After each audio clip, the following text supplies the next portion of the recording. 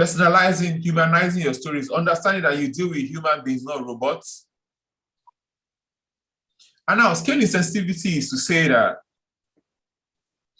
in the last 2 years, 6 million people have died from COVID-19. The probably is probably more than 6 million, but let's say 6 million people have died. Is it died? No, I don't think 6 million people have died. I need to check the number, but let's assume I'm not using the real numbers. 6 million people. Now, that's a sad story. But the sadness that you have to express is not going to be sadness times 6 million. If I told you that on my way here, 4 people died in an accident, you would be sad. You would genuinely be sad. If I said on my way here, 4 people died in an accident, you would be sad. If somebody calls me whilst I was telling you, and they say, that accident, we actually saw just a bit of the thing, that thing was bigger than that, so that 40 people died. My brother, your sadness will not increase by 40. You will still be sad, you probably will be sadder, but your sadness cannot, your brain cannot increase. The pain in your brain that makes you sad will not increase your sadness by 40, because your brain is scale insensitive.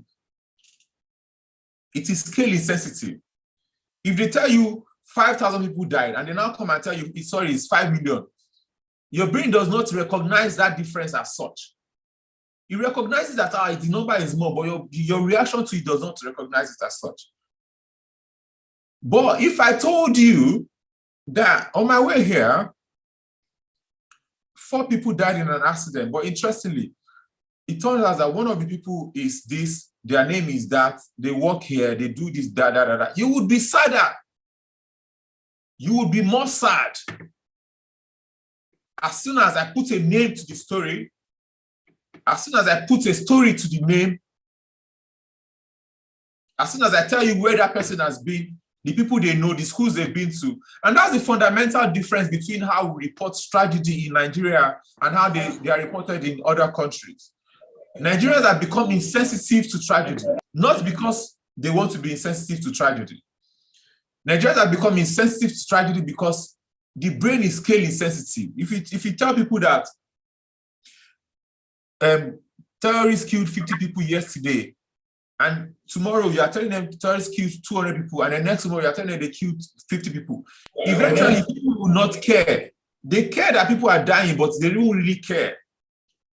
But if each time you are reporting the news, you are picking 2 or 3 people that were killed and telling their story and sharing their dreams, people will continue to care. Because all of a sudden, numbers become people. People become dreams that did not happen.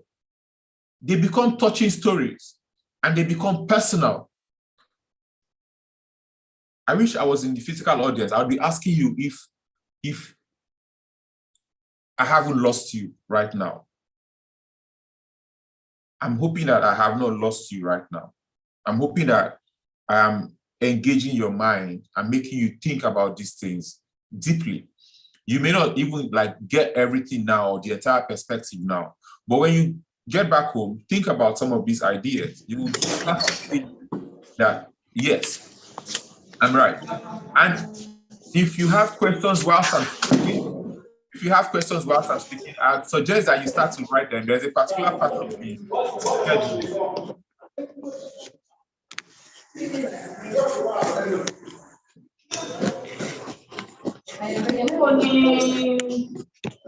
Why can't people just mute their microphone? That's the easiest thing to do, to mute your mic if you're not speaking. It's the easiest thing to do, man. Just mute your mic.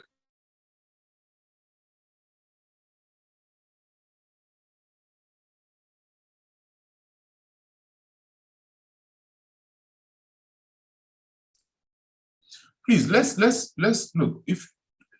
There are things that we need to learn beyond the complex things, beyond the things that we think are complex. There are just certain things that we need to learn, like to be responsible, to be conscious of yourself, to know to mute your mic if you're not speaking.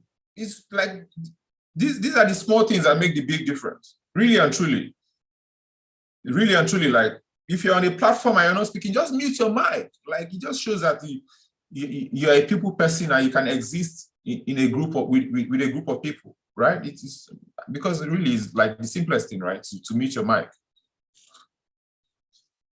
The third thing I would like to speak to is appeal to authority. And I spoke around it on the previous slide. The average person appeals to authority when they are debating and when they are thinking of what to do. And that's why when they are advertising a toothpaste, they will tell you this toothpaste has been endorsed by Nutrition Society of Nigeria. Normally, that endorsement by the Nutrition Society of Nigeria was actually to say this toothpaste is safe for usage. But the way it is communicated in the advert is to give you the impression that that society said that they are the best toothpaste to use. That's the strategy. They are appealing to authority. They are saying the Dental Association of Nigeria approves this toothpaste. Now, the truth of the matter is the Dental Association of Nigeria actually approves all the toothpaste that they've tested and found to be useful and good enough for consumption. But when they now come in the advert to say that it is endorsed by the Dental Association of Nigeria, your brain is not hearing that they are saying that it is safe for use. Your brain is hearing that the Dental Association of Nigeria is saying that they are the best to be used. Because more often than not, we are not rational beings. We think we are rational beings. To be rational, to be a rational being, because rationality is not even a default behavior. Rationality is learned behavior. You must go out of your way to be rational. The reason is because we are biased by nature. We are biased by default. All of us are biased by default. And the more biased you are, the more irrational you become. The more biased you are, the more irrational you become. And the best salespeople are the people that appeal to those biases.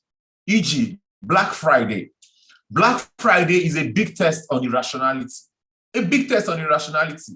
Why? You have $500 to spend on shoes. $500 to spend on shoes. Then you go to shop for shoes. And then they tell you, if you buy 2 shoes, if you pay for 1 shoe, it is $500. But if you buy 2 shoes, they will give you for $700. 1 shoe, $500. If you buy 2 shoes, they will give you both of them for $700. The average human being goes home thinking that they saved $300 because the average human being is irrational. And they've played on some of the biases in your brain to finesse you of $200 extra. So you go home feeling good that you made a bargain, that what you could have gotten for $1,000, you got for $700, but that's a lie. What you should have bought for $500, the money you should have spent, the $500 you should have spent, you have now ended up spending $200 more. That is the meaning of Black Friday. To make you spend money that you don't have, believing that you're getting a bargain that you don't need. That's the meaning of Black Friday. Black Friday is one of the biggest play on your irrationality. The same thing as when they say something is on sales. So it's on sales. You were always going to buy one anyway, but they say it's on sale. So now you're buying 3. You're going to buy one for $50. Now you're buying 3 for $100, thinking that you save $50. My brother and my sister, no, you did not save $50. You just spent $50 that you were always never going to spend, but they played on the bias on your mind. That's how the world works. That's how the world works. The smart ones will always collect the money from the not so smart ones. They don't have to be stupid. That's why when you go to a big supermarket, the ones that are arranged with the human behavior in mind, they put things that people buy regularly at the back of the supermarket. Things that you buy regularly. Normally, if they were going to do it by rationality, like your rationality, the things that you buy regularly, they're supposed to put them in front of the supermarket so that you just pick and you go home. They put those things at the back of the supermarket. The reason is because they know that you are irrational. They know that as you are walking to go to pick that thing, you are going to see things that you did not know that you needed, but that you actually do not even need. But as you are seeing them, because of availability, you are now thinking that it's true, I need this thing. So as you are going to pick what you came to buy, your box is getting bigger. By the time you get to the till to pay, you see some small things like sweets. Some of you that buy condoms and all those things, you add to your box. And now you've gone from wanting to spend $200 to spending $500. It's a play on your irrationality, and it works like magic, but it's not even magic. It's because humans are by default irrational. And for stuff like that, what do? First of all, before you go to the supermarket, write what you are going to buy. This is what I'm going to buy. 1, this, 2, this, 3, that. Price, this, that. When you go to the supermarket, even if they put it at the Suleja end of the supermarket, even if you are seeing everything else, because now you know about these tricks, because when you know about the tricks, the idea then is that it doesn't work on you again. Now, when I say it doesn't work on you, it's not like it is always never going to work on you. No, you are always still going to be human. It will still have effects on you, but at least you are going to be working from a conscious position. You are going to be working from a conscious position compared to the person that did not even know about these tricks before. So you are able to spend your money better. When they say Black Friday, it does not even mean anything to you because you know that this is what the game is. This thing is a game, my brother. This whole thing is a game. There are winners and there are losers, and that's just what it is. It's all a game. People are trying to get your money or they're trying to get your attention. Whichever way, they are making money out of you. It's all a game. Don't even get it twisted. Become that authority that when people mention your name, they can use your name to say that you said this thing, and other people will be like a bit quiet because they've said you said it.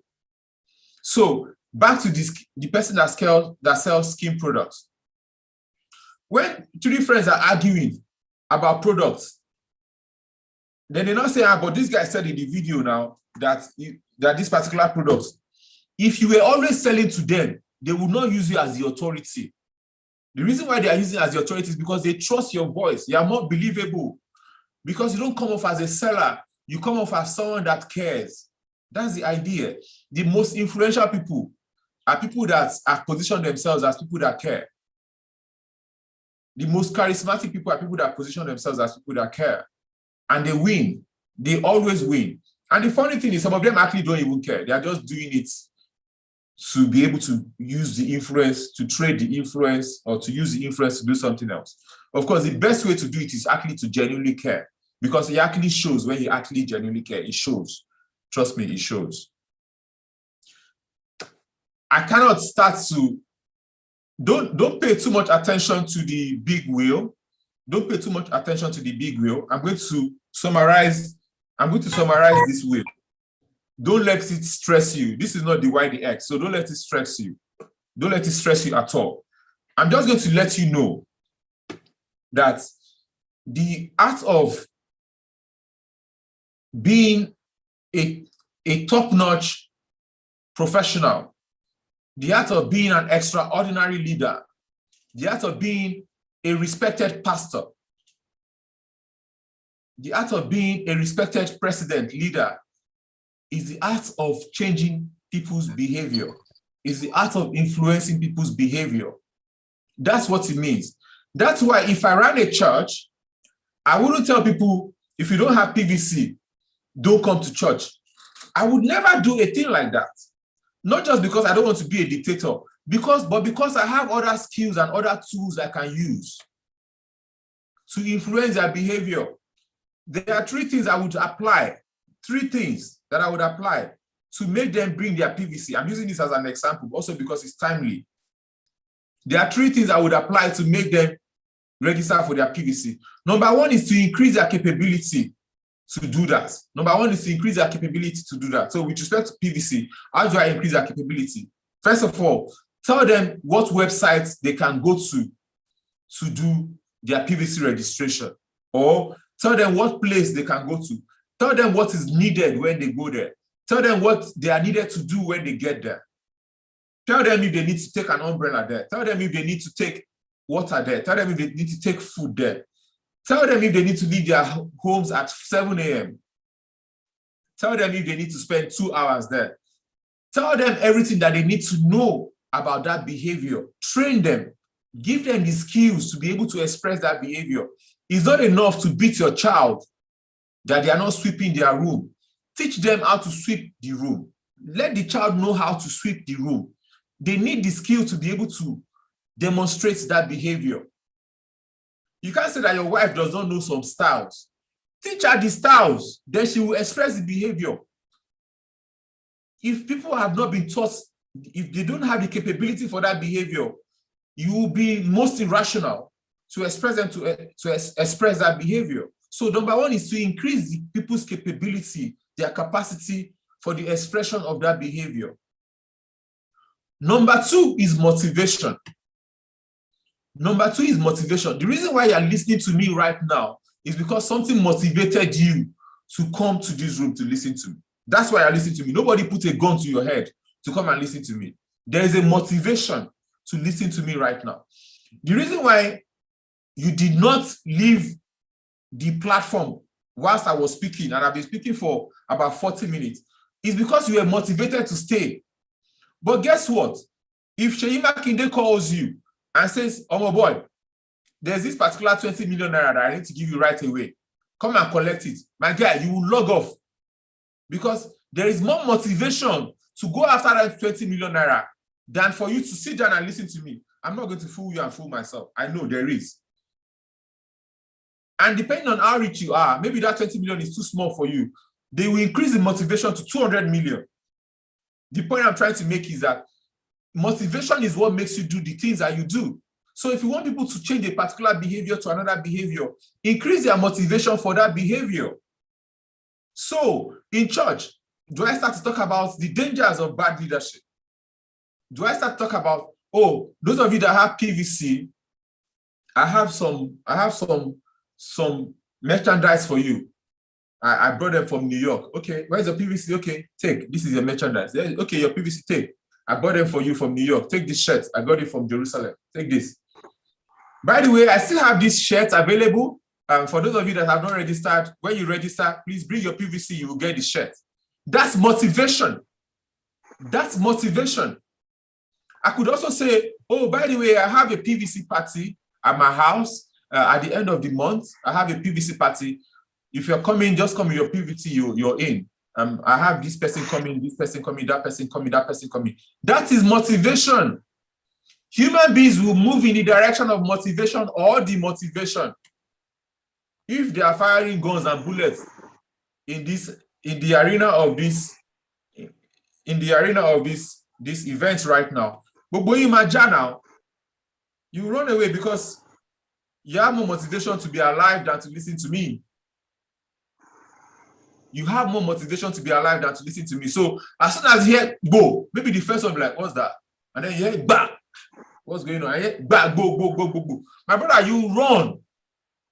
Because it's a natural instinct to want to be alive. The instinct to want to be alive is stronger than the instinct to want to learn. The instinct to want to be alive is not a learned behavior, it's automatic behavior.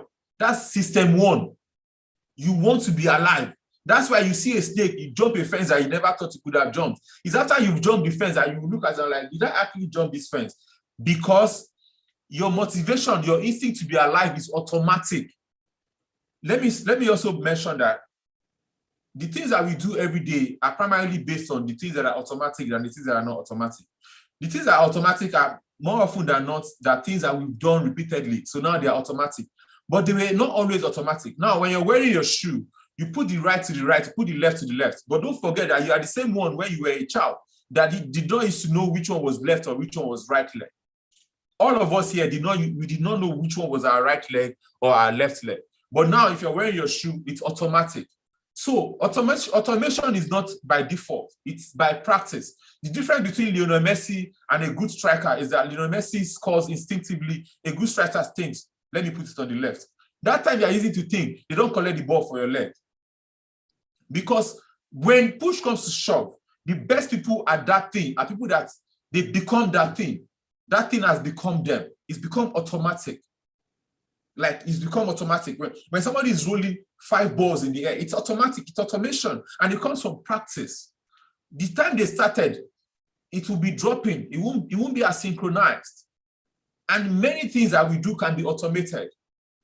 whether it is public speaking, whether it is leadership, you can make as many things as possible system one. When you put a spoon in the plate and you carry that food to your mouth, it's an automatic behavior. But guess what? Babies don't do it like that because actually it's not automatic. It is learned behavior that has not become automatic on account of the fact that you've done it 1 million times. So it's automatic.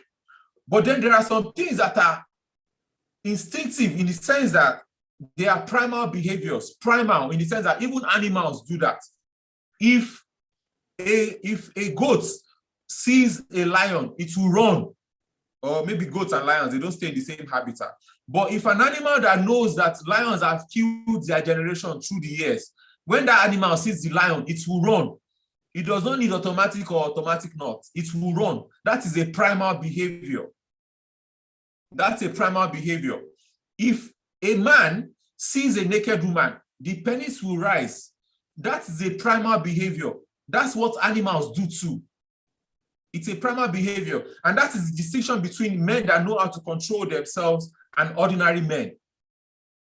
Being able to control yourself in those situations makes you a third layer better and different from the normal man. But I assure you, the normal man sees a naked woman that he considers beautiful, the body will rise. It is not, the man is not a bad man, he's a normal man. He's a normal man. But to separate yourself from that primal man, who is like the animal that runs from death, who is like the dog that sees another dog and wants to smash, to separate yourself is to be able to tell yourself, to put yourself in control of that desire, that primal desire to want to have sex. I'm using examples that connect to our primal brain. The things that we cannot deny, even though as Nigerians, we don't like to talk about them: food, sex, survival. So motivation, put the motivation in place. I don't know the motivation that Goodness and the chapter of JCI put out there to make you come here, but it works because now you're here. And guess what? Keeping you here now depends on me and the other speakers, because the motivation must continually be available for you to be here. The final motivation may even be that there is food at the end of the day. That's motivation too. That's motivation too. My dad told me that when he was young, he used to go to church because he used to go to a particular church because that church, they used to give food. They used to give food at the end of the service, and that's why I would go to that church. That because food, that's motivation. The final one is opportunity. If you've not given someone the opportunity to express the behavior, sorry, how are they going to express it? How are they going to express it? You've not given them the opportunity to express the behavior. How will they express it? You say your wife does not tell you sweet things, but you every day, your face is always, you're always frowning like you killed a human being. You're always frowning like you're about to be executed on death row. You're always frowning.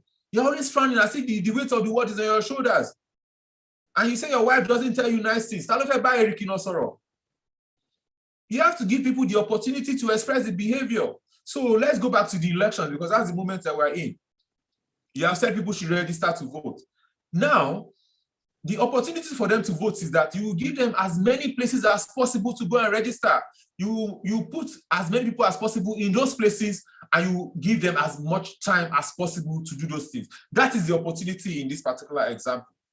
So capability, motivation, opportunity, people will behave as they're supposed to behave. Guess what? After you do that, there will still be people that don't want to do those behaviors. Guess what? That's because they are human beings. There's hardly anything that makes all of us do everything the same way. There will always be outliers. So the examples I'm giving are for the general population to get as much of people to do a certain behavior. It works like magic. It works like magic. You know, some of you are in the audience now. You have said that you are not going to vote this particular candidate. And you're right. Or you're not going to vote that particular candidate, that you want this particular candidate.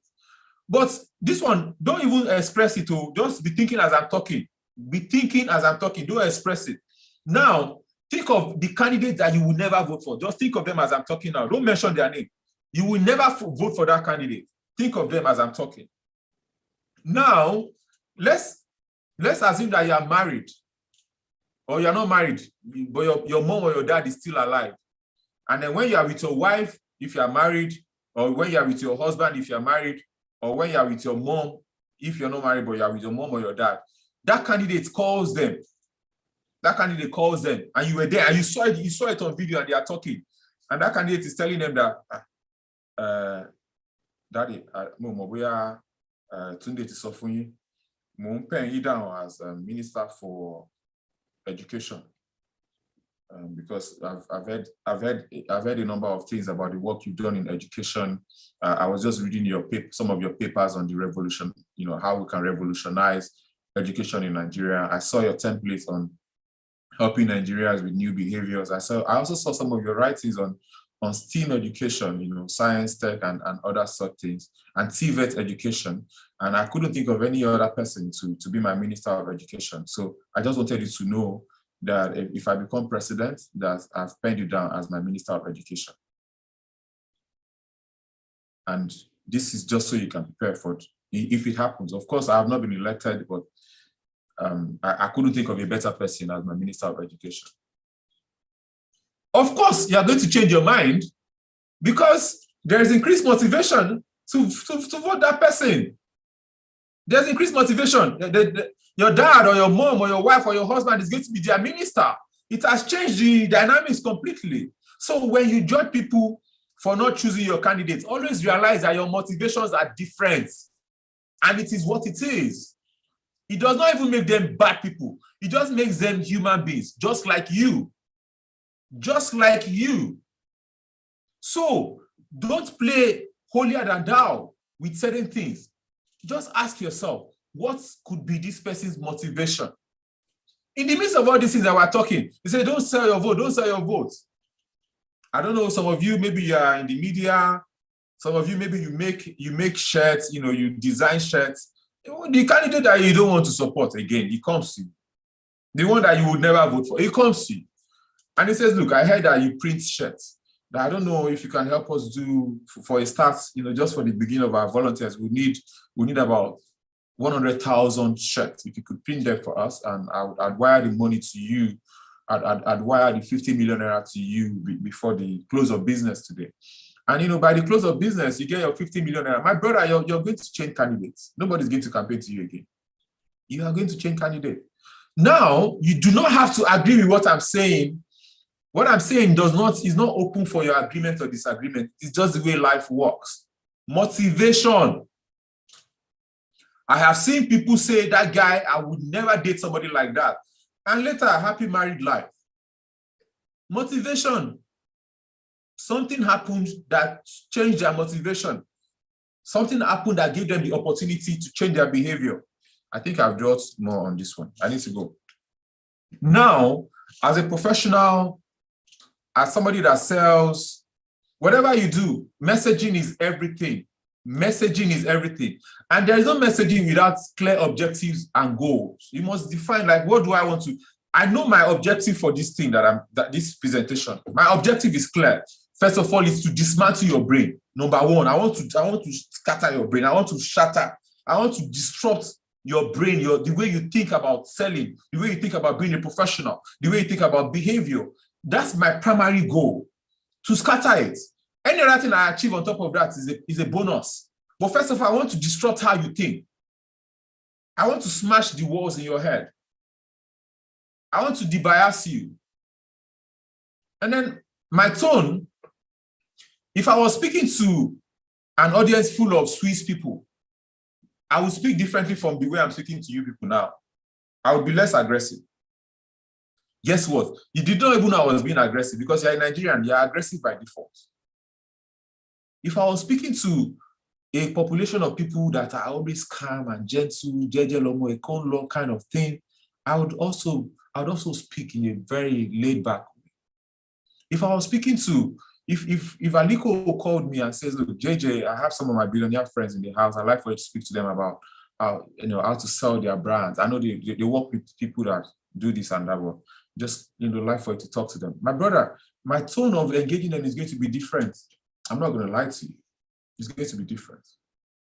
The audience should control the tone of your message. The way I will speak to teenagers is not the same way I will speak to an audience full of young business people. The way I will speak to Nigerians in diaspora in a certain country is not the way I will speak to Nigerians in diaspora in another country. I'm telling you. And then I must also decide which is my biggest selling point as a speaker. If it is that I am fine, if my biggest selling point is that I be fine boy, my brother, when I'm coming, I will make sure that fine is even extra. Extra! Because that's my biggest selling point, that when I just stand, like all the babes will be screaming. Because at the end of the day, it's the scream lo jewana. I mean, the scream people pay for. So if it's that when I just stand like this, everybody will be screaming. Because when the babes are screaming, the guys will be before me, they won't scream. But they are feeling me too, because babes are screaming at me. When babes are screaming at a fine guy, guys are jealous. And that's the emotion that you want to get from them. So it's good. So it's good. When guys are screaming at a beautiful speaker, the babes might be funny, but thank God, women don't even form. When women see beautiful men, they scream. So that one is an easy one. Identify your target audience. It's not everybody that is your market. As I am like this, it's not everybody. I've never thought that everybody was my market. Identify your, look, go and read up on Pareto principle. I think most of the JCI people here will most likely know about the Pareto. Go and read up on the Pareto principle. Read up on the Pareto principle. You're not sent to everyone. You are not sent to everyone. Identify your target audience. Identify the audience that pays you the real money. Identify the audience that affects your downline. You are not sent to everybody. That is not to say that you should not increase your market size, but just know who you are selling to. If you are selling a mass market, don't sell it like you are selling a unique market. If your product is such that you need to sell 5,000 copies of that product to make money, don't sell it like a product that if you sell 4 of it in a year, you are made for the year. There are products like that. You just need to sell 2 or 3 in a year. You are made for the year. They are two different things and they cannot be sold the same way, and they have different audiences. Establish your brand story. I mentioned something along those lines earlier. Tell your brand story, make it a personal story, make it a human story, and be consistent, whether you're on Twitter or Instagram or TikTok, whatever. Some things you will tweak to fit those platforms, but consistency is essential. People cannot be seeing your message on one platform and it's looking different, like you're not the same person on another platform.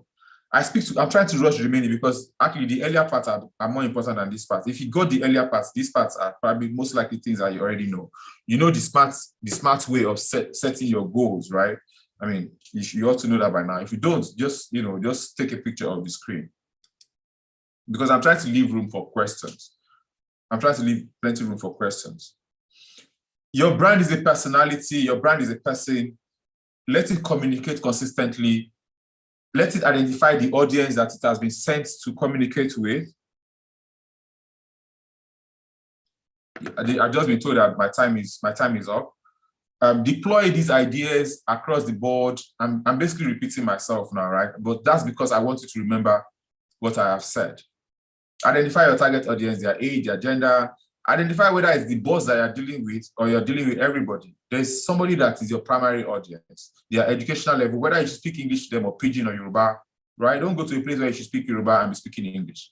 And don't go to a place where you should combine Pidgin and English and be speaking. You get it? The location, the career choice. I spoke about your brand story. Talk about it, its challenges, create a SWOT analysis around it. Ask yourself why it exists in the first place. Keep your message consistent across all platforms. I don't need to speak about the essence and the power of the internet. That goes really without saying. And a strong brand presence across the board, I'll always tell you, is a competitive advantage. With a strong brand presence, when people are charging $5 for a service, you can charge $500 and be rest assured that you will sell. Gives you wider reach, improve communication, increases your scale, your sales, reduce costs. You actually also, like Apple, make more per sale. Your next steps, if you're speaking directly to the use of the digital tools, adopt paid and organic ads if necessary. If a platform is working for you, it's not bad to put money behind it. And whatever you do, check, monitor, evaluate, find out if the thing is working. If it's not working, tweak it, edit it, just do something differently. Understand your audience, know your audience, be familiar with your market and your audience. When you post, look to elicit. When you engage, look to hear, look to listen, look to see people, look to hear people. The average human being desires to be heard, to be seen, and to be respected. You must apply those 3 skills in engaging people. That's when they will feel like you care about them. And if you care about people, then they care about you. Right, I've said everything. And if you need more consultation, my email is jj@thealpharate.com. But like I said, more consultation basically means paid service. So now I'm good for questions. Thank you very much.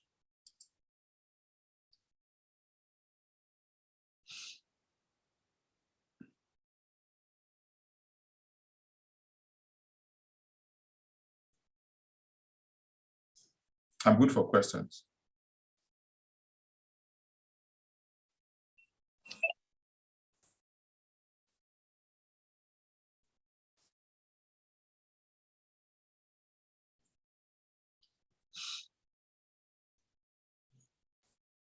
Hello?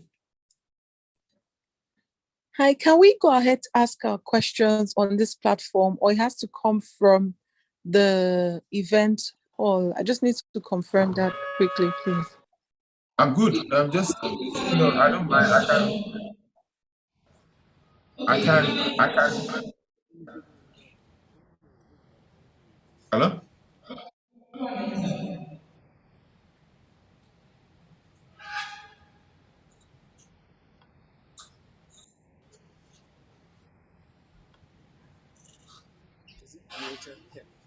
Yes. Yes.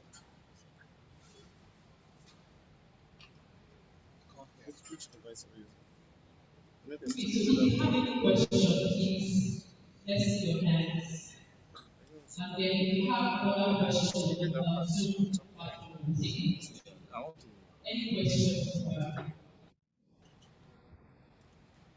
Okay, for me, you said quite a lot about things that stood out. Well, I think for me, it's what you said about taking your business personal, taking it as if it's a human being. I think that's very from anything here today, I think that's so thinking about that, taking your business very personal.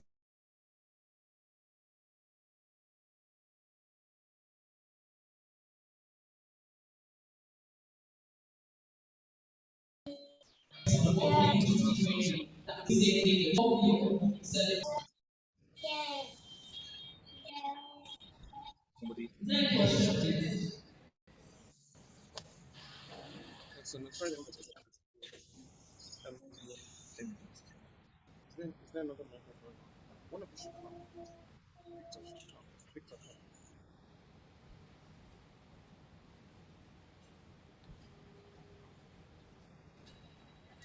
So there's someone whose hand is raised on the side. So you can just understand what I'm trying to say. So you get to see. You get so there's someone whose hand is raised. One or two things that stood out for you while the person Let's just hold on the face. There is somebody whose hand is raised on Zoom. Let me just, if you can hear me right now, you have the floor. Let me just, you have the floor.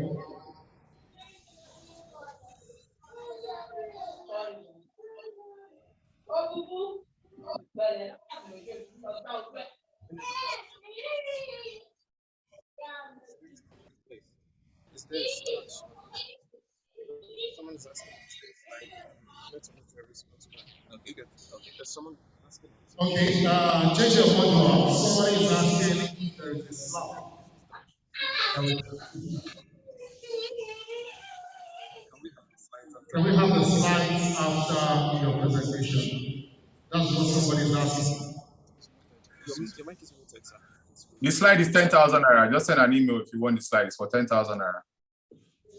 Okay, thank you very much. Any other questions before we move on? From Zoom, let's check. Do we have anyone? Before we take questions from here, before we move on to take questions from people who are seated here. Is there anyone? Okay, let's just see if we have one or two people. Okay, you have a question.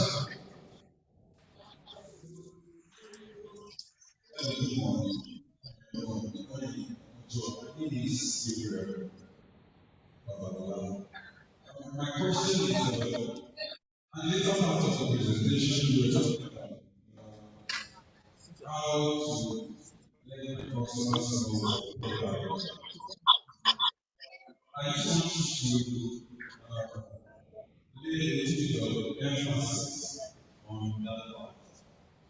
In your messaging, in my messaging to them, how can I let them know?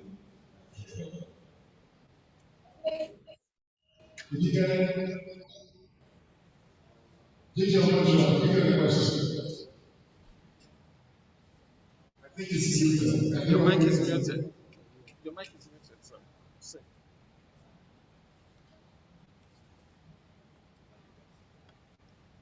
Can you please type the question to the chat box, because the echo is making it difficult for me to hear.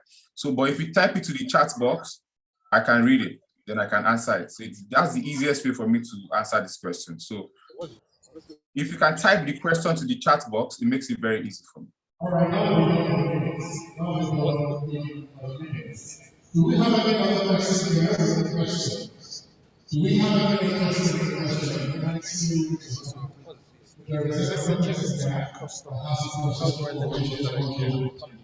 In my message, it was let me put it directly with that. Let's All right, so let's just be how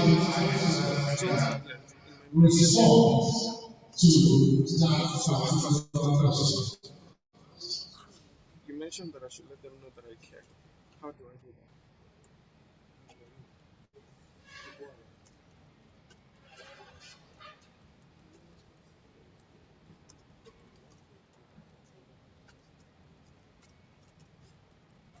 Femi Johnson, can you type your question? It's been done. Okay, Femi Johnson, so that we can take the right Scroll, let me see. I think there's another question. Let me know that the question has been dropped. The question has been dropped. Okay, in my messaging.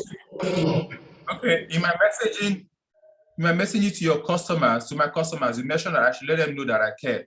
How do I do that?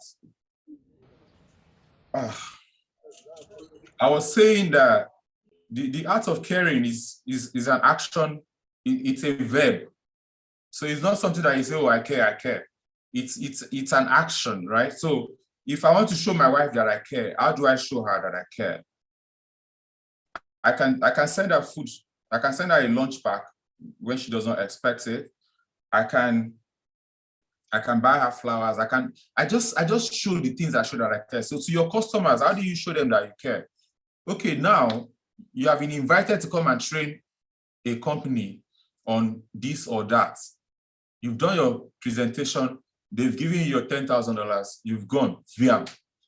To show that you care about those people, when you arrive your destination, send them an email to say, thank you for inviting me. I had a great time. I like the atmosphere in your office. I like this particular thing, that particular thing. 1.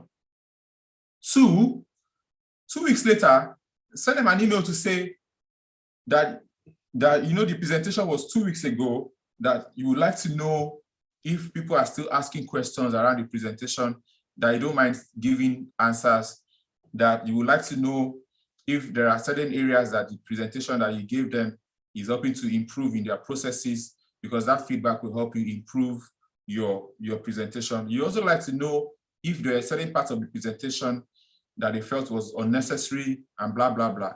The point I'm trying to make is that that's not what they are going to be used to, because they are used to people, they've collected their money, because people think that once they've been paid, that's the end of the job. The art of caring, somebody went to do a makeup in Lagos on Saturday, and the person kept raving about this place that they went to do. It was actually House of Tara. kept raving about how they were checking up on her, how they were advising on the use of the products, this and that. And she was like, wow, like, it's crazy because it's even easier to wow people with customer service in Nigeria. It's easier to show people that you care in Nigeria because a lot of people they do the most basic thing. So to show your customers that you care, first of all, go out of your way to do things that are not necessary. So if I sell shoes, why don't I go out of my way to teach them how to take care of their shoes? Why don't I go out of my way to teach them how to make their shoes last longer? Why don't I go out of my way to tell them these are the kind of shoes you should wear when you wear a suit? These are the kind of shoes you should wear when you wear kaftan. These are the kind of shoes you should not wear when you wear kaftan. Don't use your lace shoes when you're wearing kaftan. You can use this particular shoe when you're not wearing a tie. Like, to go out of my way to show, if I do that, it shows that I care about them beyond wanting to collect their money. So I don't know what business that you are in. I obviously cannot explain specific terms to every business, but I can just tell you that whatever business you're in, whether you're selling a good or you're selling a service, there's always something you can do aligned to that business. So I'm not saying that you go to their house and say, do you have children that have not had their bath this morning? Let me shower. That's not aligned to, except you're a nanny. That thing that you show that you used to show that you care must be aligned to your work. It must be aligned to your work. It must be something that also eventually leads to your work. So if I sell cars, I'm going to be teaching people why you should not park your car in the sun. And if you cannot afford this and that, how to ensure that even when you park it in the sun, this is the direction you should park it, aligned to the movements of the earth and the alignment of the sun in the sky, what kind of water to use on a particular car, how to press your brakes. I just sell cars to them. Ordinarily, these other things are not my business. But once I show them that I care about that thing, then they start to like me. So they're not even just buying from me again because of the need to buy from me, or because of the need to buy that product. They're buying from me because they like me. And I assure you, people have been made in this life on account of being liked. And when I say like, I'm not just talking about more like, I'm talking about like in the business sense that this person, they know their job, they are nice, they are kind, they are smart, but they really, really know their job. I think that question has been answered. You talked about the audience controlling the tone of your message, but for how long would that work? And is that sustainable? This Fatoki Mojirayo, she sent it to me as a private message, but I don't know. I don't think she was trying to send it as a private message, but it's a question that I can read out loud and I can answer directly.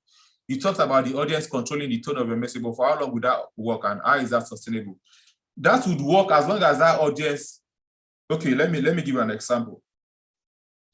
I am the new teacher in a primary 6 class. I'm their new teacher in a primary 6 class. And we have started a new term. When I'm teaching them algebra, I'm starting from ground zero. And I'm slow. I'm slow in teaching them. I was taking it one step at a time because we are taking the basics. We're taking the basics of algebra. After 4 weeks, they're at a different level. And my teaching is also going to be at a different level. It probably would even be faster because they've understood the basics. So your audience will evolve. Your messaging will evolve along with it. And it will be sustainable because you're not engaging the audience because of you. You're engaging the audience because of the audience. So if I go to France, I speak English, but because I'm speaking to mostly French people, I'm going to start my presentation. If I can speak French, which fortunately I can, I'm going to start my presentation by speaking some French so that I can make them like me, so I can make them feel like I'm one of them, so I can make them feel like I aspire to their culture. And then I can say, excusez-moi, je dois parler en anglais, même si j'adore français. Excuse me, I have to speak in English, even though I love French. They will clap for me. The reason why I'm speaking French is because they are French. If I go to Germany, I won't speak French. I will speak it in German. And then I will still tell them, I'm sorry, I have to speak it in English because my German is not yet strong enough. But they will like me already. So it is sustainable, my sister. The audience must always determine. It's like you go to a place where they don't have shoes. They will determine what market to bring to them. They will determine what market to bring to them. Now, after you brought the shoes and everybody has shoes, in 3 years' time, when you go to that market, You're not bringing shoes to sell to everybody anymore. You are bringing shoes to sell to people according to their needs. So some people want shoes that are expensive. Some people just want shoes to go to school. So it is sustainable. I don't know if you don't understand my point, but it's actually sustainable. Your market will always determine what you give to it. Now, there are situations where the market does not even know what it wants. The market does not know what it wants until you bring that thing, e.g. iPhone, e.g. iPad, e.g. some of the tech products that we've gone on to, the social media platforms of this world. The world didn't know that they needed them. People created them, and now we have become obsessed with them. So there are situations like that. But even at that, those platforms are tailored to us. They are tailored to your need for validation. They are tailored to your desire to be seen. They are tailored to your desire to be respected. They are tailored to your desire to be heard. So ultimately, the market continues to determine the creation of the products and how the products evolves. From a public policy perspective, how can behavior change concept be used to influence better policy implementation? It could not be important. It could not be more important at a time like this, because I think that one of the challenges of that question was asked by Adesoji Farayibi. I hope I got your surname right, Adesoji Farayibi. Yeah? Yes, you did, sir. You did, sir. Thank you. Like, how can behavior change concept be used to influence better policy implementation? I think is what I would say is like the idea of nudging, and that's why I do not think that you need to tell people, if you don't bring your PVC, you will not enter church. It's unnecessary. Just nudge people in that direction. Just give people incentives. Because of our time, we have to bring the session to an end. But do advise people who are also everybody here. You can drop your messages. I'm sure that they will be able to attend to them and they will get answers to you on the questions that they have. Thank you very much. It is our culture in JCI to always appreciate our seats. Although it's online, but we'll still have to appreciate the work we are doing. So I like to call the 2022 GCI Employability President, GCI Goodness Orion for our conversation. Please, round of applause.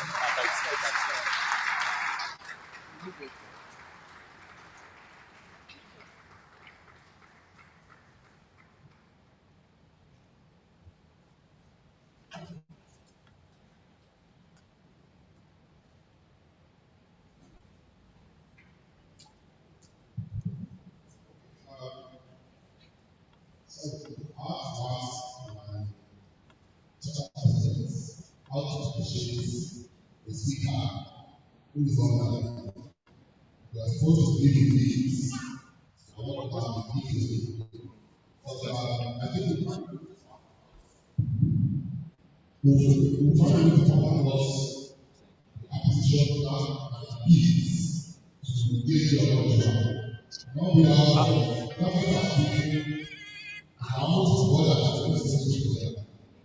Now, 2022 to 2022, our voting age from now to 2009. I remember back in school, it was primary, Yes, I'll be able to do that. I'm only trying to get my connection. I never felt it to our We need to make sure it's working first. That was why I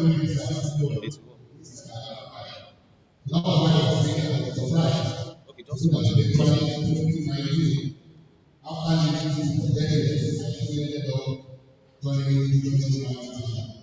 On behalf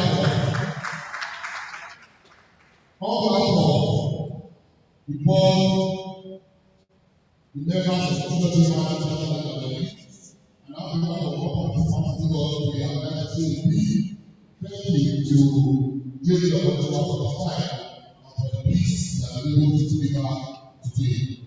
We hope and pray that everyone hopefully outside the world like this will be able to help us. Thank you very much once again. Thank you very much. In JCI, the mission is to live life and let's to recognize one of our race, a past president of JCI Ibadan, 2019 president actually of JCI Ibadan, president of JCI Ambassador Sonny Abiodun. Please have a thank you very much. Alright, moving on very swiftly to the next item on the agenda for today, and that is going to be taken by renowned personality who are going to speak out the selection here right now. He's going to be taking us on CDP. I know we all want to get into your own placement, but then we have to Pollution is the CEO of all the business enterprises seeks for development subsidiaries, working with Just brought my different laptop. organizations and business leaders across I Africa just to connected. overcome their biggest challenges and achieve business success.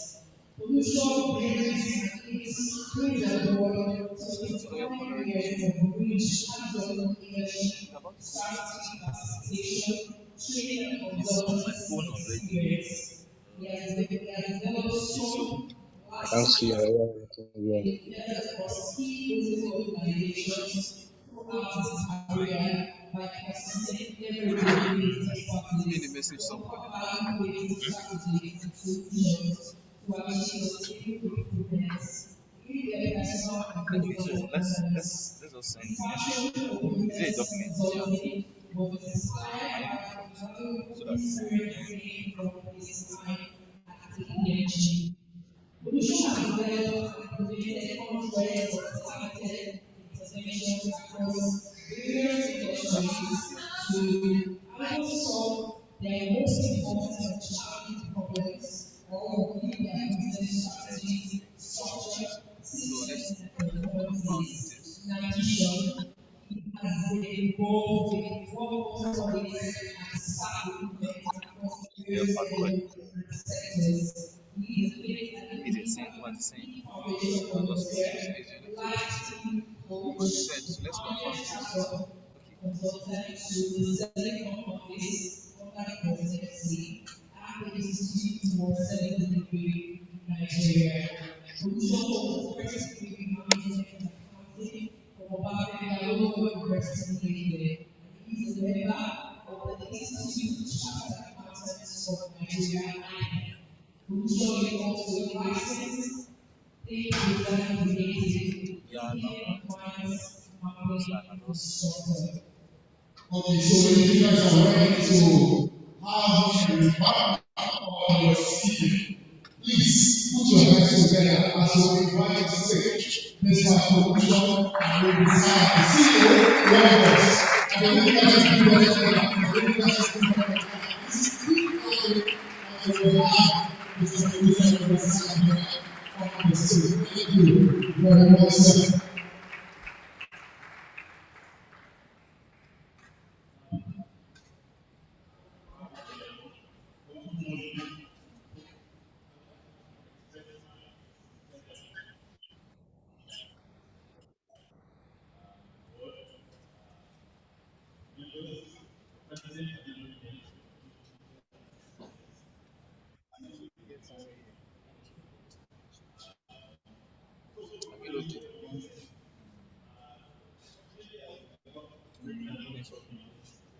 this is special concept. This is so much space for 3 people here. Space. So there's some classes in there. So what else? What else? What else is that is tonight and live stream on Instagram. Can we get this? This is the one I do live stream. YouTube and Sunday. So what is this?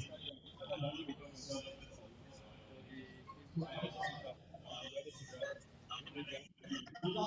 So please let me just confirm this.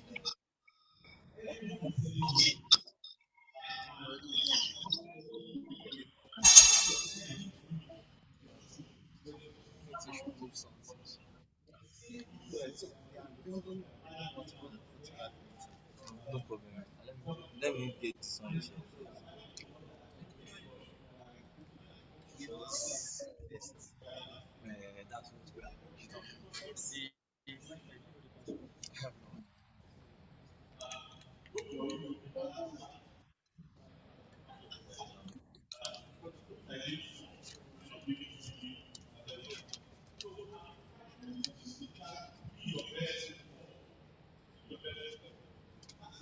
No, no, no. People just go my system. Or let me just close this. So that we're streaming like and so that's what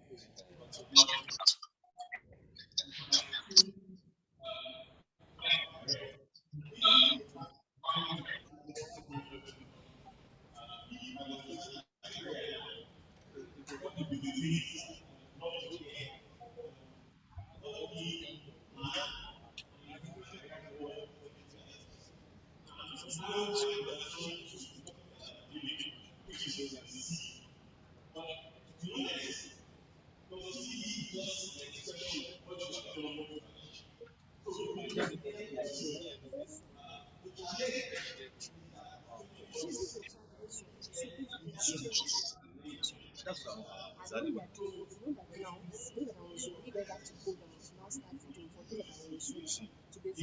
what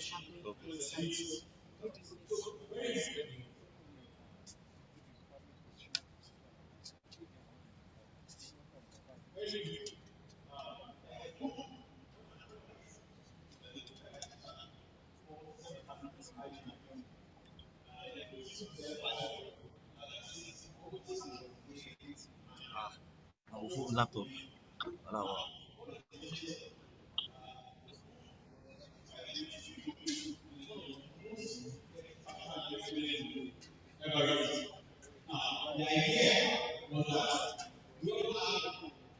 Don't say, don't say, don't say, don't say. Don't say. That's not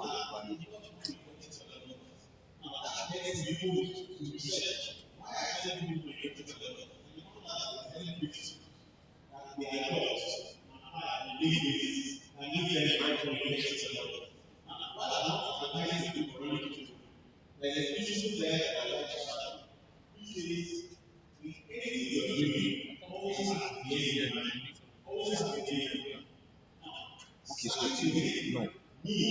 I need challenge. I need challenge in us and somebody that will be much great.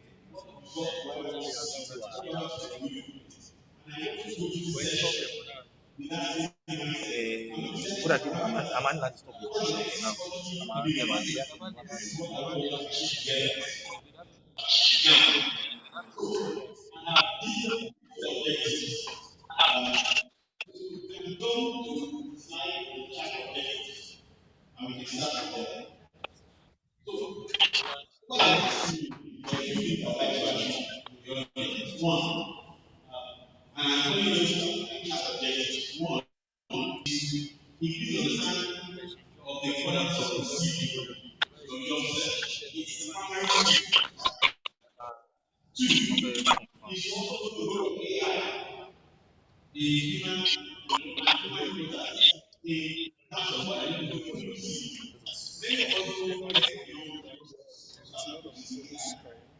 Yeah, we know. I just want to get extend.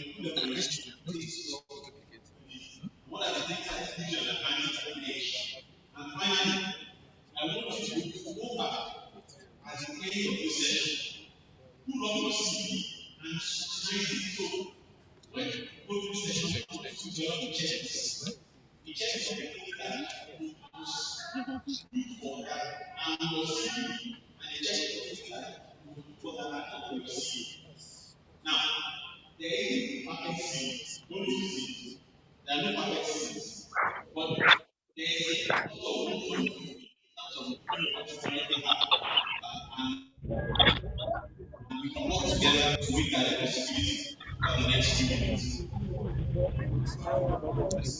like going to school, every day from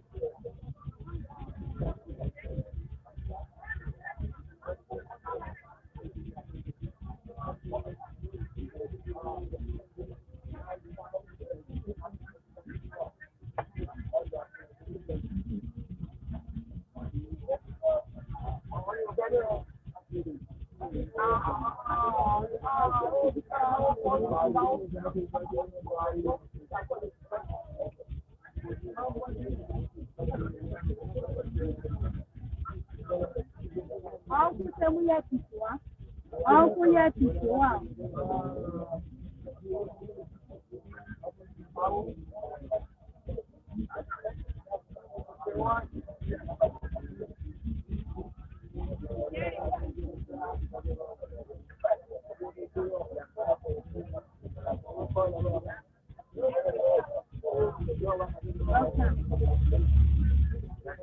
Okay, I think lack of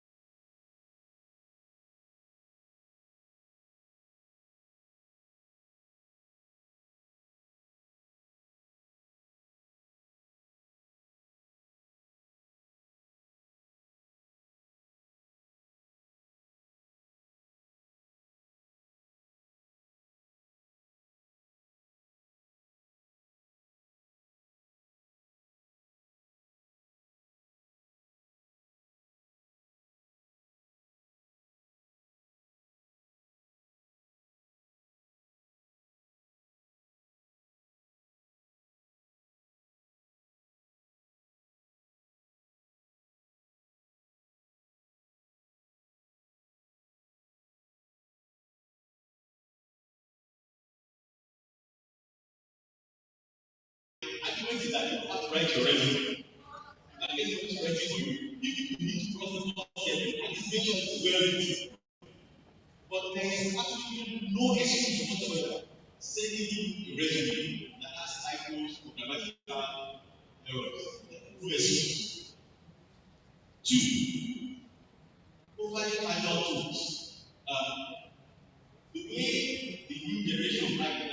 is short. Sometimes you can't really get messages from people. They have abbreviations and slangs. Employers are struggling with the beginning to manage their workplace. Nobody wants to employ people like that. They don't understand what they're saying. So you need to make this no slangs on your CV. Simple, straightforward, corporate English is required. Even the newspaper hands, don't use those money design hands. Just take your time and ensure that you communicate that you're a professional person and you understand what it takes to fit into the company place and add value. Then no use of cliches. If you use the cliches, that I said before already, none of that candidate. Teamwork, can work under pressure. Everybody puts something on the CV. It doesn't add any value. Instead, give examples of when you solve problems and you see when you do that in your CV. But just apply all those KG and share experience in your CV. You solve problems, save your company money or projects you worked on or in the implementation. But that's what they are there. Does not provide sufficient evidence to me that they do any of those things. Then, excessively long CVs. Your CVs should not be more than 2 pages. Anything more than that, nobody has time to read it. So, the pressure for you to compress it into 2 pages also helps to optimize the time for the reader. Meaning that when you read it immediately, you are seeing things that are important to make a decision about the candidate. Then, if you are applying for graphic arts job or design job, you can start putting some funny subsidies with frames, photo frames, funny colors. You are even confusing the AI. The AI will be making those icons as different things. So it's easy for you to start and write fonts, no funky fonts, no weird colors. Make it simple and professional, short and sharp. Then stop writing what about third persons. This is an emotion that God waiting for you. When you're writing about someone and yourself, and you can't express it directly, sometimes I suspect that you're getting somebody to write that resume. Then, so these are a few other things. Then, one of the key areas that many people make mistakes, and particularly ladies, they have funny email addresses. Funky, get sexy dinner. If you need to have the proper email register, just to keep your jobs. Get the proper email that has a professional anchor, sexy box, mama tea. So just look for something that is professional, that communicates, and this is somebody that understands the seriousness of the communication that they're going through. Then, of course, we're speaking about the fonts. You see, easy to read. So don't take the risk of fonts as well. Then the font size also should be bold enough for people to read without straining their eyes. So the next one, we have discussed that the first obstacle is the AI. If you don't use the AI, you're not going to get anybody to read. And for 90% of people that are struggling, the only person that sees their resume is the computer. And the computer just uses a simple algorithm. If you understand the algorithm, you can walk around it. So there's a thing that we need to look out for when it looks for the AI. One, mirror the job description on your work history. Most of us have the same CV for every job. That is being busy. For every single job that you want to apply for, you need to first go back, study about the organization, study about the job, and contextualize your CV to speak to that particular job. It's like I have my proposals that I make you send the same thing, but there is an attention to your and the fact that I need to adjust for each single mind. If not, you will take it seriously. So it's important that don't just have CV that you are passing around and saying that is kind of business. If you really need that job, you need to take the time to understand the organization, understand the role, understand what success will require of that role. Why? There will be somewhat non-negotiable skills like program into 8 years. and they are looking for those words on your CV. Once those things are not there, they are not interested. So you must understand the skills that are pertinent to the role and maybe the skills that are important based on the organization and the function.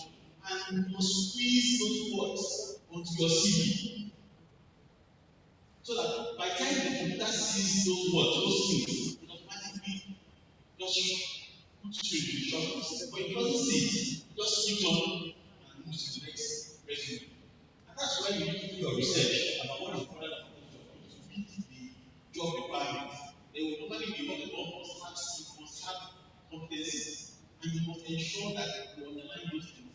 And you must ready to provide some experience and critical context like that to get to the interview. But at least that is what for another day. Get your steps. Then make smart thematic choices. We saw that already. Font size, font type, and it's easy to read. There are some fonts that you computers can recognize. And if you use that font size for your CV just gets correct.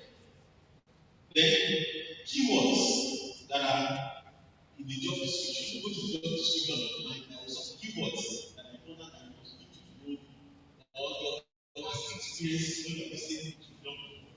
You can use different terms to express the same role, but it's best to pick a term that the current employer applying to is using. Then quantify your performance results. Those things you those things you say increase sales by how much? 20 million, 3 million. You can put numbers as well in a way that you can justify some of the things that those kind of numbers AI is them immediately. And I can if you look at sales job, immediately put the metric in terms of revenue, turnover, clients, immediately reduce those and see that this is a numbers-based person. What do you hire sales person that you understand numbers? So there's certain behavioral tools that you do based on kind of result. Then, like in this age, sometimes your CV is not your most important point of getting a job. There are other tools now that you must have. Everyone should have a LinkedIn page. It's important. Many people get jobs now from LinkedIn because they are buying what are already now that I need it to hire. I'll run on LinkedIn and LinkedIn and AI is shortlisting candidates from LinkedIn and I reach out to them. So give yourself a fighting chance. Go look at your LinkedIn page and clean it up. Let me project you. Then kind of pictures to LinkedIn. I want whether it's social media page or they are actually project professional page. Go back and look at your LinkedIn picture. It must make you appealing to prospective, those side cooking pictures and everything. Make it camera focus and create professional.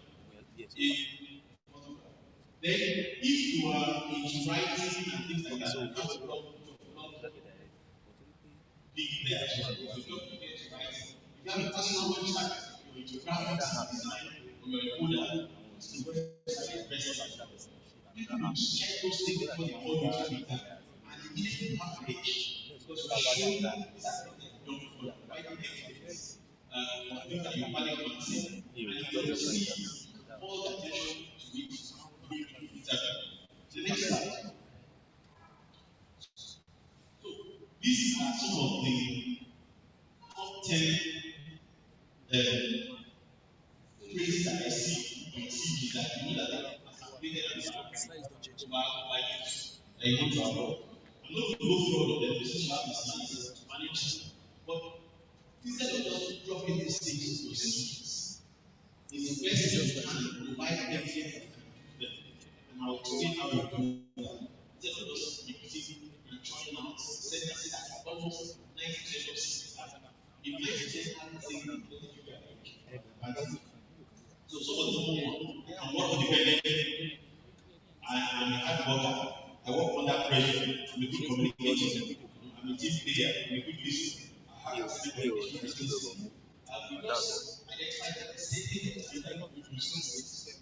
So it's almost as if it's generic and doesn't give you any unique edge.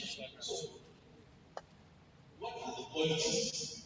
Next slide. What are the qualities that you should have? I said there's anybody who says that you up for your CV.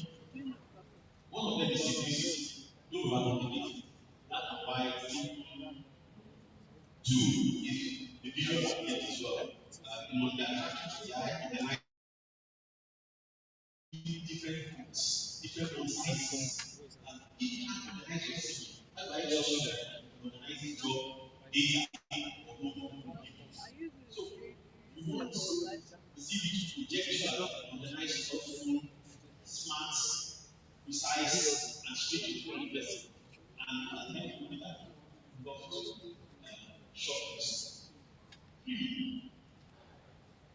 Is I just remember it. Is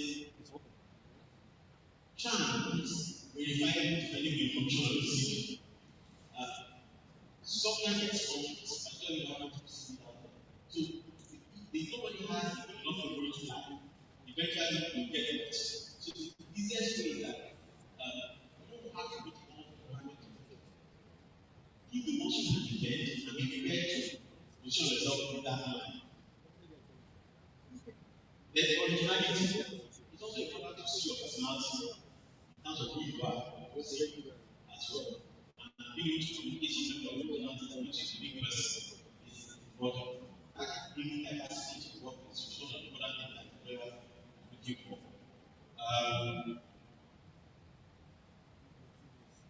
So other things like we should have for this as well.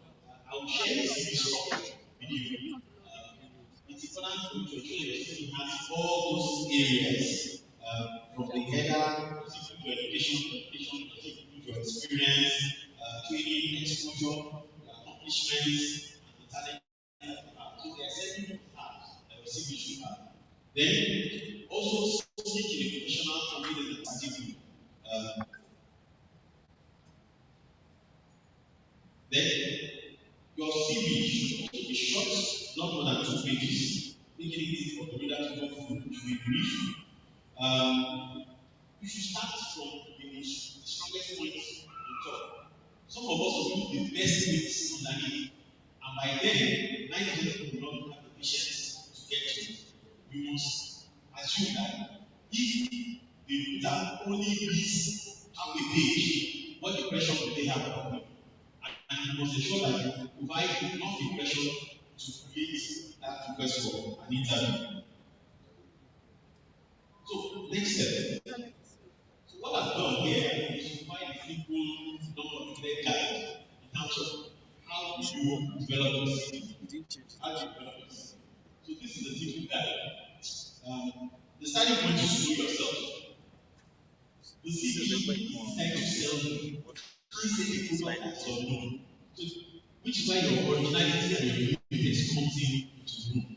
So taking time to know yourself, ask people that are close to you about what is unique about you, what is different about you. Particularly for organizations that are looking at diversity and they're looking for unique individuals that can connect. That so your sense of humor, so just bring who you are into your CV as well. Then the next thing is to research your prospective employer. The shortest interviews I have is when I ask you about the organization and you cannot give me concise feedback about what we do. Immediately, you feel that it doesn't really matter how technically competent you are. So you need to show that you took time to understand the organization and what they do. And the way you position your role on the CV is important. Then it's one of the first questions you should expect about what do you have about an organization, what do you do? The less you know, the less you have to have, and the more likely that you not, your CV will not be shortlisted, and your first time will not be succeed at whatever it is you're going for. Number three is now to research the job. Particularly, if it's something you've not done before. And the fact you've done this in an organization doesn't mean that it's exactly the same requirement as the other organization. So taking time to research about the job. If you know somebody that works there, give them a call. There's a bit of due diligence that you need to do get a job. You don't just solely fingers crossed. Call somebody there, understand what their company values are. Before you go for an interview, you try and get their best code so that you can connect with the organization and the people don't sit across the room with. Then create what we call a match data sheet, and I'll show you what that means. It's just a sheet that tells you about your organization, the role, and outline your qualities, experience, and skills that you know that are relevant or most valuable to that particular organization or to that particular job or role. Very, very important. So that sheet you have knowledge about yourself, knowledge of direction, um, knowledge of the job that you are finding into. Then once you have that sheet, that now becomes the data source to create your resume. Recognize that you want to have one or two pages, you want to have maybe not so and easy to read the flow as well.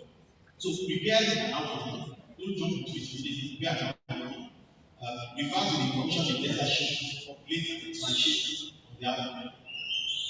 Organize the section in the way that you know, and I will give you some suggestions in terms of how to structure it. Then get the second review. It is difficult to identify typos and errors, whatever you are, even if you take times. So get a few people to review your CV and identify and pick those typos before you send them. Next slide.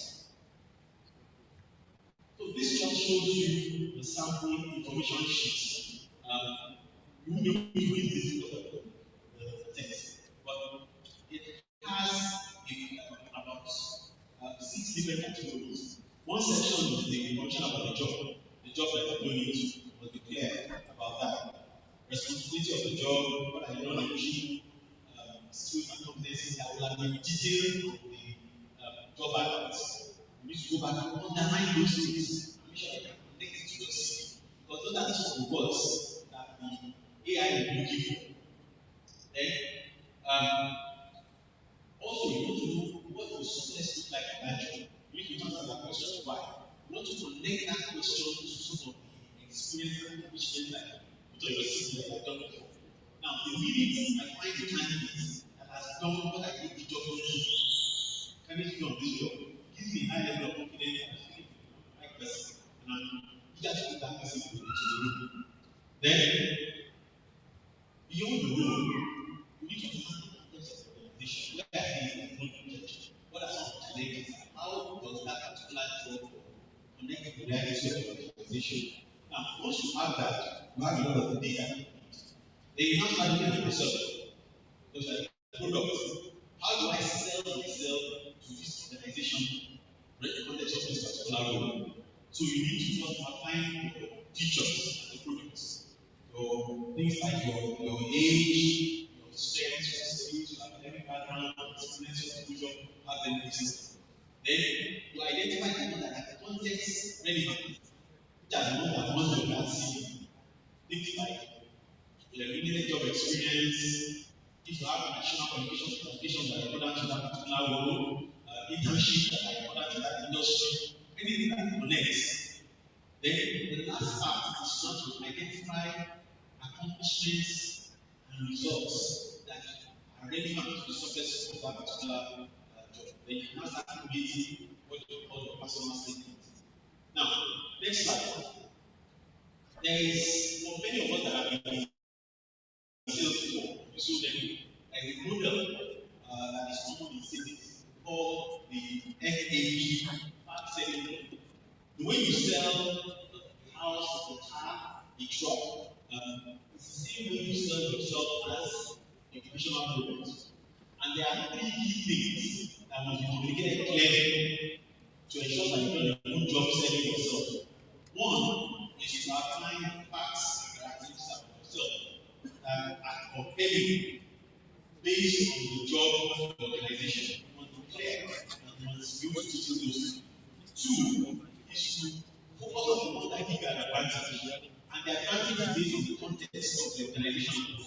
Now, based on this organization, which of my features, characteristics, most important resume, focus on what are the important to grow the opportunity. You also need to promise certain benefits to the organization. Now, when you can't make promises, the only promises that you want to see is benefits. If you don't make it fast, it's likely to be a organization. So if you feel high level confidence, so if you go back and look at the job description, you're going to find what success would look like to candidates and now share experiences where you have done similar things that they want on that person last. Too often in this responsibilities, your responsibilities. I want to care what kind of result you deliver based on that responsibility. So we say they don't talk about responsibilities, but never even one time stating the result and outcome to just the most important things to the employer. And that's one of the common mistakes that we see. Next slide. So this just tells you how you move from there to finally giving up the fabulous and that's having an introduction to the issue you are that captures your personality and communicates that appropriately. That's very, very important. So you need to have your name, your personal details, your contact details at the bottom of the CV. It's easy to find this located in this factor. So typical things, your email address, as I said, should be simple email address. Your date of birth may also be important for setting goals. So for setting particular entry-level jobs, they usually have where they say that you don't want them to be able to be 728. So if the AI cannot ascertain your date of birth, it may not shortlist you for that particular role. Now, it might not be that important for experienced jobs, but particularly at entry level, there's usually some gap in terms of the age of the candidate. So you want to make sure that the 8 years can identify your date of birth and compute that you're within the age parameters set for that particular role. Then your location is important, and you don't have to put your address. Your location is important as well because the employer is also looking at this. Candidates will be setting geographical locations. So that's key to your introduction. When we talk about your features, your personal features, we're looking at things like your relevant skills, relevant industry experience, specific skills you have, knowledge, exposure, class of degree, and things that will be relevant now. Keep this within 5 to 8 months. You don't want to overwhelm this. The next slide. Then you must now identify that based on my personal features and the role, what are those features like to focus on this city? I said before, you can't afford to have one city. So you must profile this city for the job. So for that particular role you're asking, what would the employer be looking for based on the job description and process requirement? And you focus on the skills and attributes that are relevant to that particular job. You also focus on the experiences, outcomes, and accomplishments that connect with that particular role. So you want to project yourself as an ideal candidate in school. So important things that you saw are things like prior experience, similar roles, very, very important. Past applications and achievements, very, very important. In certain roles, multinational, multilingual ability is important. Your technical knowledge, very, very important. So don't put generic things there. Focus on things that connect with the role that you're trying to do. Now, then it's at the benefit section that you really need to bring it here, where you create sentences that create an emotional and mental connection within your experience and what the business is. So, for example, the same way you said everything, you start with the features in terms of who you are, the skills you have, the advantages compared on you, and the benefit to bring to the organization. So the simple statement I just put in here, I'm not reading it out, is something like this. My master's degree in analytics from UI has equipped me with world-class business analytics skills, which I can very drawn to the organization, making faster decisions and competition. Something that connects skills you have to how you use it and how it benefits the organization. So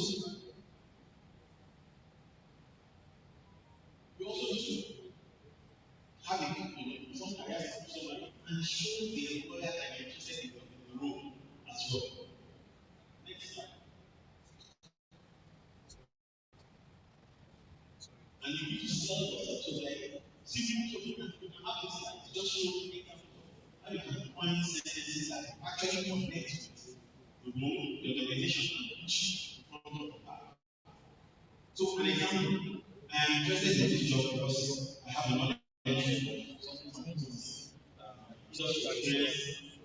So the knowledge is your teacher. The industry experience is your advantage. We get to experience this nation, this industry, this work, that nation may add value, this value is always for the community, this organization. So the other things you be good in, and those are the skills they have when it comes to sales, it must be relevant to the task number. Very, very important. So things that employers should know about when it comes to promotion, things like saving costs, creating a good process, generating income, solving a problem, and all find those things. Even if you not if you have very little work experience, maybe into these, at school unions, projects, association, bring it in. And another way, as I said before, is that you need to create a CV that represents the job. There are always issues out there. Many occasions, when you buy the internships, you need to look for step for and apply for as many unpaid internships you buy as you can. So I paid my daughter because she got an internship somewhere she was talking about transport. I can cover that cost for her to intern there because I recognize that it is the foundation for your career. Too often we're looking for that paid job. But sometimes you need to invest in some fundamental ability first. So there are certain companies that when I'm competing, I decide to work with that company. My diligence working at the profile is serious. Because I know those companies, they don't do when it comes to they are not intelligent. But I said I spent 4 years there. So sometimes when you to do 10 for certain organization, they tell you 10 and get the 10 job. Now, the 10 business you're like that routine, but even if you don't retain you are clear. There are things you get from there. Project experience, work experience, practical experience that you can now put to your CV and make sure you put to one. So that immediately when you have that work experience, many of us don't realize and we don't know any such experience. Educate ourselves, extract meaningful outcomes that we use to tell ourselves. That's what the change. Now, if you have a job, starting point to your CV is to become the best one of that job. The way that you have measurable outcomes that you push out to effect to say that I did this when I was here, I do this for the organization. And those are the part of the communication that employers need to have. Now, if you are an experienced person, because I can see that about 30% of the room are currently employed, you also need to display your experience in order of system jobs. That sometimes people may have a problem with you. They start with the first job they have, and already tired. I think get the job that is more related to what you do. I'm interested in what you did 5 to 6 years ago. I want you to hit the ground running and demonstrate anything. So it's the most recent job experiences that are most important, and they should be at the top of the pack. Then sometimes we pay more attention in terms of the real estate space. You need to spend more time writing about your more recent jobs and very little about issues with price because 2 years of your career. So you want to spend more time focusing on the more recent and more relevant, more connected jobs, roles as well. Now, if your functional experiences various list things you know across various opportunities that you have.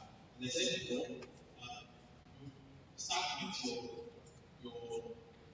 introduction at the top, right at the beginning of yourself.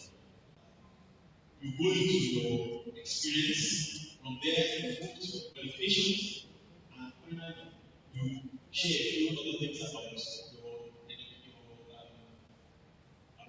that are relevant if you have some of these that are connected to the role that you will be applying mindful. So this, as I said before, there are no perfect CVs, and your CV should work in progress. You need to define it and clean it up for you.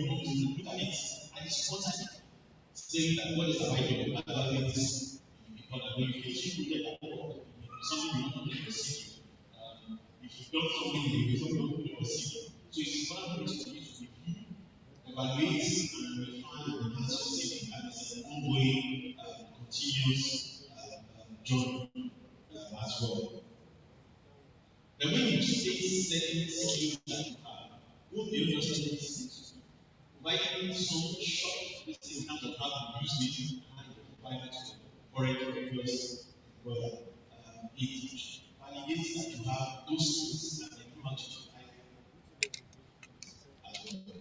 Now, finally, if you close the doors so that we go to question and answer session. To recap, the CV is your most relevant advertising. You need to let it speak well to you. Project your thinking and assets for your organization. First impression regarding the looks and cultures.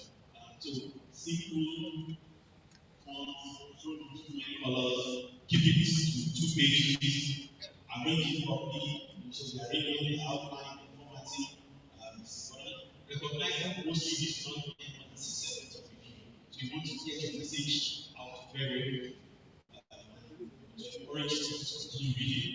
You need to have those things to ensure that you don't get split out by the AI, by the ATS, by having keywords difficult to go embedded in the CV. Like also important to personalize your CV by the role. Don't have a standard CV for every role. You need to look at it and customize it focusing on the role, position, and the organization. Then take care of the buzzwords that you put in. Sometimes you overload those buzzwords. Keep out the parameters of the CV and put it in and really differentiate you and help you push for the job. Then sometimes having a cover letter can be useful, which is where you can help you maybe focus on some specifics of the organization. So, thank you very much. That's my quick review in terms of sharing experience in terms of things that worked and also mistakes that people make in respect to this. The big takeaway for me is to be able to factor all of those things. Have your personal checklists, your CV, and make sure that those things are rated. Also, get somebody else to review your CV. You shouldn't just make that's important for having errors and typos. So thank you very much for your time. All right, thank you very much. This is all the questions for my speaker. Thank you very much. So we'll quickly entertain questions. Right, about 3 questions. So if you have a question, please I'd like to make a count. Right about now. If you have any question, we're taking just 3. So I see one hand there. I see another one there. Then I see the third hand there. How come the females are not asking questions?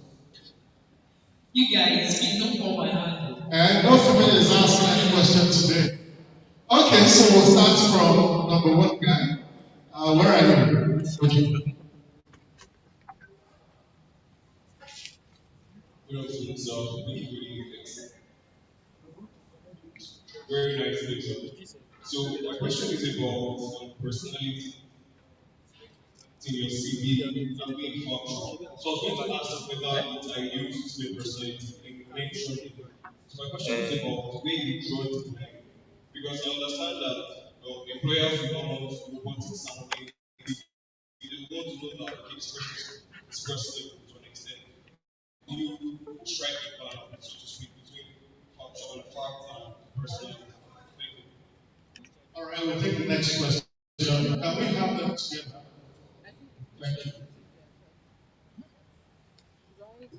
Good afternoon. Thanks for listening to so I have 2 questions basically. The first is on if some persons have let's say 10 years of experience, 6 years, and you are saying you should just have 2 pages maximum. So find out over time, these two pages does not even cover less than the first 3 years. And you want to put everything. So in this situation, what do we do? And my second question regarding improvement.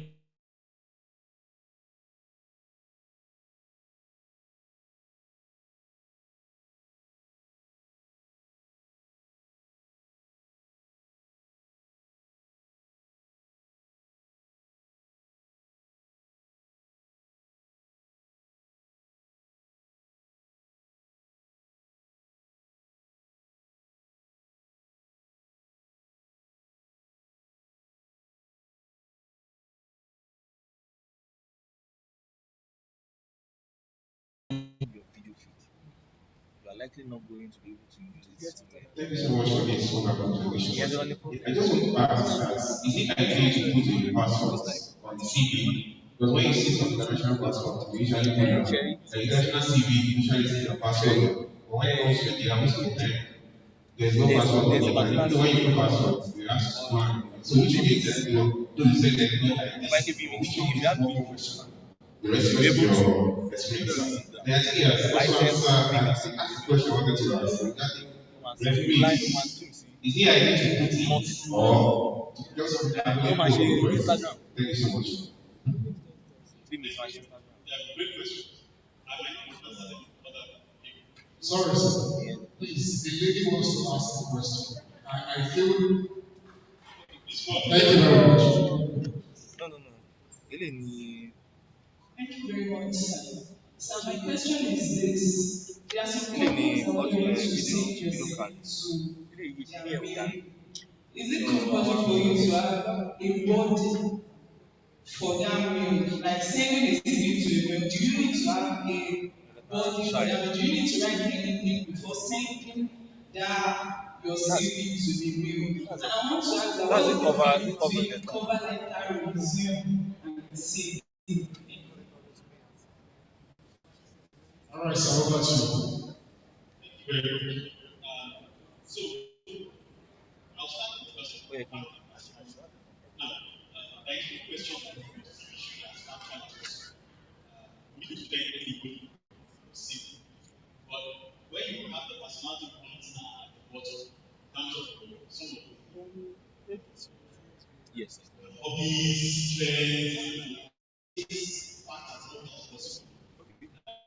So the area that you are pointing at the strengths, what you like to do, kind of job, kind of opportunities you looking for, those things are unique. Kind of operation you want to work in, where you see yourself connecting. So you can see many things that speak about the person. That's what I mean. Better personality. I don't recommend that you build your personality as you look at yourself. It's as a higher energy acquired. It comes being loud, noisy, and it can be submitted. So when I say personality, it's in terms of the content, how you, but not in terms of the look and feel of the CV, like very energizing fonts and things like that. So keep it simple, keep it professional. So what you want to know is that what are just strengths to fit your personality.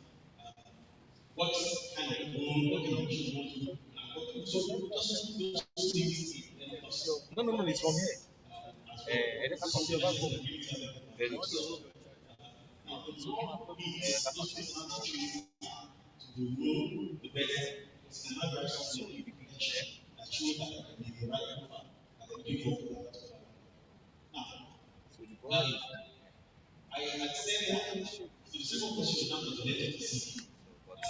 Nobody should be more than 2 weeks. I don't lie to you. The number of CVs you have to go through. So it makes no sense for you to just put an estimate on. When you have, which I said, focus on Mo fẹ́ràn pé kò ń ṣe the same. it is not all the experiences that are important to that particular job. It takes taking the way that you are selling, so you can't sell and be saying money to every customer you're trying to sell to.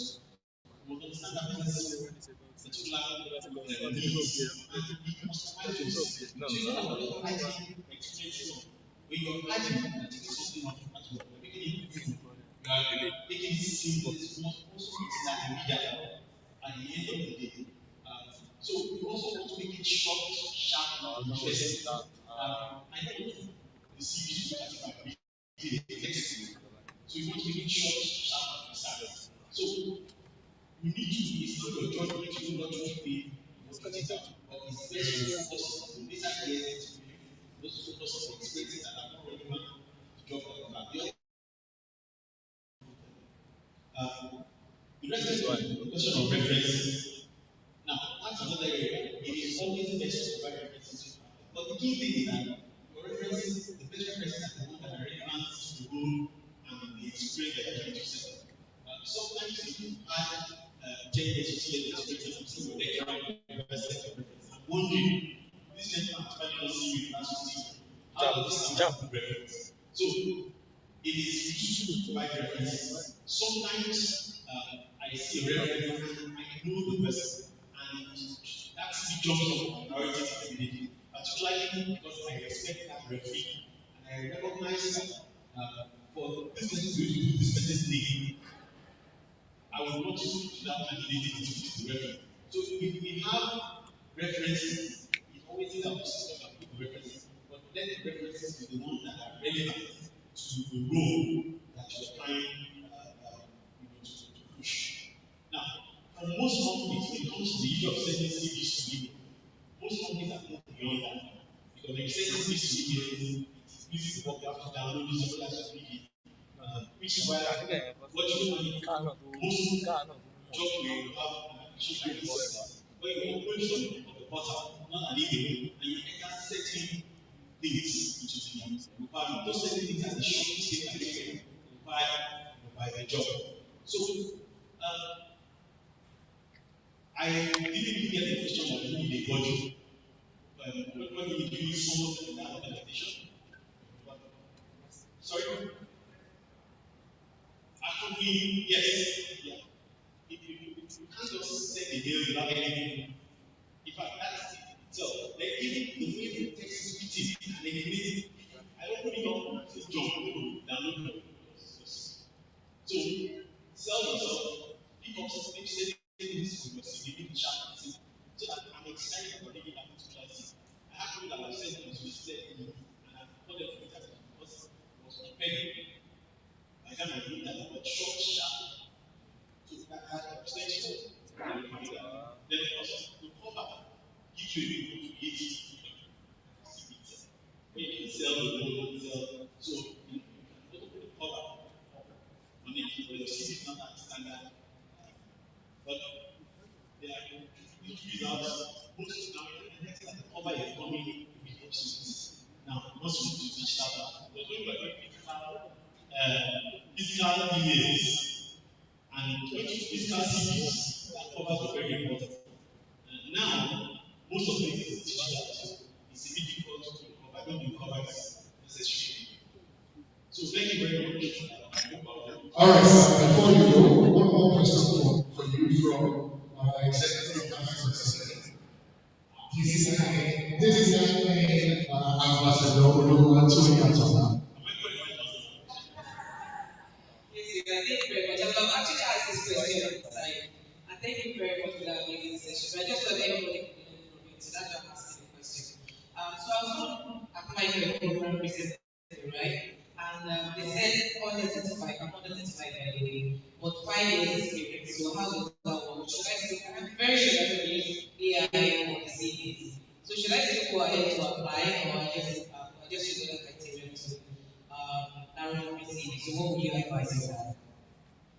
So, normally, in an application tracking system, you will have beyond your CV, because you recognize that sometimes it's needed of the AI to make it CV. You will see that it's there. So, if you automatically ask for it, and you can complete that as well. So, yes, you would like, so you should apply the money. This is not, but when there is an aging value, you need to put your back on your CV. If you want to be not short, then if you find you have to take it back as well. If it is that the AI the situation. Then what's the experience? You want to use your ability to experience as well. In to your advantage. I don't want you to benefit when you call. But I remember people who did a lot of things just pass. Particularly passing gaps. So experience is not only everything. It's when you're actively involved with things that are relevant. So they're not all things they're not all relevant. So someone put out an ask all of them. So you can attain the experience, people of them are relevant to the role, which is why when you are seeing, you want to focus on the relevant experience or your experience for that short list. So I would say apply for it, make sure you get about it on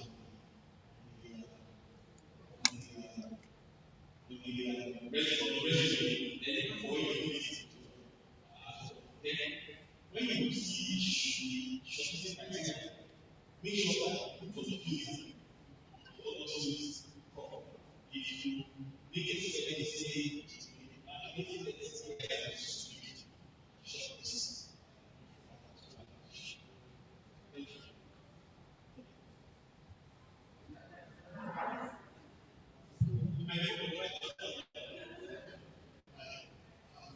So basically,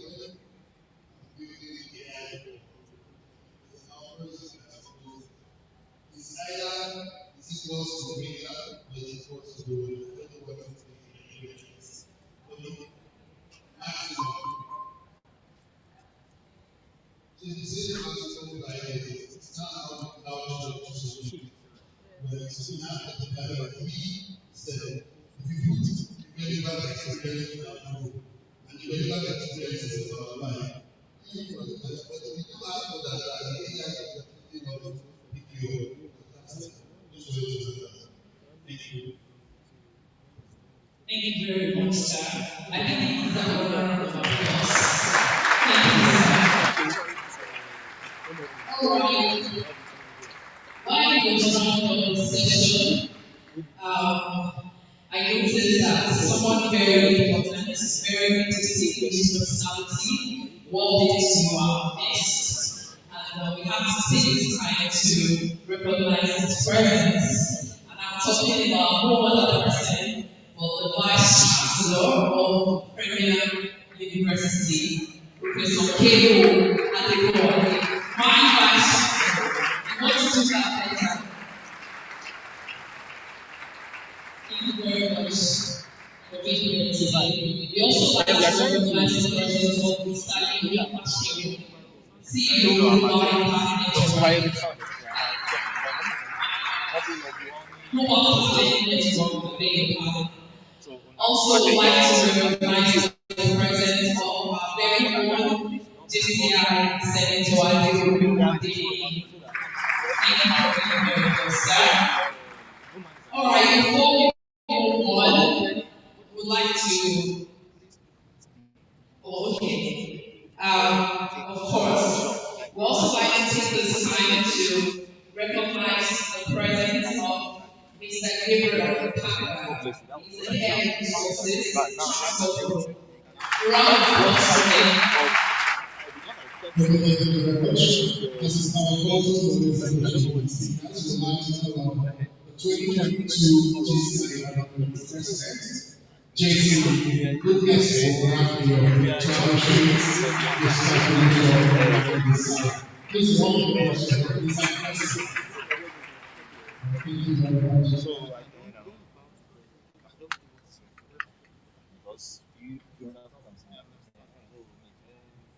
Offenses are boiled up too much. Or football. I would like to point out the presence of Mr. Joshua Isabella. You will start people that I know even at the hospital. So I just thought, I got a class somewhere, I see what they do for office. I thought that the organization is trying to put on this program. I thought there's no person that should be here for qualified somebody who does the job on a daily basis.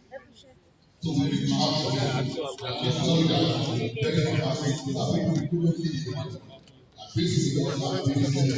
Protect our let what they're doing be what they like to say thank you for coming. And I'd also like to invite my senator, now the president of this assembly, to please join the stage to appreciate properly and present our gifts to the trainer. And let me tell you, what I'm not here to do is so many charges. We are not paying here for this lecture. We are not paying for this training. We are only going there to excuse just appreciate.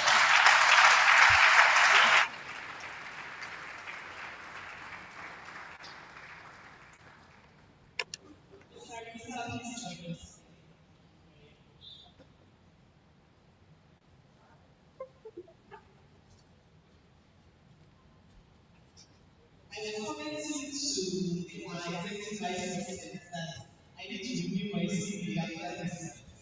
It was really a very engaging session. We have the JCI that dominates, and everyone is here. I just say thank you for taking the time out to share.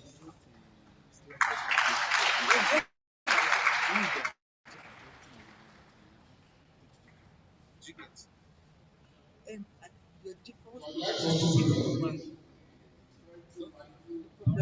President of Jason Watanabe and the Executive Vice Southwest, please join us on the stage to take the group picture.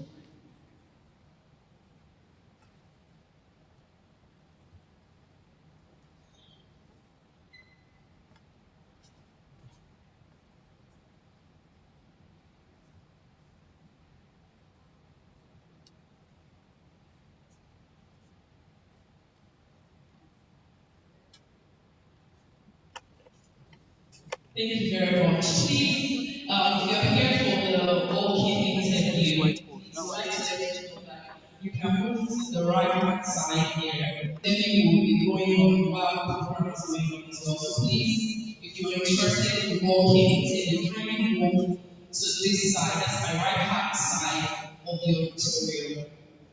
Okay, at this moment, I would like to also join the trend and do something very briefly. I would like maybe Robert, if you're happy to come up, maybe Robert, if you're happy to come up, lead you on stage. Should we tell you what about Well, he actually would have to do right. But let's see the suspense for now. Maybe Robert, if you're happy to come. Okay, kindly, I request every one of us to all stand. Please let us all stand. Please let us stand. Let us stand. If you have been following trends in recent times, you will be aware that there is a challenge almost everywhere with social media that everyone has been joining. And then today, we also like to join it very briefly. And that's why we have Media Roma here. That challenge is popularly known as the Buga Challenge. People have been saying that Buga, that song Buga is like the song of the year already. And since everybody is joining, would also join to win. So if you are ready for the Buga challenge, I can hear you say, I am ready. We are ready. Okay, so that means you are not ready. If you are ready, let me hear you say, I am ready. I am ready. Okay, so now we are done. Good everyone. You see, please stop. Thank you very much. Just have 5 minutes left to stand on the stage. It seems you want to collect our money. How many of you want to collect your money? If you want to collect your money, let me see your hand. Now I want to collect my money. I don't want to waste time. Okay, I just have 3 minutes to stand here. I ask all 5 people to show trust to you. I will show trust to you. Please, if you don't catch up with movement, but please catch up with growth. That growth is very important. That's what I want. Do you understand? Thank you very much. And I'm going to play it.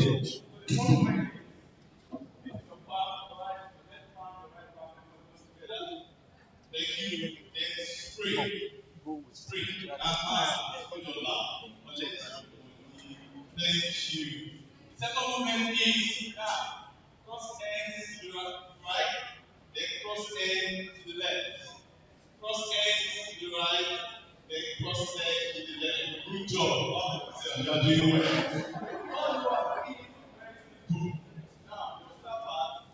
Bring it down. Now bring it down. More. Exactly. Thank you very much. Now the first one is very simple. I mean, of you know. Oh, now take it off. Now take it off. Take it off. Thank you. The first one is your right leg. Try and punch on it. Now, punch. Come on, punch. Exactly. Thank you very much. Now, coming now. DJ.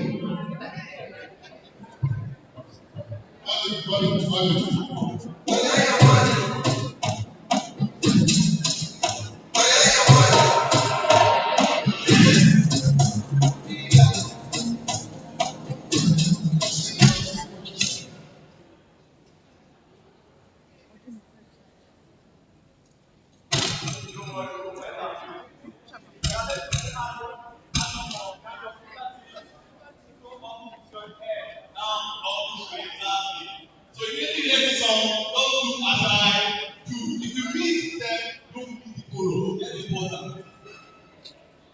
So wake up.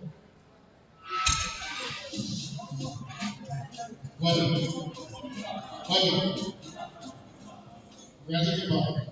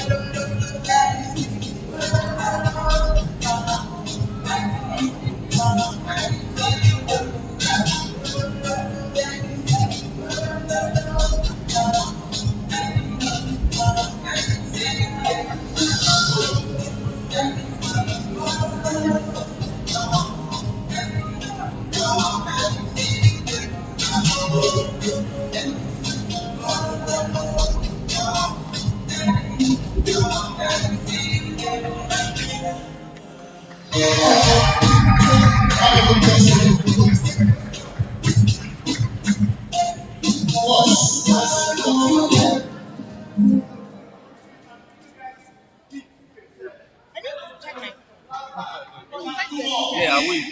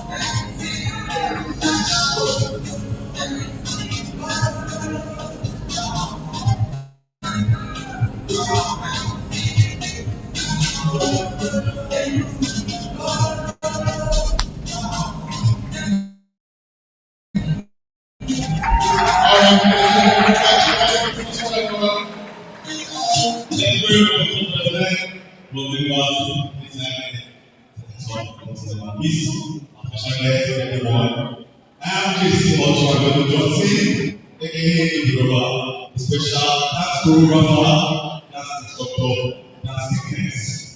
all that is happening. Okay, round of applause for all the strong. You came with some fire. Thank you very much. Almost in like, typically back to All right.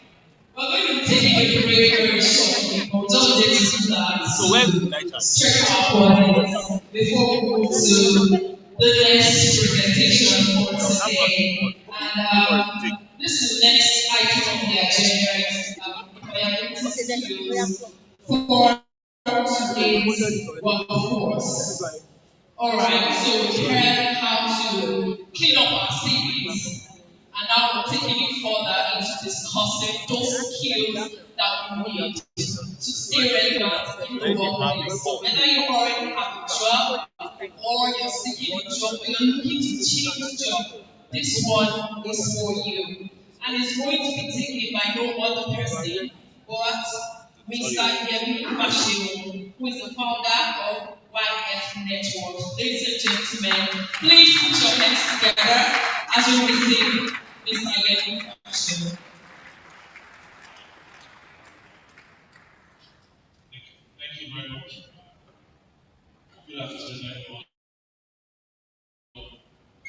And it's a real pleasure to be here with you. Please, can I get a share? Always kind of homecoming for me.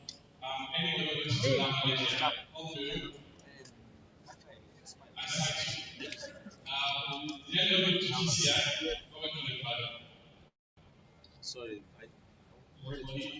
Anybody to GCI? Oh, I see. It's a great event. Let's not start the university world. Let's not start. Ladies and all existing proposals to see if you can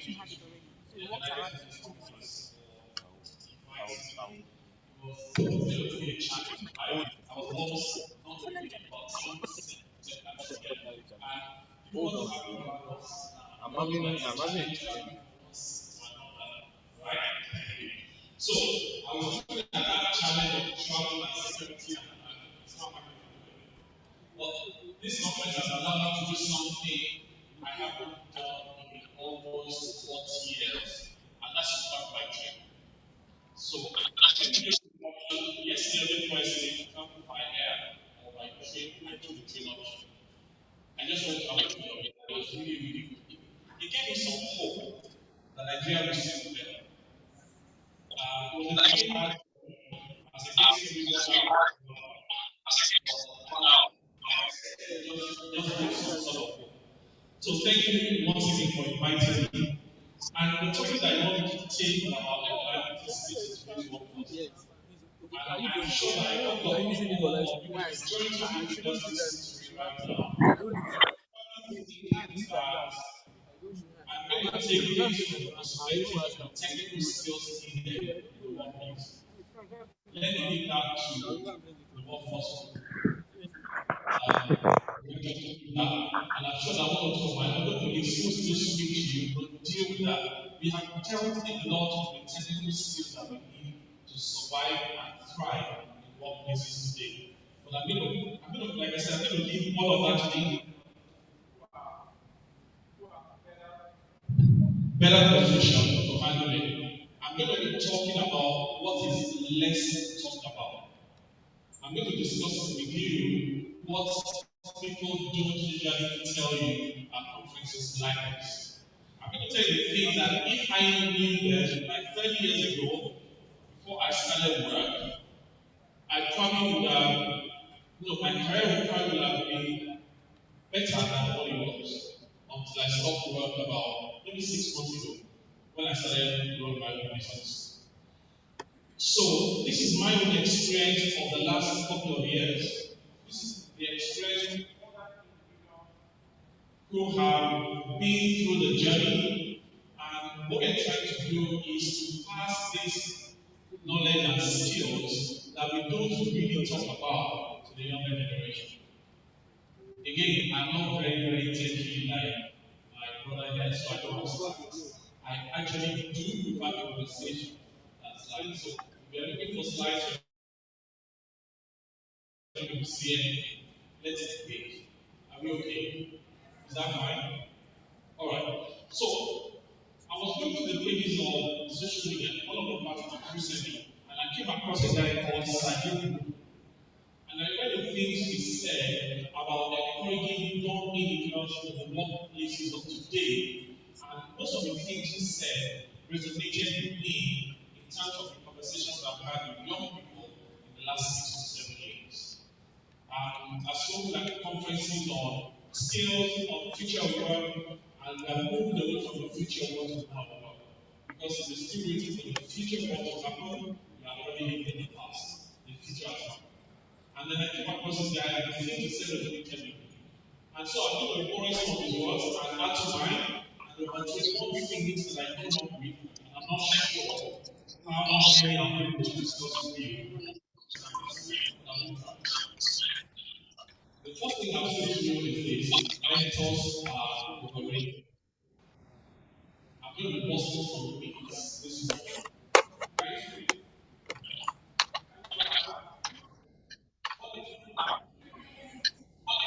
Mentor, actually, we are overrated. The search for mentors, the focus on looking for mentors in today's world is so we are taking our time to look at things that we should focus on, and we are trying to outsource them. And not outsource your primary responsibility for success to someone, like what we call sponsor. There are some basic elementary things that you must do. You must have a vision of your career for yourself. The mentor can do that for you. You must have an idea of what you're going to do in the next 5 years. So if you position yourself on the panel of interview and we ask you how do you see yourself in the next 5 years, it's because you want to have an idea and have a vision of what you want to do. Not because you want you to tell us precisely the way your life will unfold or your career, but we just want to have an idea that you have personal conferences with yourself from time to time. You know the kind of conference that you have about 1 to 3 a.m. and you wake up yourself and say, hey, wake up, let's talk. Thank you. That kind of conference, you want to be sure that you have an idea, the roadmap for your career journey. So, this is what I'm saying. If you've not started that journey from a self perspective to fashion out how you are going to move, the best time to do it is when? Now. The best time to plant your tree was 2 years ago. The next best time is when? Now. Many talk about overrated. And let me tell you, as you're going across those guys and saying Instagram or LinkedIn or conferences like this, and saying, please, I want you to be my mentor. They are also smoking their own career. I speak with experience. We are also looking at the next level of our own career as well. We are dealing with so many issues on a daily basis at work. We are looking for solutions, and then we have tens and hundreds and thousands of people saying to us, don't outsource that responsibility to someone else. But what I would advise you to do is this: you can have a personal board of advisors, a personal board. You know, companies have board of directors. People will advise them around finance, human resources, operations, technology, and etc. I will advise you that you have maybe 5 to 10 individuals who you can run to from time to time in the different areas of life and say, please advise me how to write about it. So change your slogan from I'm looking for a mentor to number one, I will mentor myself primarily first. And then number two, I will have a personal board of advisors. People who can tell you what to do in the area of career, in the area of life, in the area of leadership, spiritual matters, social matters, people you can run to. And I always give this example from my own experience. I joined Afro City now KPMG Professional Services in 1999, and I spent 3 years. When it was time for me to go, I joined a smaller organization. And one first thing that I always refer to anytime I changed job was a partner in the business. Is it the salary? So what's my job? Now, this is as an aside. The very first guy who asked that question about pages, number of pages on CV, sure, that's my dilemma. I want to join organizations. How do I think of that into 2 pages? Right? So, now, back to today's show. Every time I change job, because I met him and I invited him as one of the board members for me personally, every time I change jobs in that time, and I've changed jobs, like I said, about 12 times, I've always come back to my life like somebody who's there that what do you do? Because I know what the answer. I don't call it my nature, but it's something that I always want to career perspective.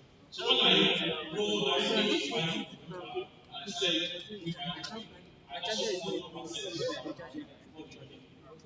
Find individuals like that in different areas of life and put them around the table like this next time and call them for advice. That's number one. Go informal with mentorship.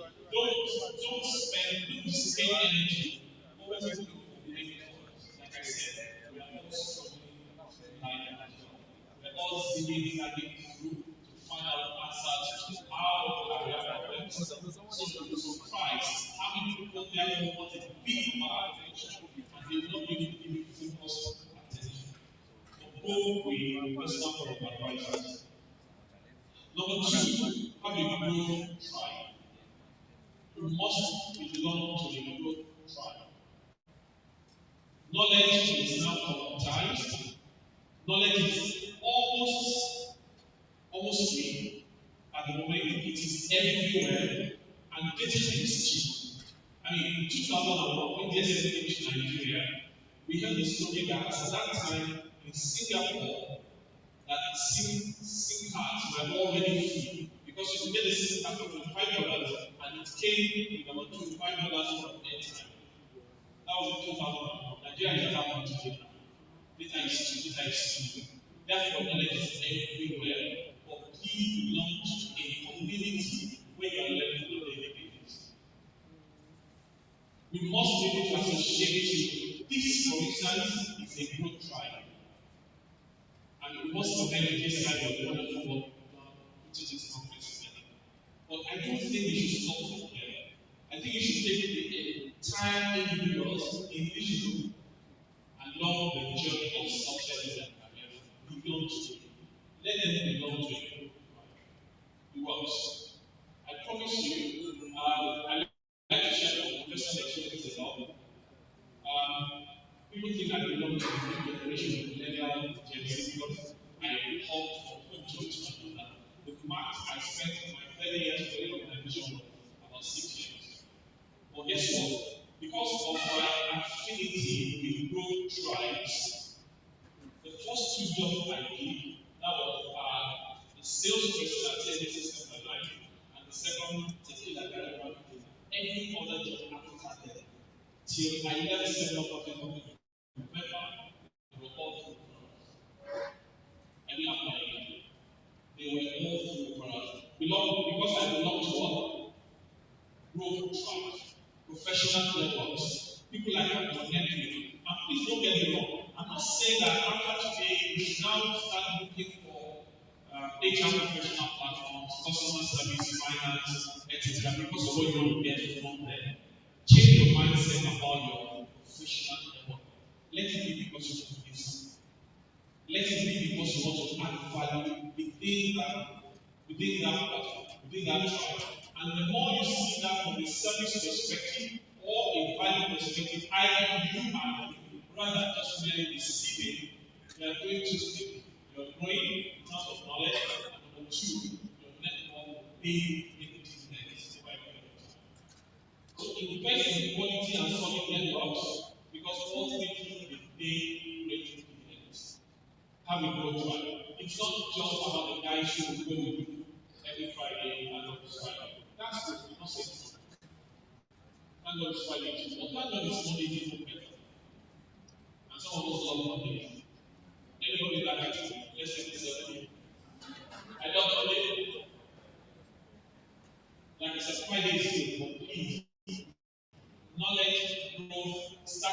again, success journey starts when?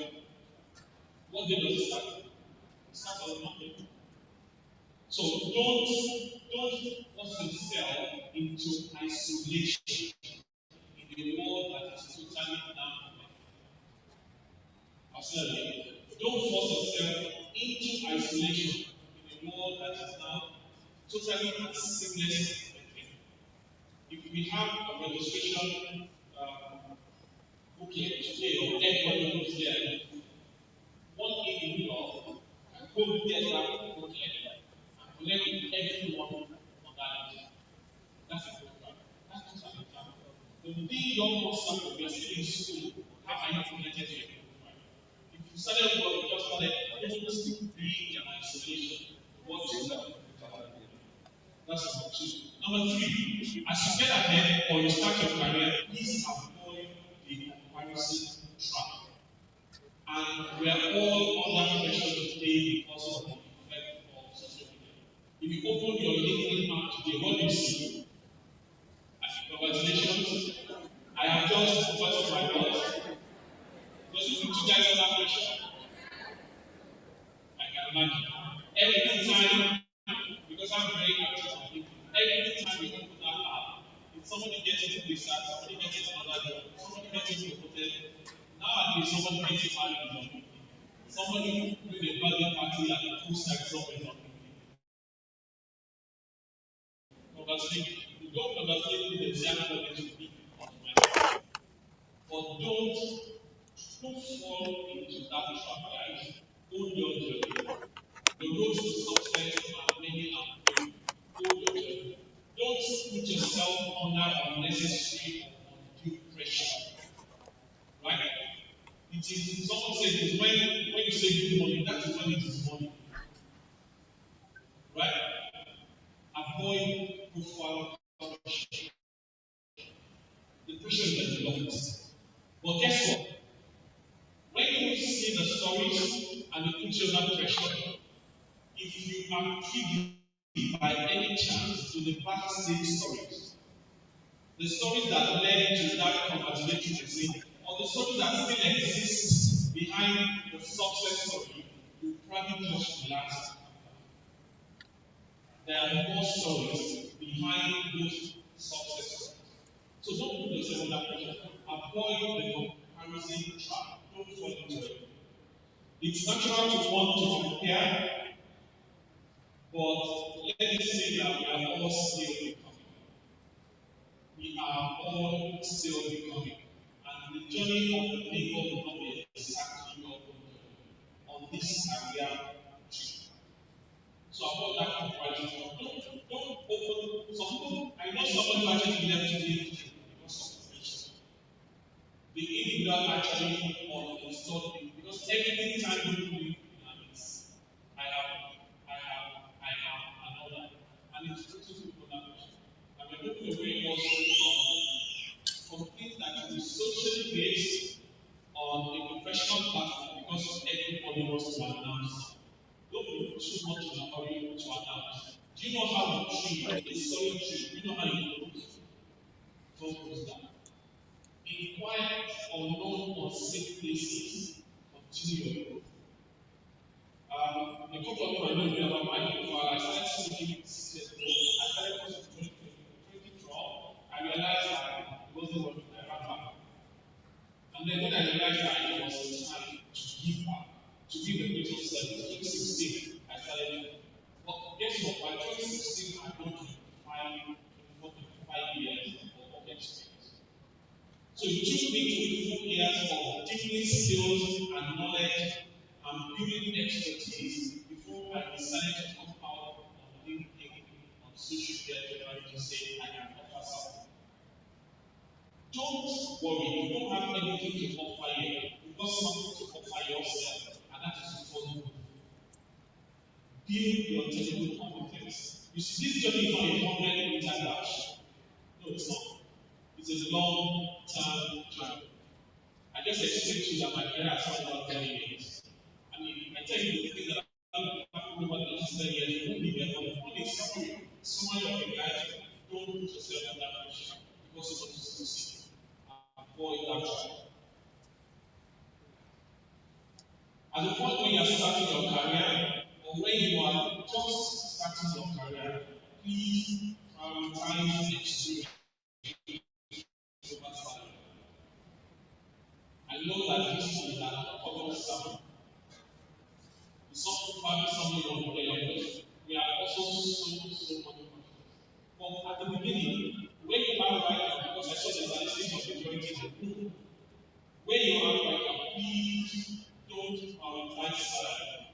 If you give your CV to push up, and just say, oh, there is a job somewhere, the first thing 70% of us will ask is what? I'm not lying. I mean, 25 years of my career as a human resource, I didn't tell you almost every day is experience. So I know once I send the vacancy to somebody on WhatsApp, the next thing they will ask, why? How much is the salary? Let's have a change in mindset. What you want to do at this moment is first competence and experience, and that is what you need to ask for more later. You can't ask for more now.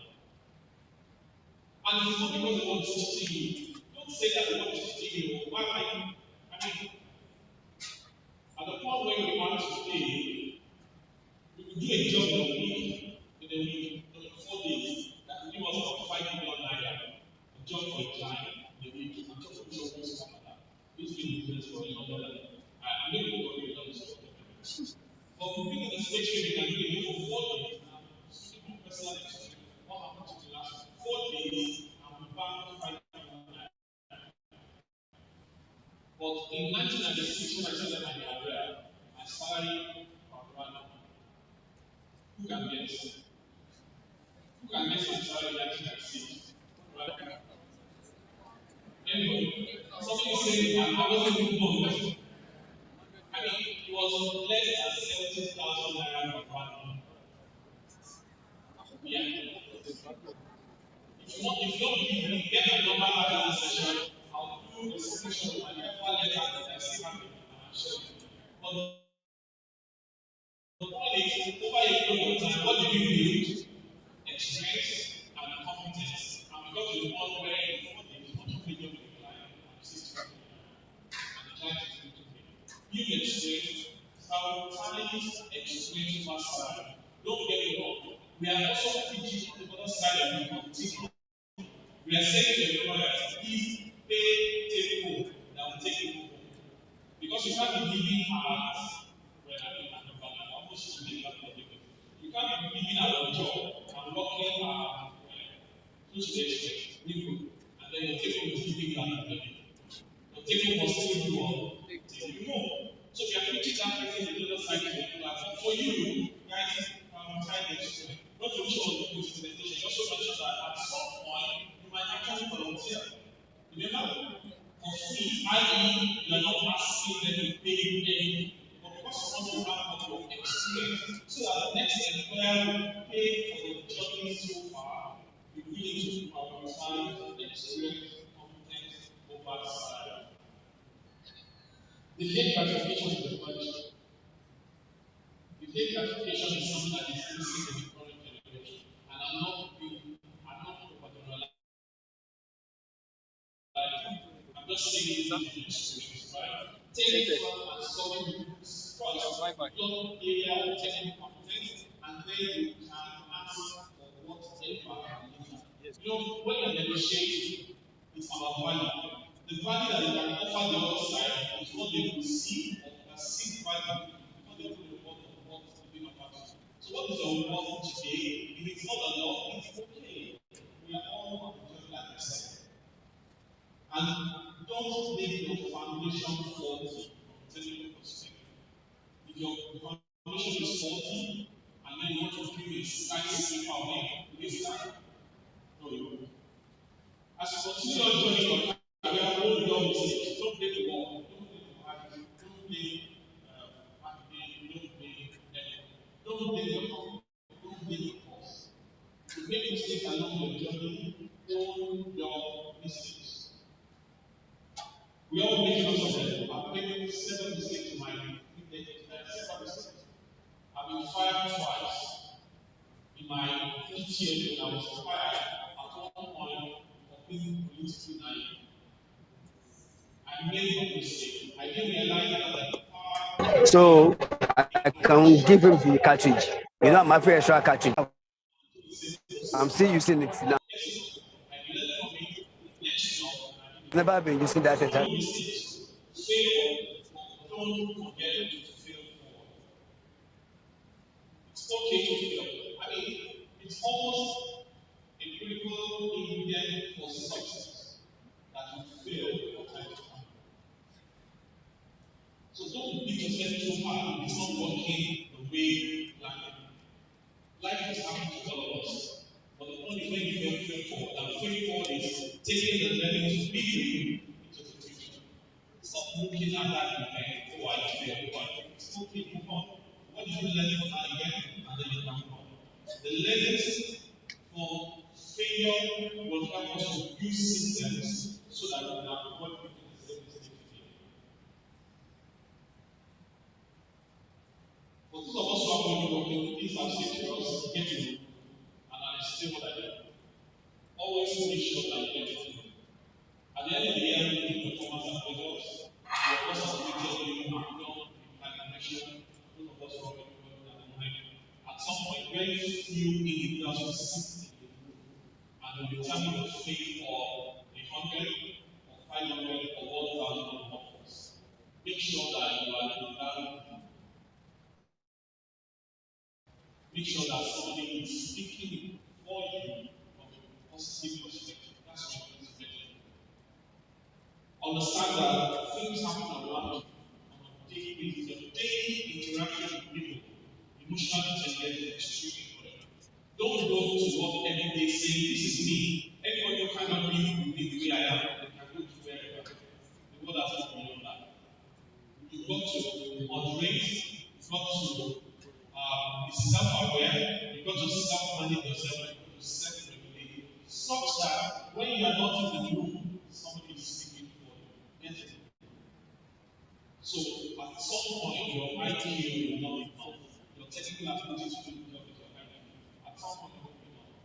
You need to add emotional intelligence. At some point, your IQ and your EQ will not be enough. You need to add political intelligence. And I'm not saying that you should play politics. I will never ever tell anyone to play politics.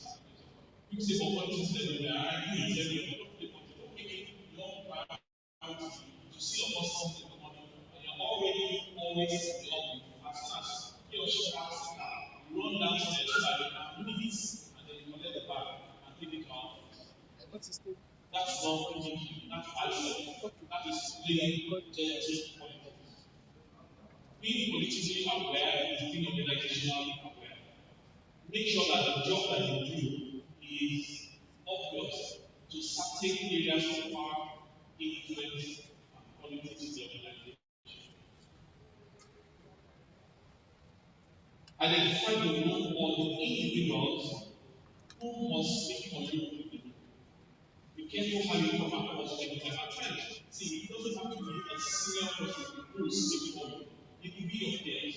You just talk to him and mention himself. Be careful of the brand that is called you. You are being incorporated.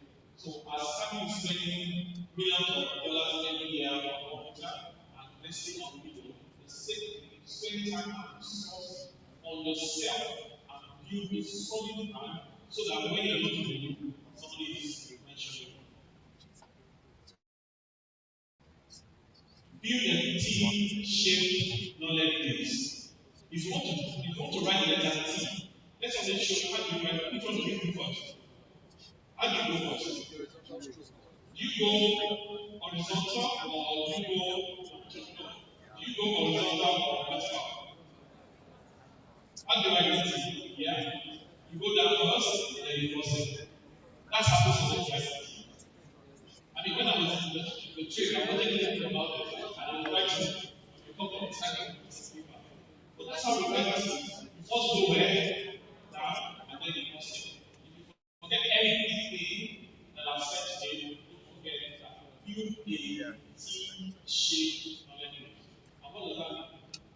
Make sure that you are deep rooted in your space. As an accountant, make sure that you must 10 when you're in this dimension. As an HR person, as a customer service person, make sure that you know what's going on in your space. You are up to speed. You are up to date. If they are saying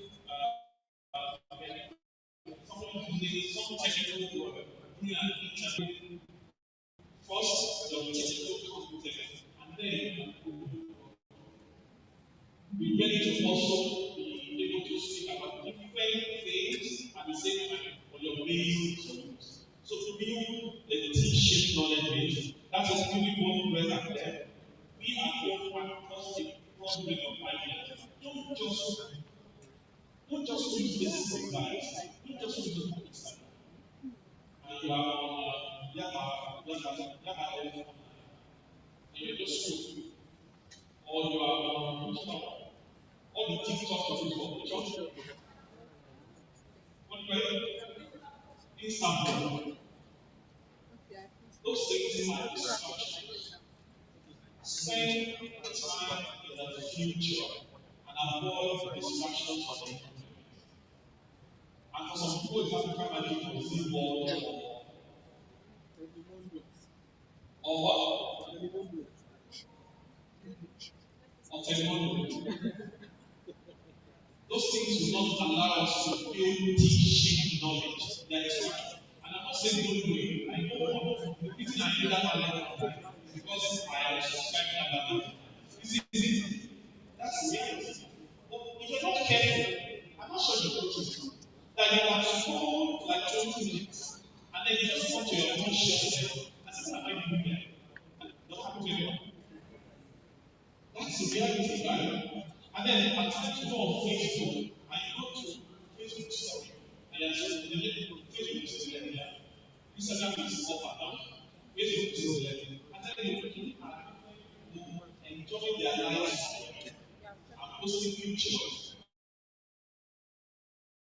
And you're looking at it and you're looking at it. I'm not doing this. Do you know what you get into just telling me if you go on to Instagram? If you go on to LinkedIn, if you go on to cycling and get technical skills that allow you to go deep, even if you are not knowledgeable and we don't recognize you as a professional in certain area, please start now to spend time in the future. Let me tell you how the future unfolds. I always like to use the analogy. My neighbor has been with me for about 18 years. So, at one point, you said to your guy, what do you do? He said, my wife's on the phone. Now, the woman is something. He gives you those of family contact. At least 7. Of my job, it will be 7 at least. So, if your wife was pregnant on 1, 2, on 7, on 9, you were not there, but suddenly she's not born. It's the same way the future unfolds. The future unfolds like a pregnant and day. It doesn't happen suddenly to anyone. If you're not ready to go, this is one way I will recommend it to you. Don't go my cheese. If you haven't ready, I know you might not be working right now. I know that your salary might be small right now, but always take a small percentage of that your revenue or your balance or your pocket and buy books that will add value to you. And go through my cheese, I think you can find it online. You can find the audio, the video,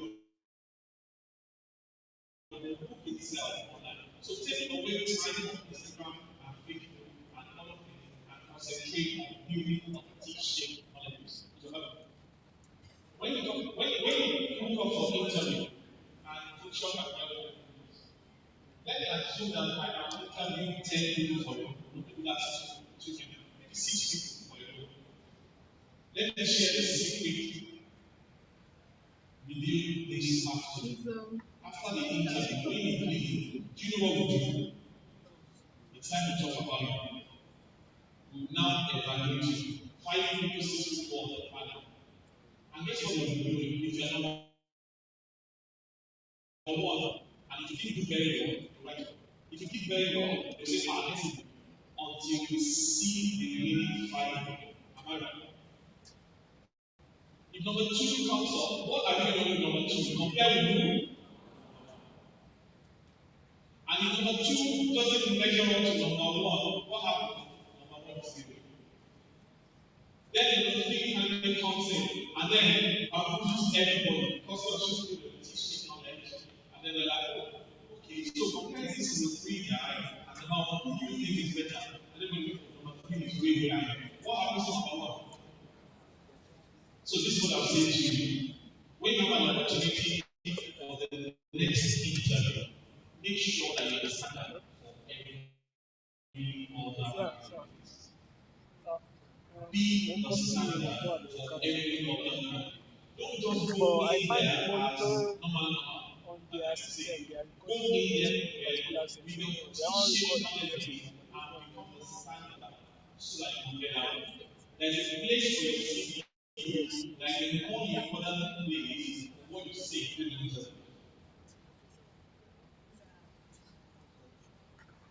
In your younger years, as you start and continue your career, say yes to as many growth opportunities as possible.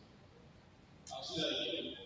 In your younger years, say yes to as many growth opportunities as possible. Who's going to do this for you if you have the bandwidth to do it? Who's going to come to work on Saturday that you have access to get the feedback to the client? Raise up your hand if you have your bandwidth. Don't go to do Power BI training, right, on your own because you spend your money to do it. But it's time for some Power BI challenge at all. You say to yourself, there's no pay for my training. Why would I have some power? No, don't do that. Should I tell you the secret for promotion to the next level? Do you want to hear it? It is not how many years you have spent. That does not qualify you for promotion. I'm changing some mindset in this afternoon. The number of years you have done on the road does not qualify you for promotion. Do you know what it qualifies you for? Yourself. Tenure time doesn't qualify you for promotion. You can say to me, I spent 3 years on the law, and I'll say, yes, but you have done 1 year worth of work 3 times because you haven't developed. The only time we promote you to the next level is if you are already operating at that level. Take that note. The only time we will promote you to the next level is if you are already operating at that level. Don't wait to be promoted to become a manager and then you start performing like a manager. It will take a while before the promotion comes. Whilst you are still a supervisor or an officer, start doing things that managers do. When you are not in the room, the question is the need plan to go to the next level. 2, 3 people say yes, and then you will. But in your younger years, no opportunities exist where you are. Don't say, I worked with HSR for 6 years, now I'm involved. And in those 6 years, I wasn't promoted. But guess what? I did 3 jobs in 6 years. For me, that was promotion. That was good. So when I joined, I was head of business partnering. After 2 years, shop by value residents, when it comes to finance, everybody was delegates, over 8 years job. After 2 years, I was arrested, and then I was looking for something else. No promotion, but there was another role within HR still, head of operations and expatriate relations. Who's going to do it? I raised up my hand. Same way, I said, that's fine. 2 years later, I was again arrested. We need somebody to go back to business partner plus another unit I can't remember 1904 work and culture. And I gave up my hand again. So I moved in 6 years, within 3 weeks without doing. That is how it seemed. But guess what that did for me? It got me ready for the next job and for the next level. So at the interview at every studio for every child, I could speak around every vertical of the HR. So the way up sometimes I just decide this. You get tired of the job that you're doing right now, and you have transferable skills in other areas, raise up your hand and go do that. started with sales, right? Then at some point I went to Ghana as resourcing manager. And then there was another product that came into the market in 2005. And it was sales manager on secure lending. On secure lending, meant that the bank was ready to give you money. That's collateral. All you had to do was to work in certain organizations that were giving you fine. As a resourcing manager or a manager, I put out the first time 2 weeks, nobody was running. I put it out the second time 2 weeks, nobody was running. I strictly carried my legs into my manager's office and I said I went to do the job. From HR, no target, nobody was running after my line, was the target after one. I left really to sit. That target I didn't run my line. Okay, so 1 year that I did sales, build the foundation for the network that I have. I think only 1 year and then I went back to HR. But I built solid network across different organizations because my organization gave me the right, the responsibility and the authority to knock on doors to say, we want to give you loans, we want to give you part of your staff loans without collateral. So I made friends, open shelf, banks, no, we were not doing that. Tell was there in Nigeria, and those things was accessible to everybody. So don't say no to growth opportunities.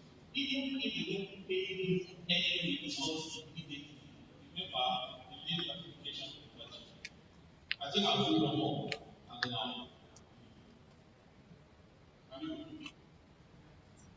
work hard, I work smart. Don't let people tell you that you don't need to work hard, you need to work smart. The foundation is smart. And then on top, working hard, work very smart. And there's so many, because of the leveraging opportunities in technology today, there's so many ways to work smart.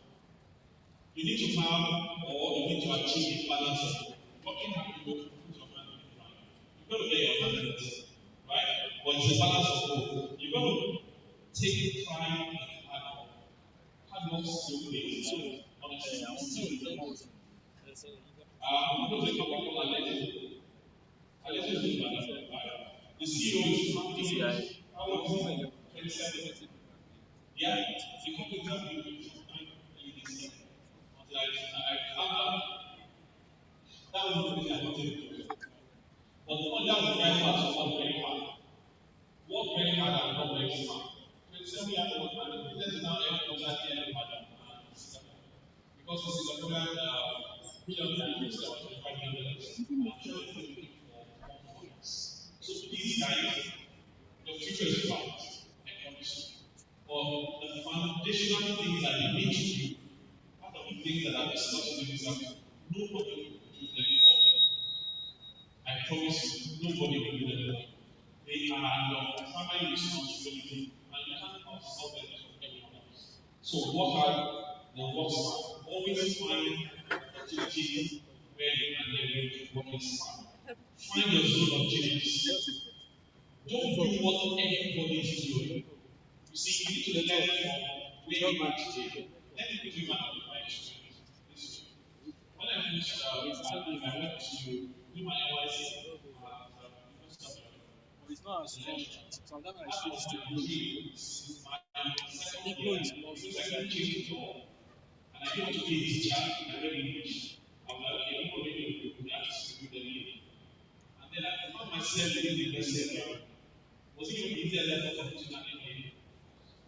So I applied and I lectured first year at Copper, second year waiting for admission, 2 whole years while I was in my MBA. Now that was between 1990 and 1994 and 5. So the things that I do today, exchanging knowledge with people almost on a weekly basis. The foundation started from when? Started from 1992. Don't get so lost in the focus of the future that you forget your next step. Thank you very much.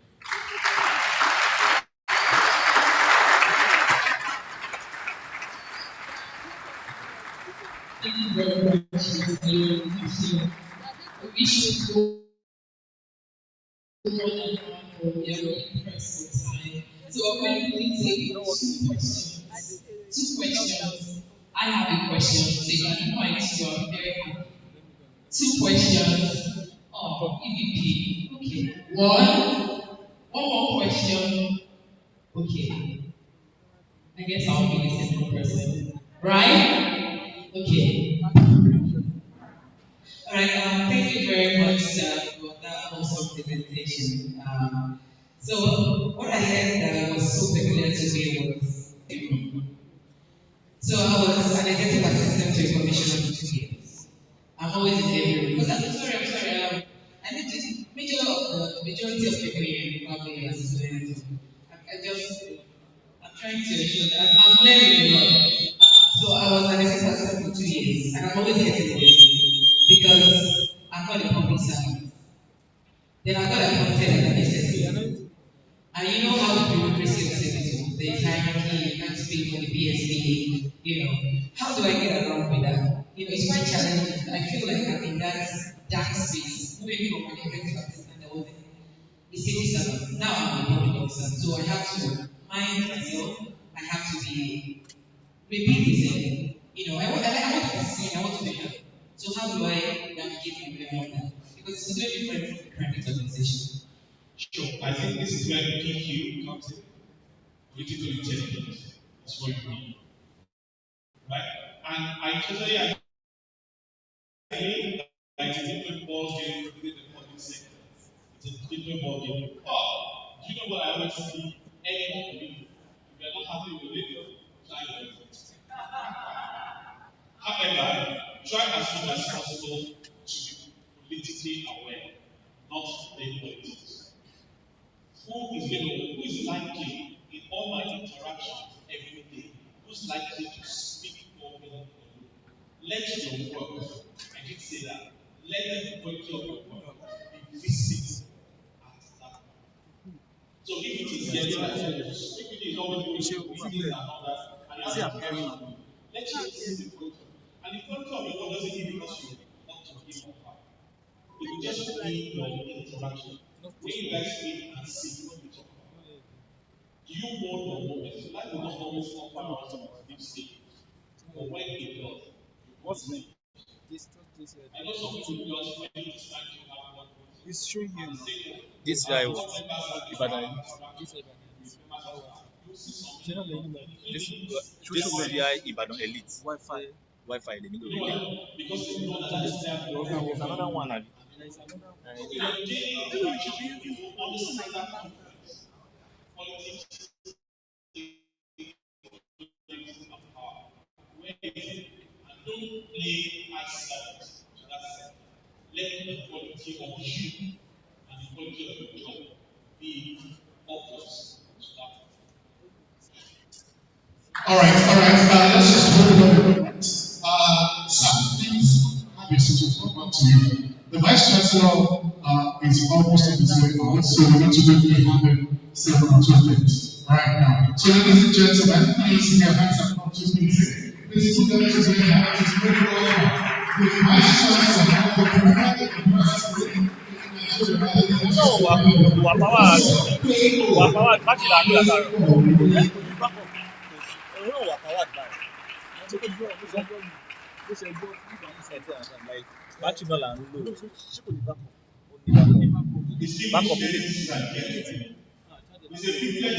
be here. And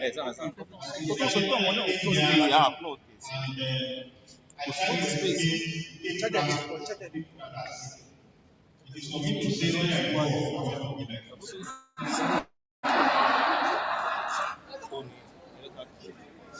I also noticed that some of the people that were invited, I don't know why the organizer decided to put me in the academic gap.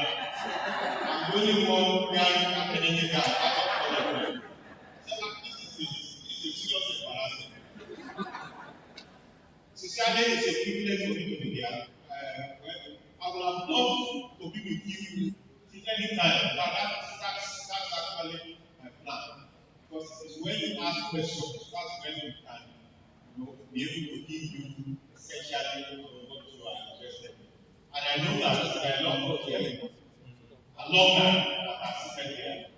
So if I say great you are,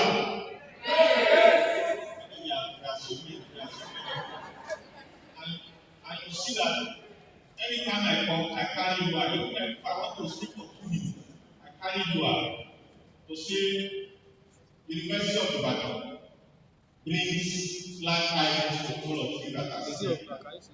Premier University, the first in Nigeria.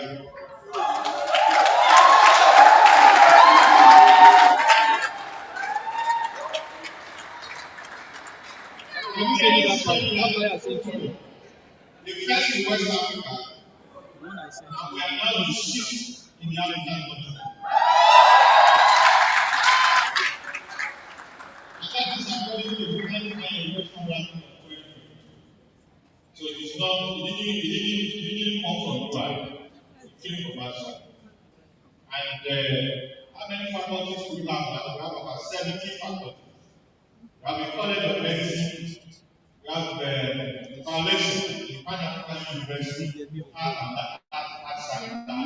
science. And in that university, the university inside the university, at least we have students from at least 40 countries in the African continent. And at present, they are only for postgraduate studies, both masters and PhD, and their number kept on increasing. I hope we will inform you that the University of Ibadan is already looking to be postgraduate university. It's only very focused in research. That's why our admission is tilted towards admitting postgraduate students. We, by the end of this year, not because of some of the challenges that we have, it will be 60-40. We are edging very close to 60 and 40. Well, employability had known that one of our challenges were any university does not influence the society, should not be called a university. A town and gown are supposed to continually have action. Unfortunately, it appears that this is completely lack. Completely. In places where you are, it's just that we are just trying to get that. I know that with the new universities that are coming up, our university came in 1948. The new universities that are coming in, we see that it appears that even in their curriculum, you see entrepreneurship, innovation, and skills that are not already entrenched inside that. For the University of Ibadan, I can tell you that whatsoever that we can do to be able to accommodate this, we are doing it. We have a center for entrepreneurship and innovation. And when we wanted to cite it, it's supposed to be inside the university. The university decided, no, let it be outside. So that let's continue on the handshake already with the exam. And there are courses that our undergraduate gets to do.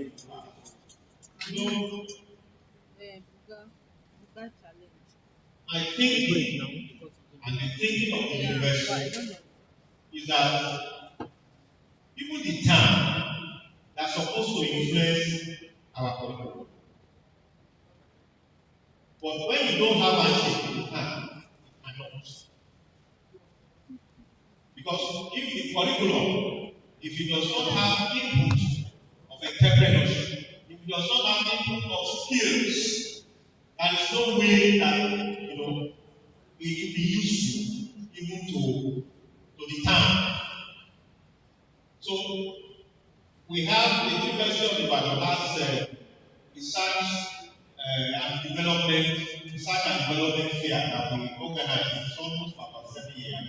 The Deputy Vice Chancellor, Research, Innovation, and Strategic Partnership is in charge of this, in which we invite the town to come and display all that they can receive. And the gown is there to be able to receive all that they can receive. And I can tell you, it has been very, very, very useful. There is no vice chancellor that will come that will not continue. In our convocation that is coming up in November, that we are going to make it a different manner. Number of industries, private that we are going to invite, going to be double what we usually have. So, because we want the interaction to be maximal, to be very, very effective, so that we can see results. There are also individuals that have produced platforms that are able to identify entrepreneurial skills in students. And that has also been very useful for us. Very, very useful. Some of our students have won awards all over the globe, because of their entrepreneurial skills. There are quite many. I don't know where to start from. There is a particular one, a particular student, as he said, that it was one of those platforms that identified him. The last time I looked at what he has, 1, 2, 3, 4, 5, 6, what he has in his account, it's almost 8 digits. I was even afraid because usually when I see a lot of money like that, I think because I've not seen big money like that. When I saw what is in the account, 8 digits, 9 digits, I nearly did. But I tried to encourage myself that yes, we are. That guy is 300 level student in college of medicine. Not too related to college of medicine. We also have, I don't know whether you know the Okolo innovation led by Professor Dr. Labi. There's also, and what they do is to identify that skills, incubate it, and then take it to commercial stage. There are a number that have also been identified. So, what am I saying before they come and pull me away from there?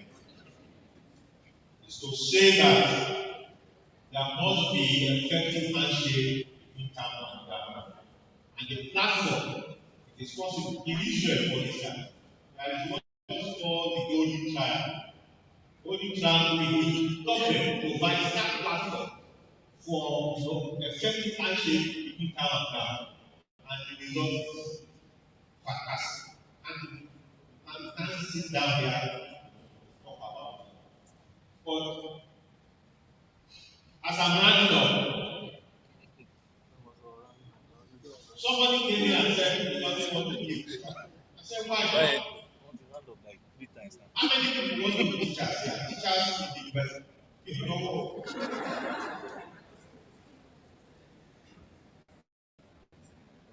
If you place your hand properly, if back as I think you don't see what you do. And myself that is standing here, there is no place that I can work except in the university, except to teach and research. So I'm not looking for any job outside. In fact, when I finished my PhD in October 1991, I got a job here, SPC. My first salary in October 1991 is 859 for that month of October. And Shell was going to pay me, I won't tell you, it's almost 1,000 and I refused. So, because there is no way, I can't be anywhere except with the person. So for those of us, I hope I'm not working against them. For those of us that are very cerebral, please stay in the university. We don't want mediocre. We teach our children. We don't want politicians to be teaching our children. We don't want people to just stand for academics. We have some of them now that have infiltrated academics and they are giving us cerebral, intellectual mind. We want you to come to university. Don't look for employment anywhere. We will give you employment.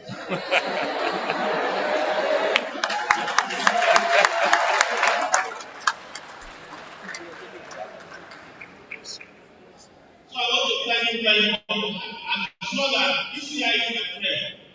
I've attended their program before. Engineer Rapio is my very good friend. Anytime you call me, be sure that I will find an opportunity. I want to be here. Unfortunately, for Father, okay. Thank you very much.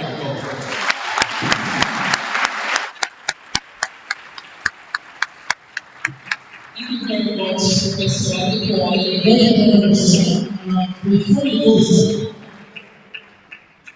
Before we go, sir, I would like to quickly call on the JCI number to appreciate and as well call on members of the board and other past residents and the team to please come up a picture photograph with the Vice Chancellor.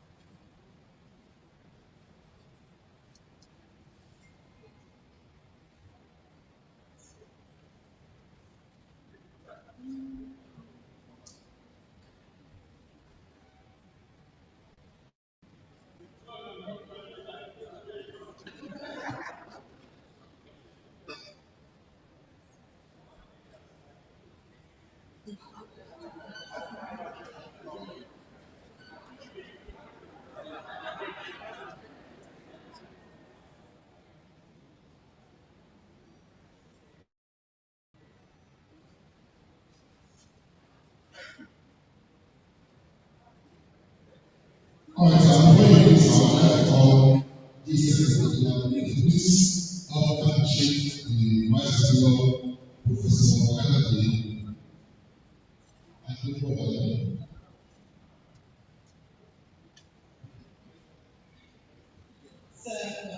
we understand how the is going to be, but we're not talking about appreciating you.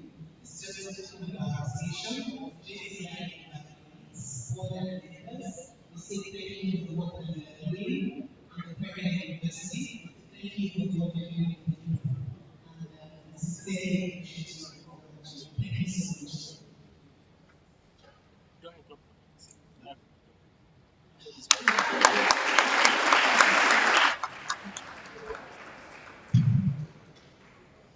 I would also like to specifically appreciate our last speaker, the president of the Islamic Fashion, who I'd like to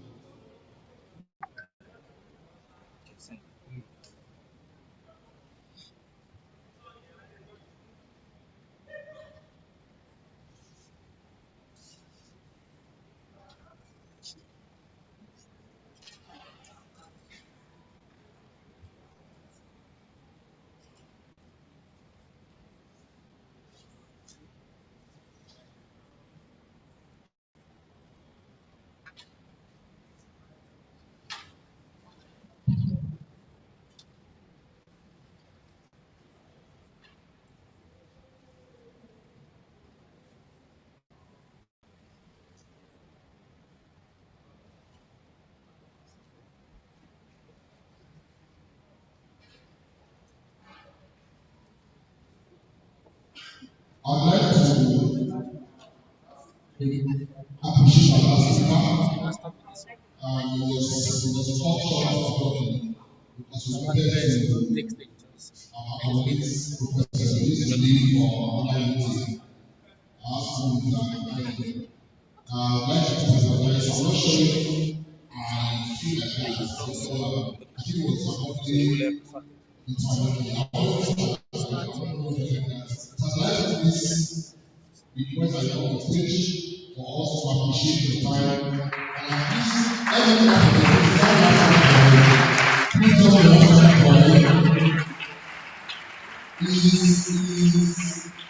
is somebody that personally I don't know. But I have the number of those that if I can get this matter from this program, I am blue. So she's one, so she's one, if I bring some of the best, I'm blue, they are blue. So I'm going to go, very sick, and I'll be best that she never should call the class to be here. This is okay, because they are not all doing because they will pay something the opportunity. I am sure as time goes on, we can always compare the person who survives and always make sure that the person at this guy and his employability to I'm sure we will give that this. Thank you very much once again. I'd like to invite the stage once again our chapter president, Professor of Senator JCI Senator Employability. So please assist me to appreciate the trainer. So before I appreciate him, I have to tell you a bit of the story. I think I met Employability. So I met Wyatt.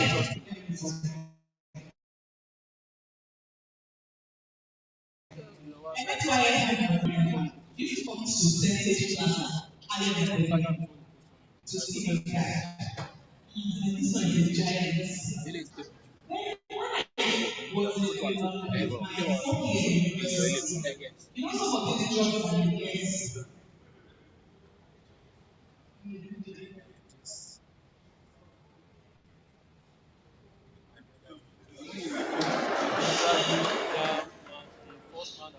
I was in my final year university. I didn't see anybody. There was a teacher called Voices, and he was working with a consulting firm for IoT. And you know, there were people that you use a big boy like this. So I have a bit of history with you. Why thank you so much. I was taking notes as I was speaking. You know, practical things that we can do and should. I enjoy everyone. I take it very seriously because those are the knowledge that you need, you know, to grow and to just thrive in your workplace. If you are yet to get employed right now, just keep doing the right things, teaching your knowledge, like you said, and you will thrive. So on behalf of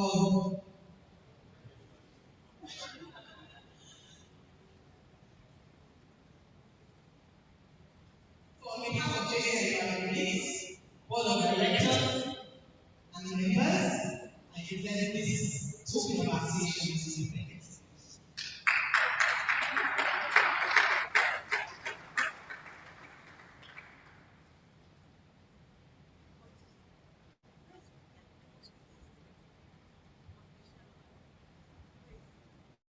All right, thank you very much. We're going to go into the panel discussion very shortly. But we just want to know that you want to get snacks or you want to just refresh yourself. We have some vendors outside who will make that available for you. So you can just stretch your legs and go get something for yourself. But right about now, we're moving straight into the panel discussion. Okay, just before that, I would like to also recognize the presence of Ayo Afolabi, the CEO of Swamp Group. Please round of applause for her. Thank you very much. It's one of our sponsors, so please do this. Thank you very much. I would like to go on with the panel session today, and I would quickly like to welcome our panelists for today. Please put your hands together for Mr. Gabriel Kanga. the director of Resources Transfer PLC. Please, a round of applause for him.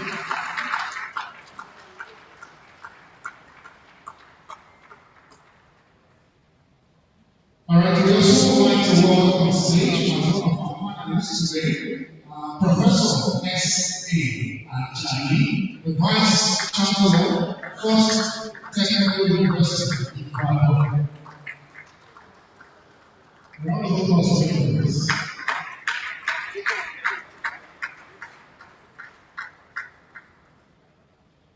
Joining our panelists today is Mr. Bola Lawal, the CEO, GIL Automation, Houston, Texas. I think that will be online. Oh, okay, it's not good. All right. And then last but not least is Mr. Fulusho Aribisala, the managing partner, CEO at Workforce Group. Please a round of applause for him. Round of applause for him. And then moderating this session is our chapter president of the GCI Environmental Unit, the president of GCI Senator Tolu Adeyemi. Please, please participate as you really welcome.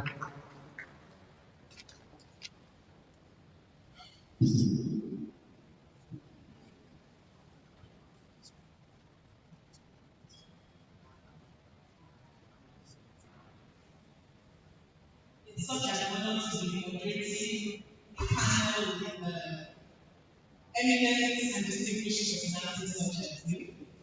At this point, I want to pull an impromptu word on fire and ask him to please join us. There's an expert here, yes. Do you agree with me, guys? Absolutely. We can't have it once to watch it. Okay, so basically we're here to talk about something that features us. Can one of the hosts get someone to do this? Thank you.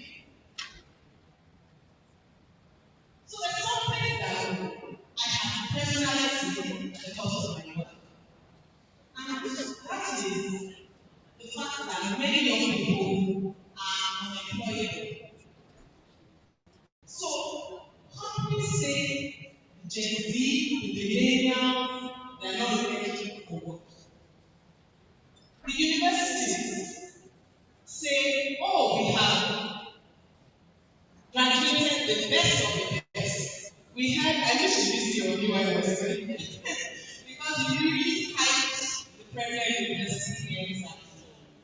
And they will say, oh, our university brings out top-notch graduates. So there is that gap between what you see in the workplace and what you churn out from the university. So I'd just like each of the panelists to say a few words on this topic before we go into the questions. We got questions from the audience by the way. They're still sending in questions, so this is straight from the heart. I think the mic is beside Professor Ajayi. Okay. Okay, why you can go ahead and speak first. So, I think it's generally true because we are seeing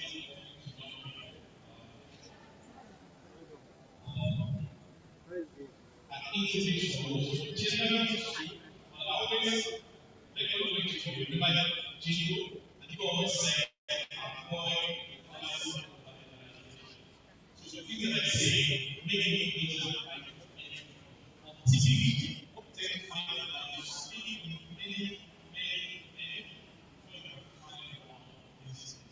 so I think the younger generation need to do about the business. On the way I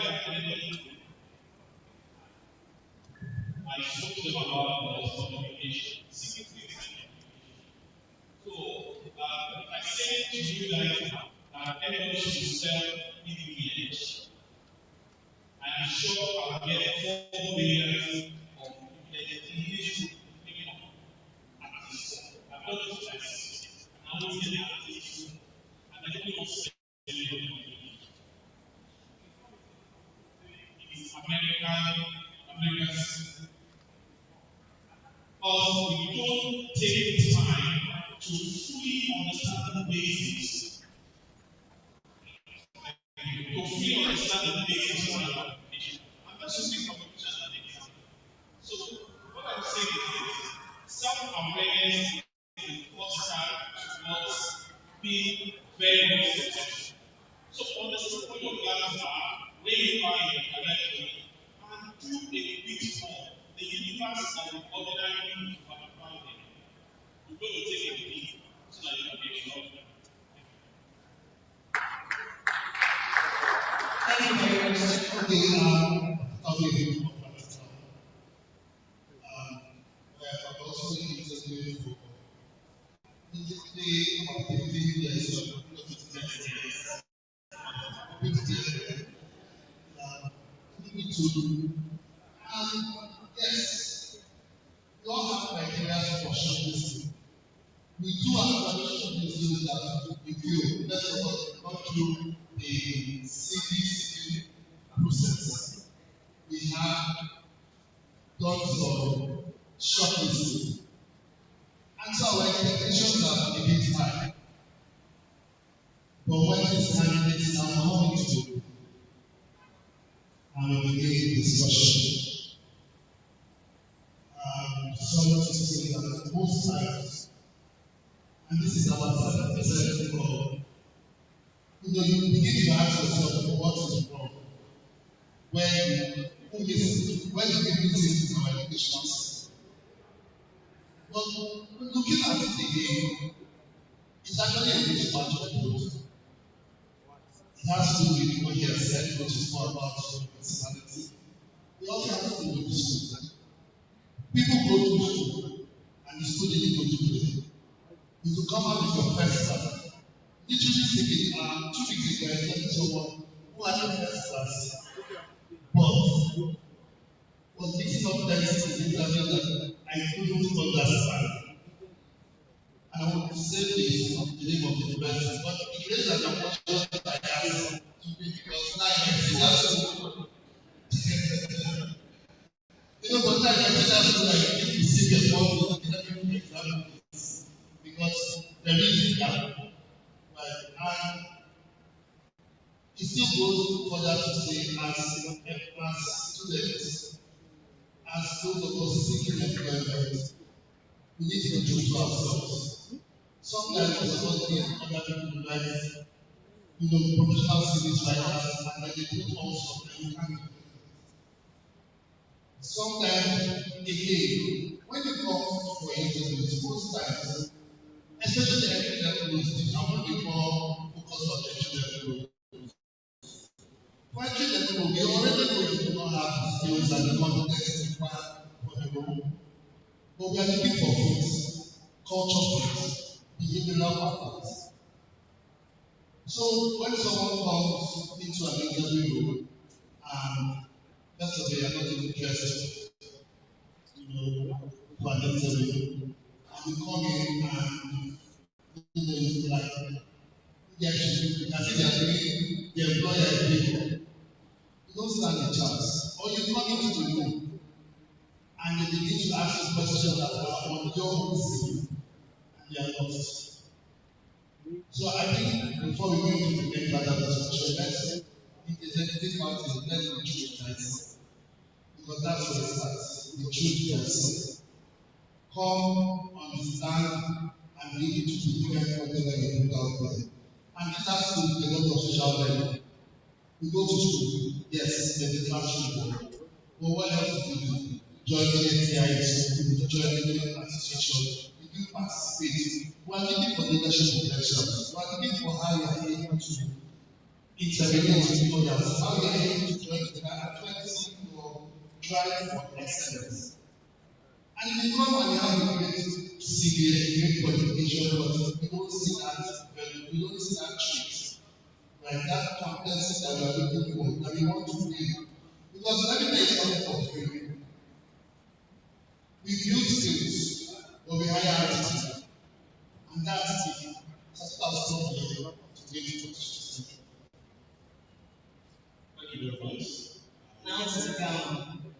I'm sure I was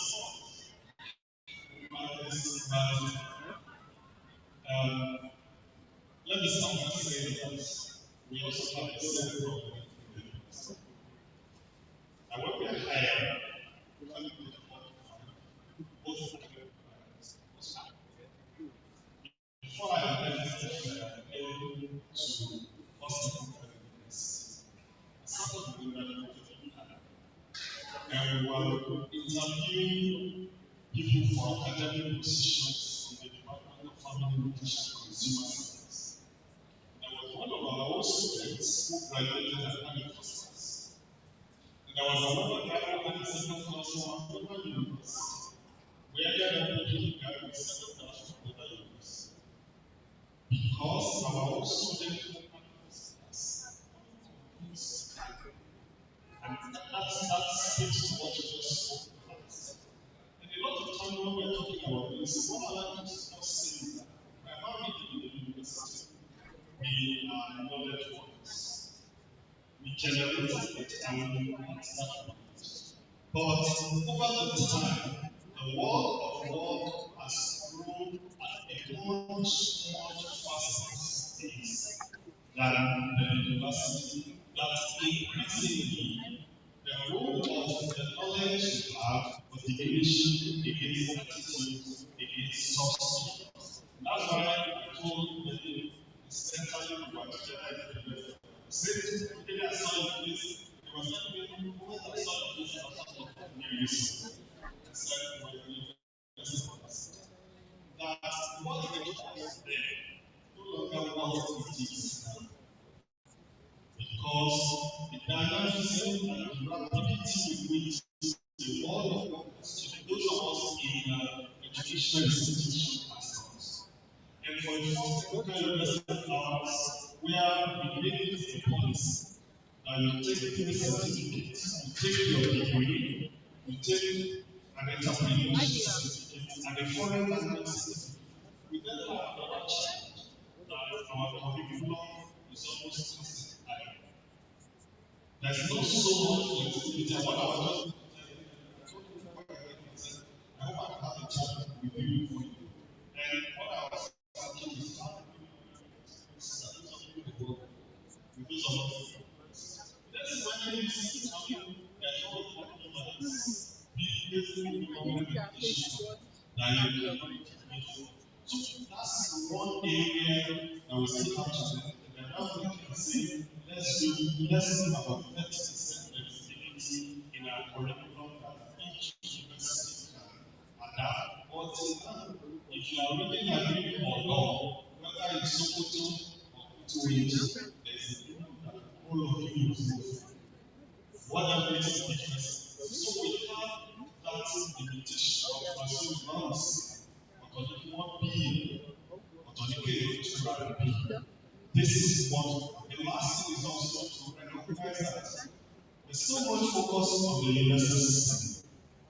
And the last thing we have and leaders something that we often develop that is secondary primary education. A lot of the attitude eventually started and unfortunately people often recognize the way they get to university. Like you said, allowing the university partners us knowing ourselves that when you get to the university environment, when you get to the interview, you want to assess yourself or what do I need, what do I need to drop, what do I need to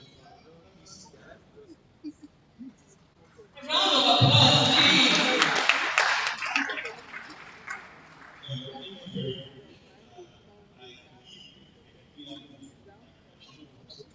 I stop because I have clients at risk. I wish to be in the So I do that.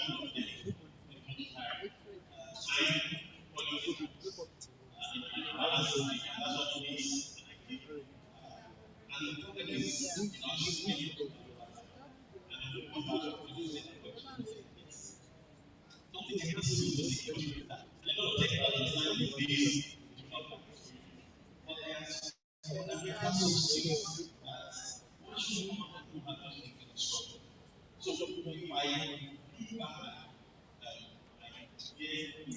few things. simple problem solving. I want to step back again and analyze this situation. It is solved. And the bigger the thing goes, doesn't even matter whether you're engineering, you want to solve problems. Find the solution to problems. You need to allow people to address problems and improve them. Then again, challenge. Then finish them. Then you actually use them to the end. To watch. Then you will choose the challenge. What else? Getting worse.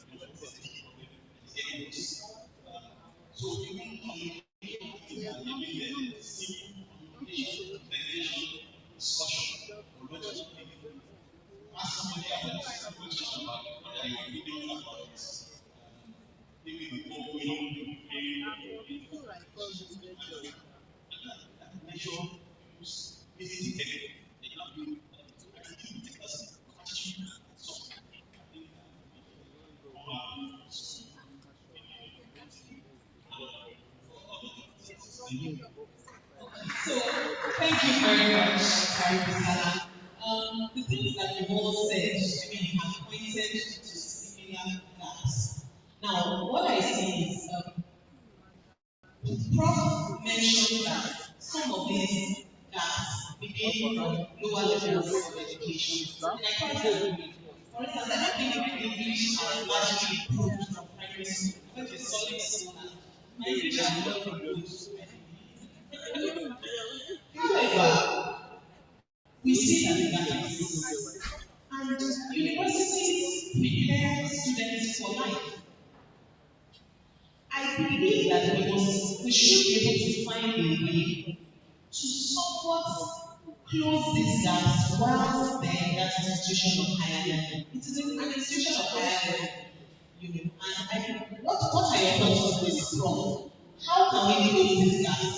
And how can the likes of Mr. Ibisala, Mr. Hannah, and YF, how can they help in terms of contributing towards policies in this regard? Well, let me start by saying this. The handshake as leaders is not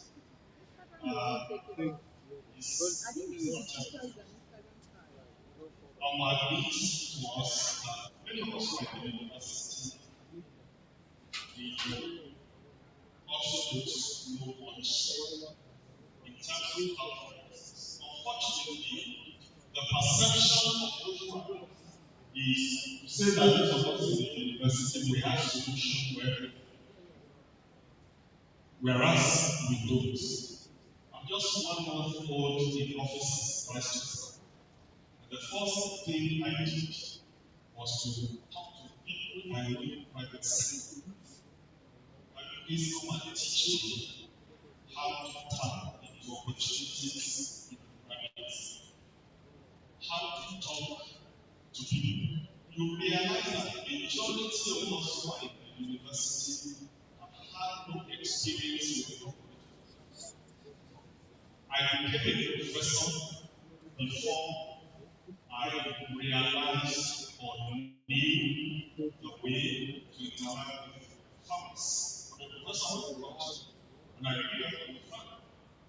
But I've lived all my life since I left secondary school in Egypt. And I started my career right from orientation back or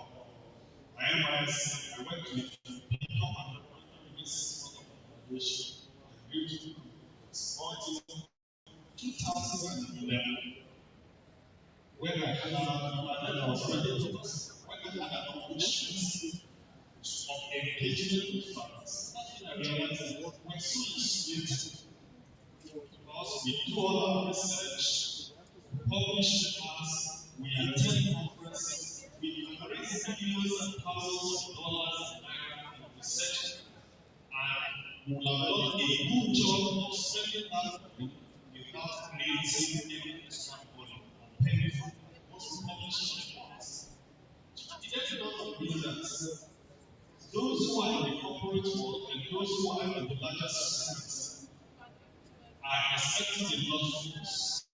That we ourselves are not conscious enough of how to do it. So that's for me is something good that we talk about. But we have to talk about that we also want to be because authority. And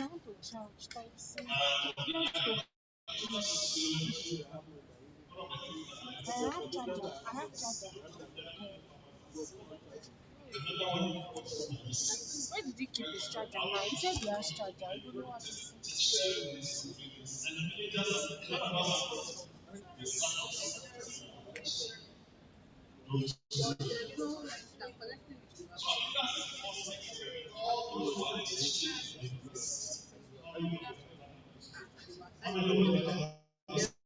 sorry, is it like C? Is it like C? I don't know how to discharge it. He said he has charger. I just need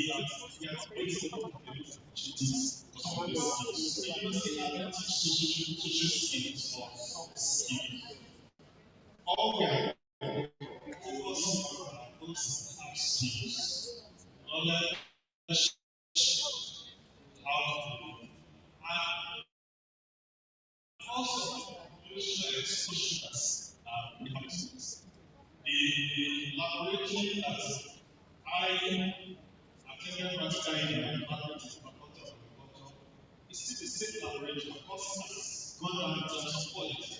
We are asking about the other treatment. So you then realize that even the quality of the medicines they are acquired is wrong. So, and that's one of the things that we need to work on.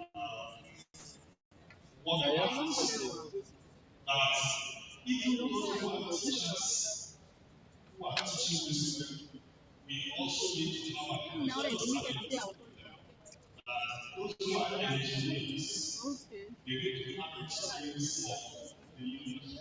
Those who in other fields that there's that not enough to say, oh, if I'm a city, we're going to benefit this knowledge.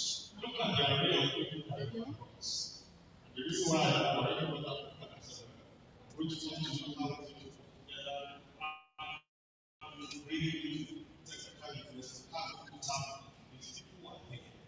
Unless we do the understanding piece, those opportunities, manual one, JCI, all these kind of things, easily getting limited in this. And as you said, the generation of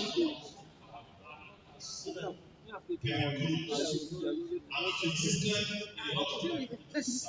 So part of the things is also what is being done is not being provided by this. I think the perception also needs to change from those outside to realize that there are things in universities that we don't have enough experience, don't have enough competence about.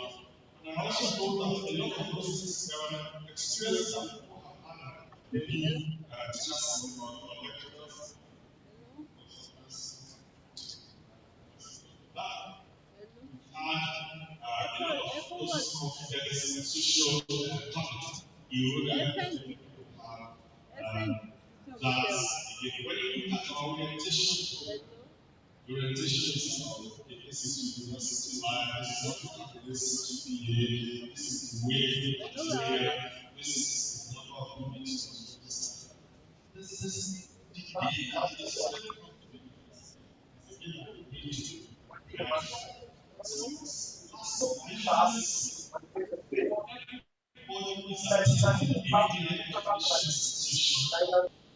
Who will bet on a good job will eventually become a leader. How much of leadership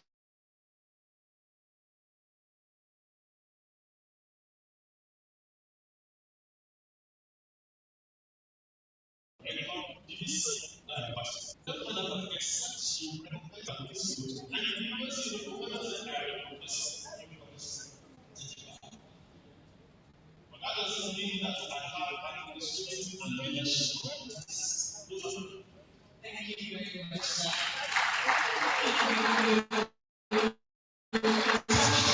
Very serious issue. So the government, we tend to have the mindset that, oh, citadel of learning, they know it all, they should come and teach us. Apparently, everybody needs to learn.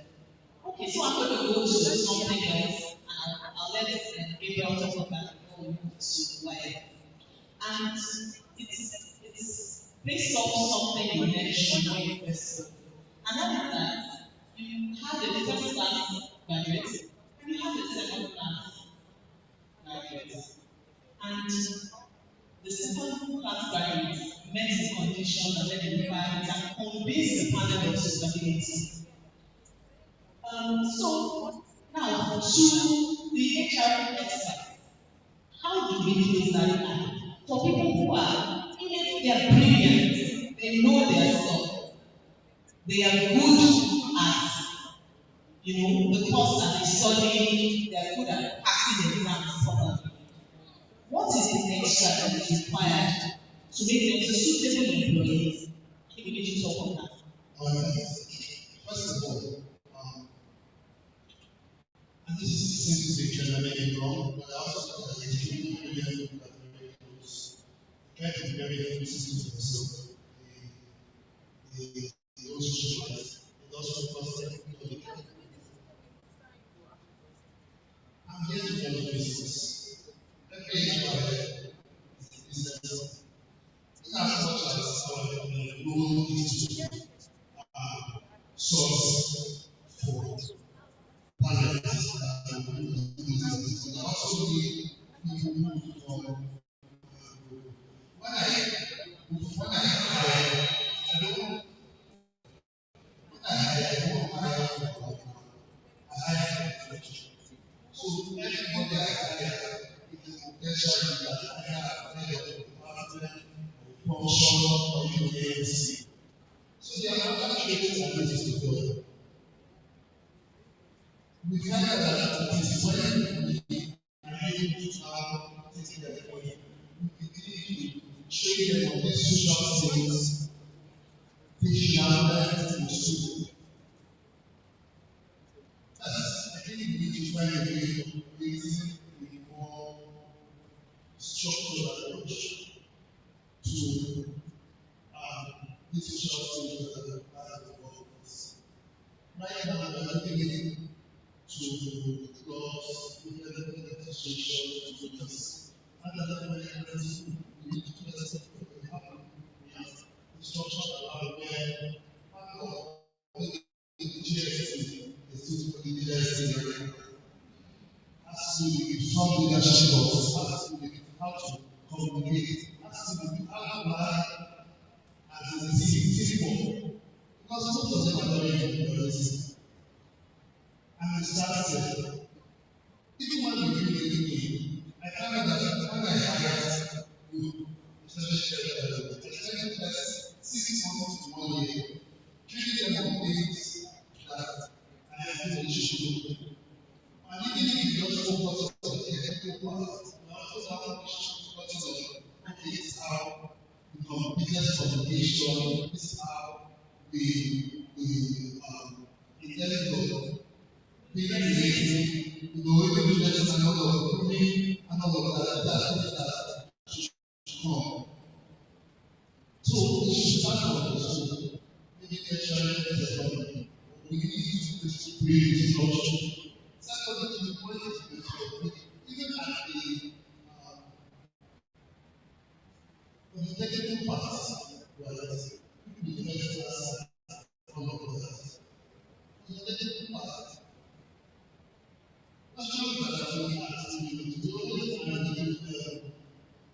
It's competency-based question. I want to begin by asking you, tell us what you know.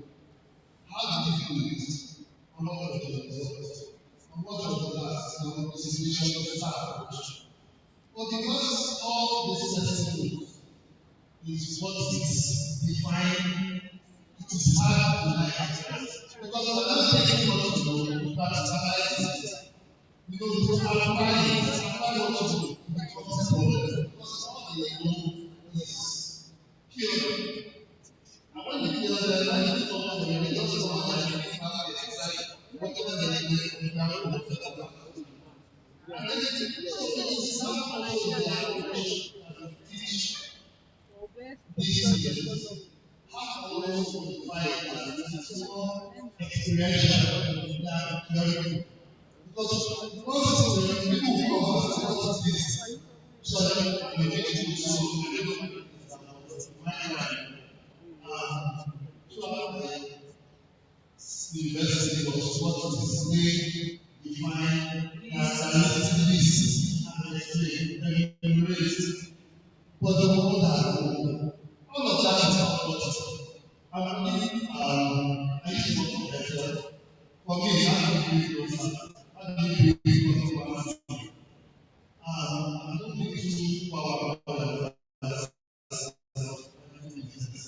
happy. The engineer, I don't want to tell you what the plan is.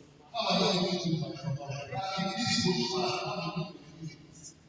So you should move from just sticky theory to more experiential. And that's why I also want to ask this. Getting this thing about applying solution. I see the solution as millions. The town has done some sort of backward integration.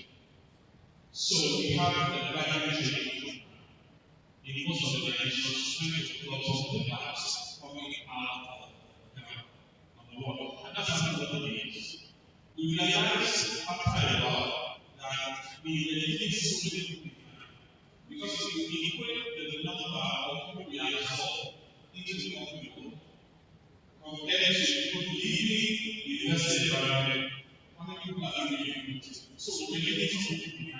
So we need a further backward integration. From a government perspective, some organizations were actually set up and they call themselves partnerships.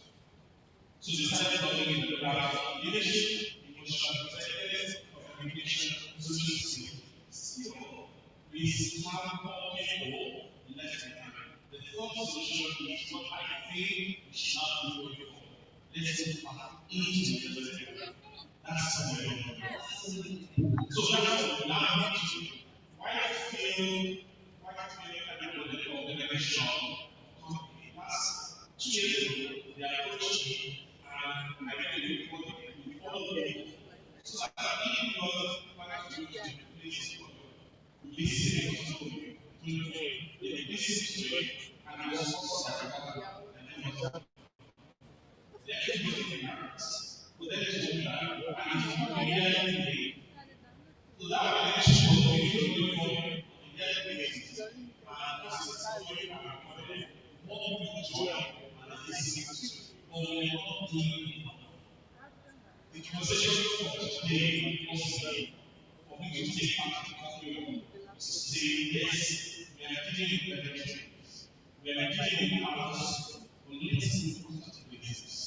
Let's go and see without necessarily changing what you're doing. Let's add to the community. So invite yourself invite yourself to do leadership. Invite yourself to do communication.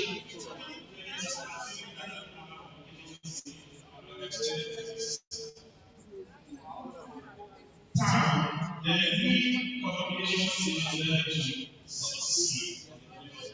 So 3 levels, 2 are being done already, but the third is the area of the and I'm really going to tell you something.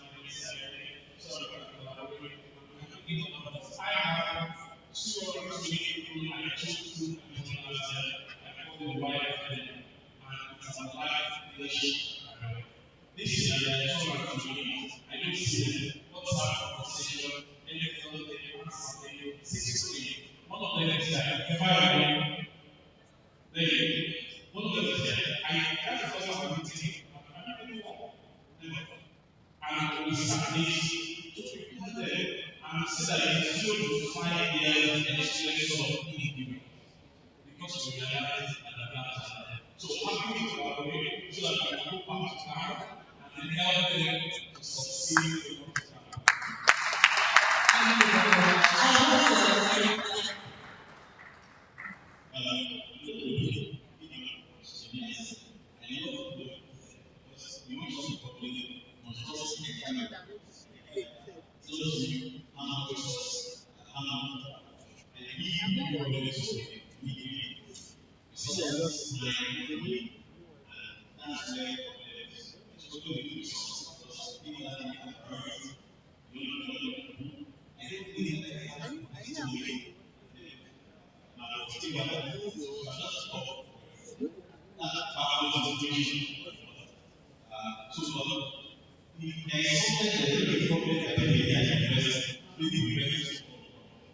we say university because the final action, but they are taking already.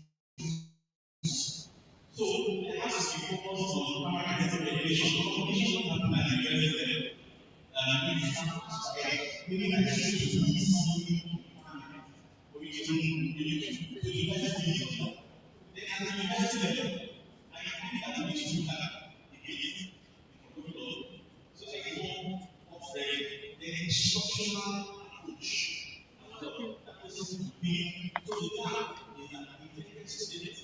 so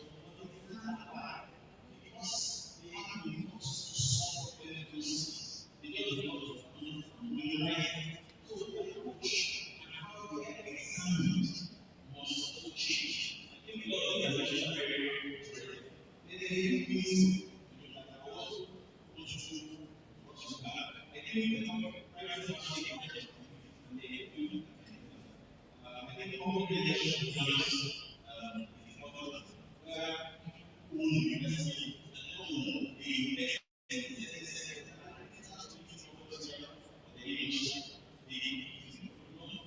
they introduce you based on only an session with them, education,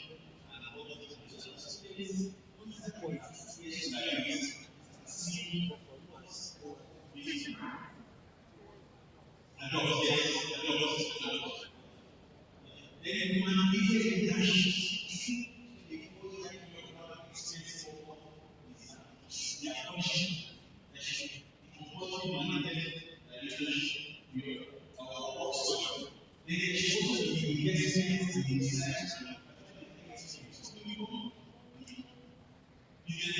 where everyone knows that will be a research.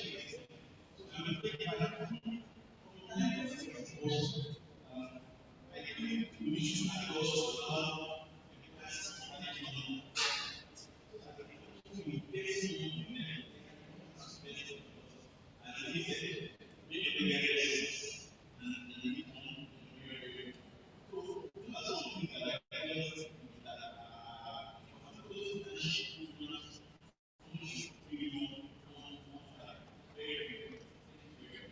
okay, so allow Prof to respond to that, and then I'll take two questions from the audience. Prepare your questions because we need to round this up very quickly. I'll also add before Prof speaks that organizations like ours, with many of us, the Junior International, help you to build relationships. I believe strongly that my first job, my first two jobs, I got because I was a GC. I joined GC at the first session of the University of Lagos. My husband over there wanted me because I'm president. Yes, I find that and honestly, at that time, I was young, and I knew that I had to do this whole money when I was going to the corporate organization to request for a sticker to request for sponsorship, you have money. How much is the pocket money for the baby? But you use it to go and seek sponsorship to do projects such as this, even within the school. And not only that, to us. So I believe that when you join organizations like this, you can help yourself rather than being in the school to help you. Okay. Thank you very much. My first request is that I align with what I want I would like to see us I have one of the students I teach at two courses. I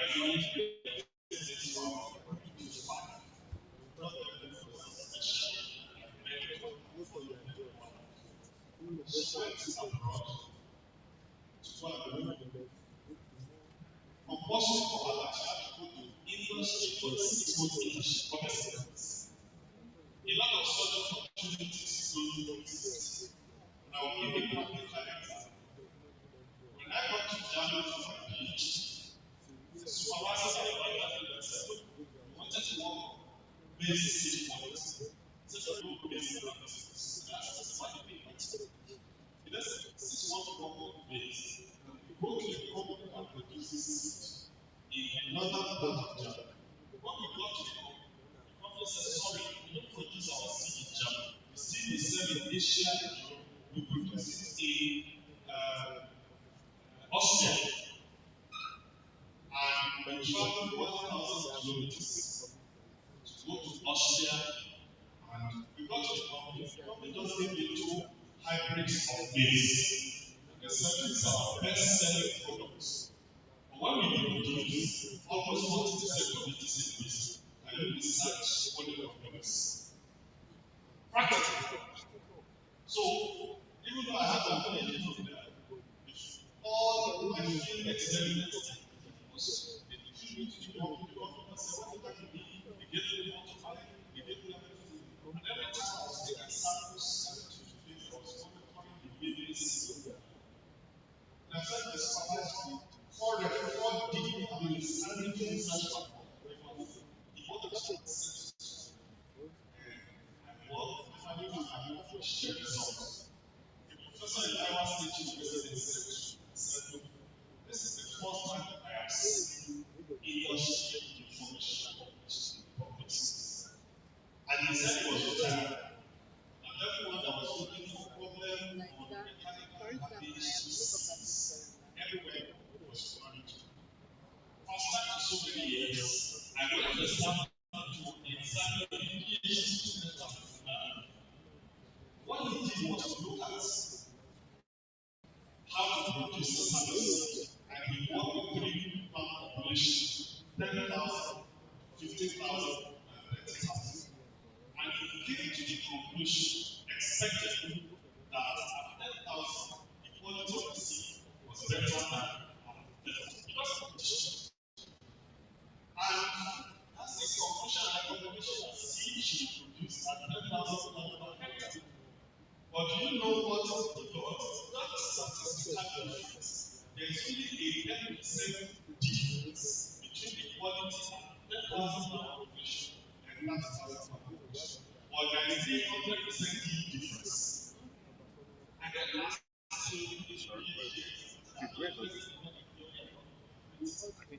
why did you do economics? Was it statistics, biology, and significance? For a 10% difference. If I buy your shoes, yes, that they should produce at 30,000, and then before we go supply, there's going to be a 10% loss in population.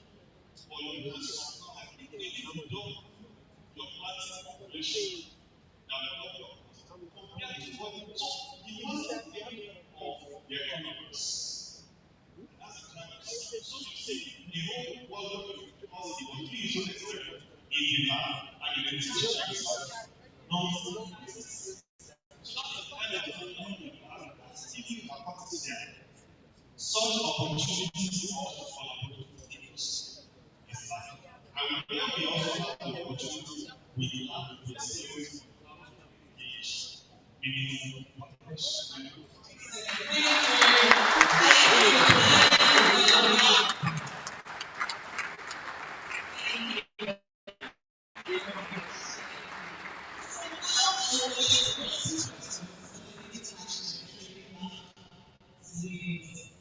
Two questions.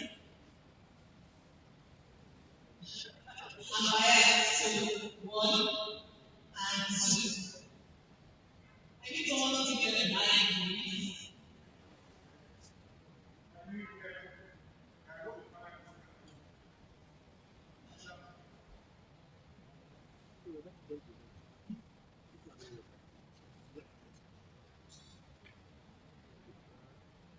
Good afternoon, my name is thank you for being so great. My question, there are many opportunities for industry to collaborate with Yamidi. See, now, that's of me that the opportunities are there. Before I go straight into that, so I started to say, I wanted to do an MIT technology,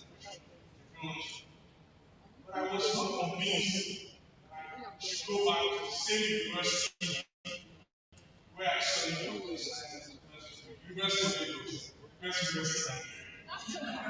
But honestly speaking, after 4 years, I wasn't sure I would get because an MIT course that the industry created.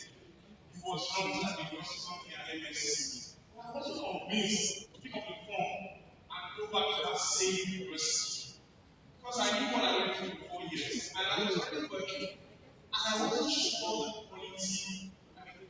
I didn't see how I went from that MIT at that time would have maybe better. So I didn't know. But years later, back to what Prof. Ambassador Joyce said, we had an opportunity to work in SPC. So I worked for SPC, and when I joined SPC, that year, there was a doctor from Enugu who had just come in and she was working on an internship. So I see that kind of opportunity there.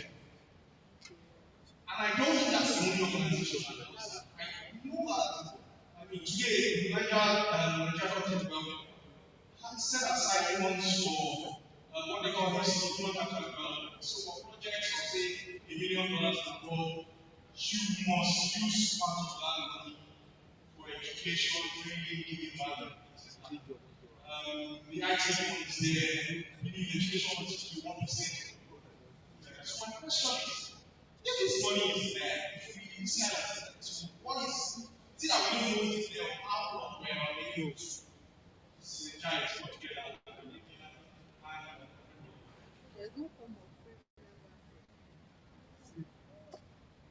Well, thank you for I studied the general sense. A lot of us, many of us, have been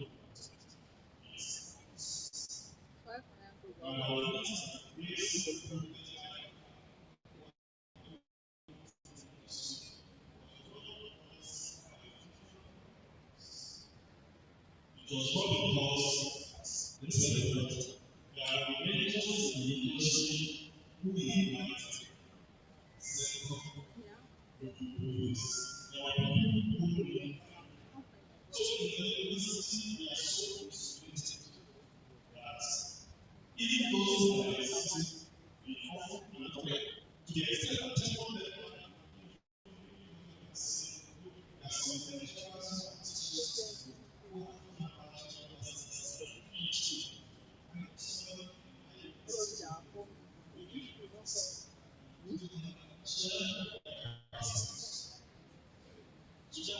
situations like that.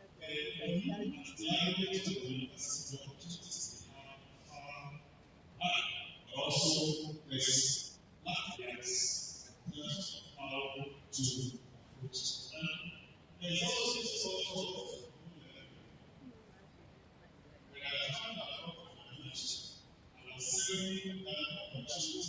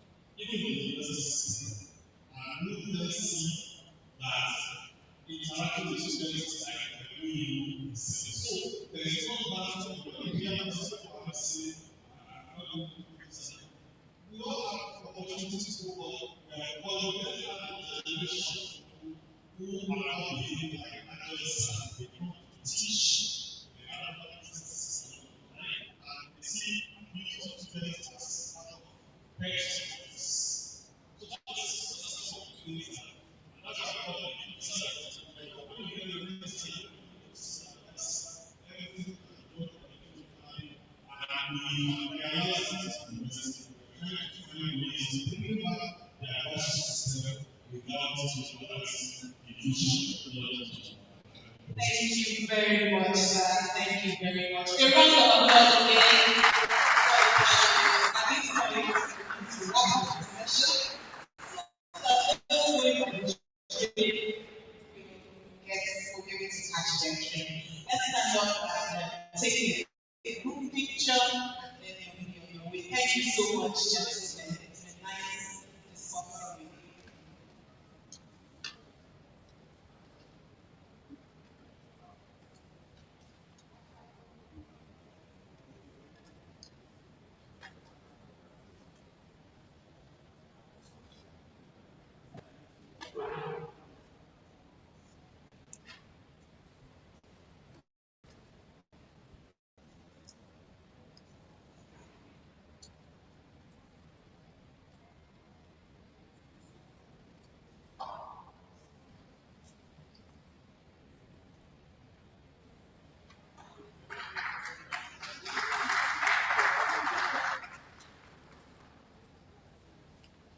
Thank you very much for listening to our panelists.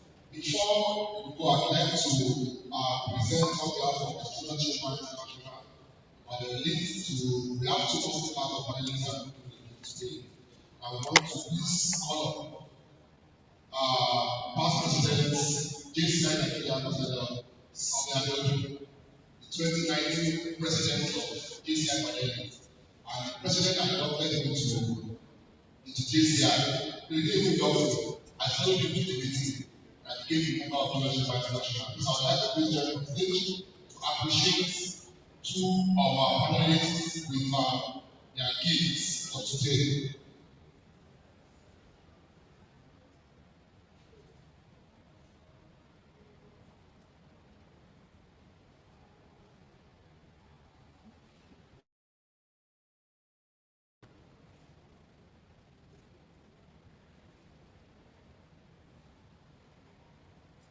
Distinguished everyone, on behalf of Future International Analytics, I'd like to make this presentation to you, primarily because we thoroughly appreciate the opportunity to today. The president of this particular announcement is D. Yes, it's my going to hold on to that so much more. We will be able on behalf of the entire team, we thoroughly appreciate everything for this journey.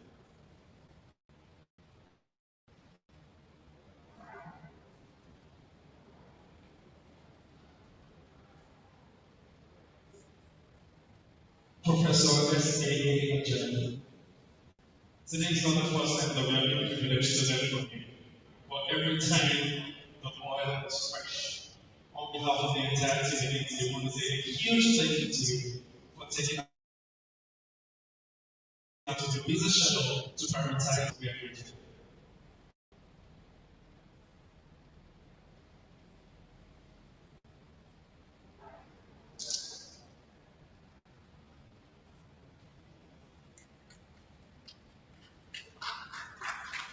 Thank you so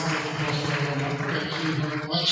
We are trying to move as fast as possible so that we can bring this to a close. But before that, I'd like to really invite the representative of Money Africa. They will be talking to us in about 5 minutes. I'm sure that what they have to say is something that we really need to get to know this afternoon. So please sit back and relax as we invite the representative of Money Africa. Please, round of applause for him.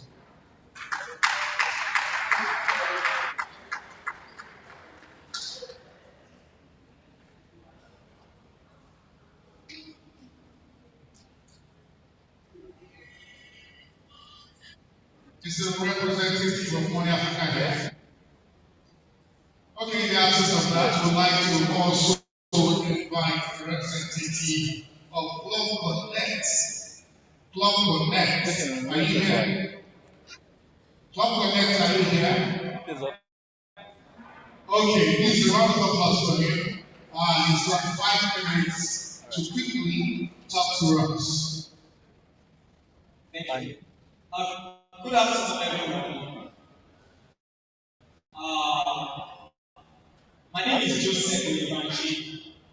I am representing Nearby Systems Limited. Nearby Systems Limited is the sponsor of the Club Connect app.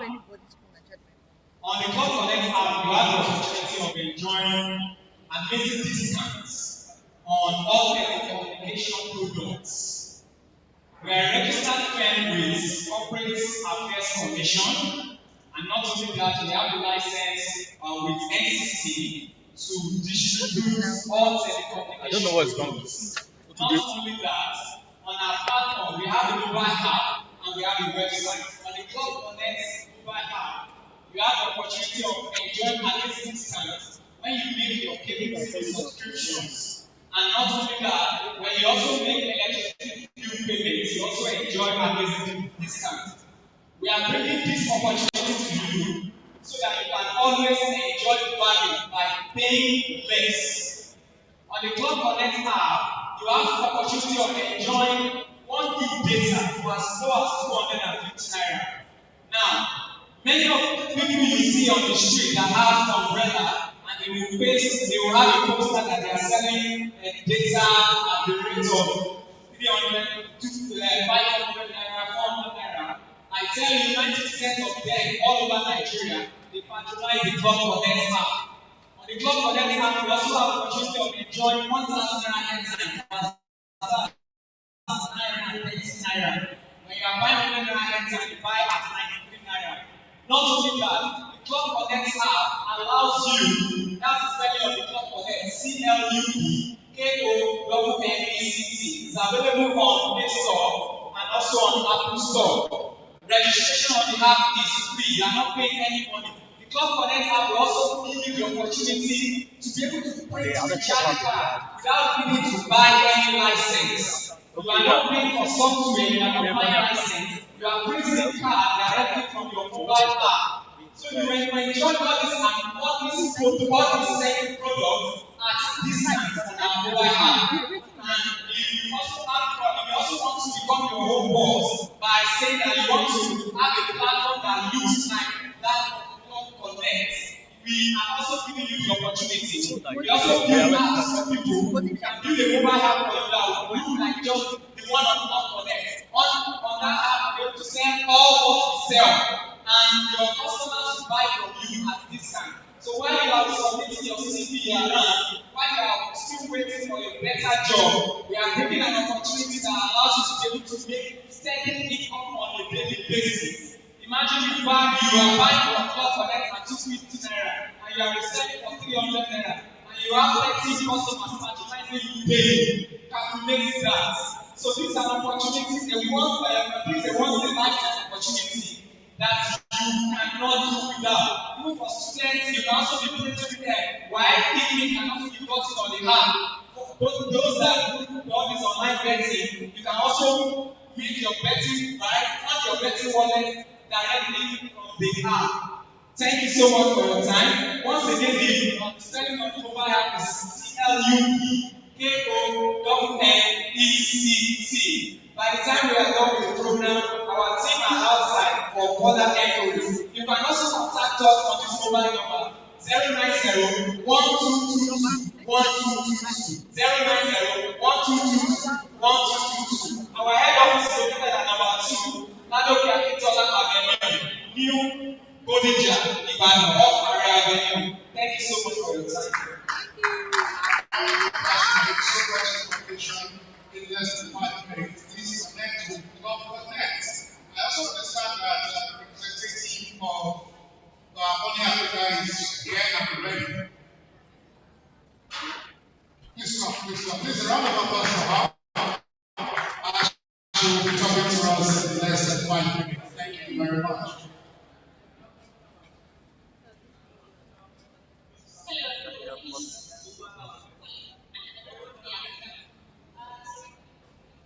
So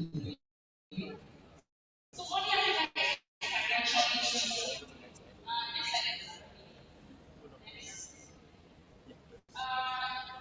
So you can do that. Next slide. First one. Next, the next one. In 2017, a large number of people lost their jobs. How many of us know someone who that happened? I'm sure everybody knows. You like one person that's on the policy. Today, these people are working extra hard because people are asking more questions. You can't just come and say, I will give you 1 million naira in 1 day. You just shut me from 50K, right? What is your question? What do you do? What is the time you do? Right? They're asking more questions.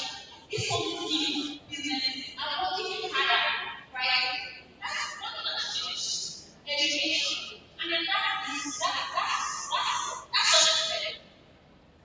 There's something in man about this, and we realize that someone be a man we university. So the first person in a 20 started saying 5% monthly, 10% interest monthly, till they are 60. And they are only able to say 2 million naira, 2.1 million naira, 40 years. My parents were imagining 2.1 million for 40 years without plan. And then this person was able to get interest rate of 25 million. What happened? Imagine it wasn't money. What happened was consistency. What happened was the power of compounding. So I have a brother and I saved it. I'm having an active company that tells me I get it right? Where there's a proper investment plan. And in 9 months, I get my 100 naira, another 10 naira for interest. I leave it there, from 30 to another 10, another 100 naira. Leave my interest. I no longer have 100 naira. Now I have 110 naira. I think another 100 naira. Put another 10 naira. And get another 10%. All stars.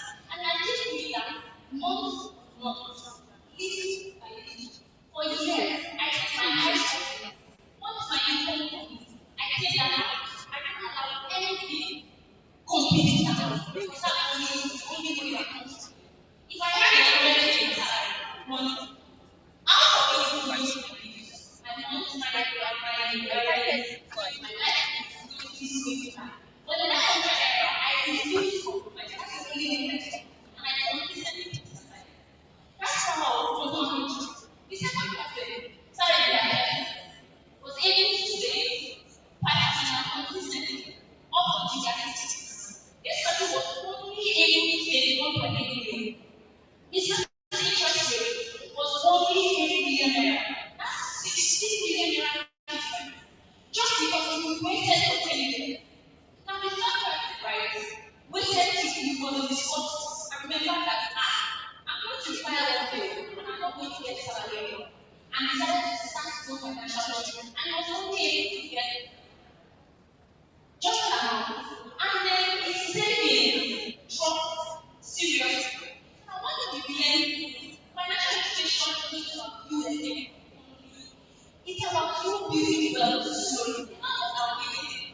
If you get that job that gives us 1 million naira, we are waiting if you get that job that gives us 5 million naira. Let me show you. It's not a lot of us. Some of us have to build our wealth slowly. If you put your financial statement from last year, sit down, January or September, you will be shocked how much has passed through your hands. You will be shocked at how much things are being happening. And you don't know. Because it's only as 2K, 3K, and I don't even have 10% left for that money. And then you're waiting for Just education. because you don't have financial balance. No, it's like education. It's just education. We just educate people on like the right investment, how to like maybe crypto, mutual funds, stocks, shares. So it's like an academy or a financial coaching platform. So during financial freedom is really not about how much you're able to get out of it. It's about getting financial freedom. Getting your understanding that allows you to understand that this is how to do it. So that I'm going to consistently this. I'm going to consistently, and I'm going to get compounding. And I am going to get together. This is the instrument that allows me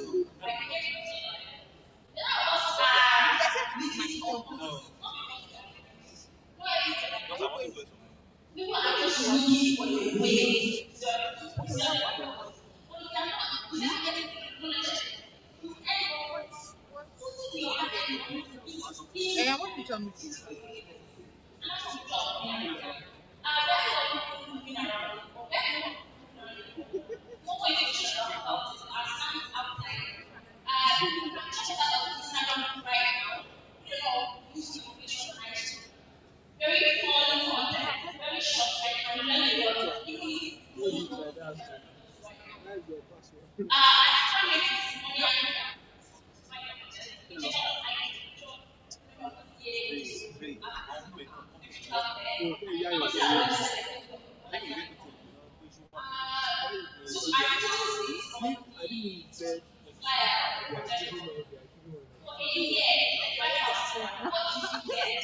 knowledge, training, you get to build financial you get to understand where you're going. A lot of us are buying stocks, we know in extra stocks,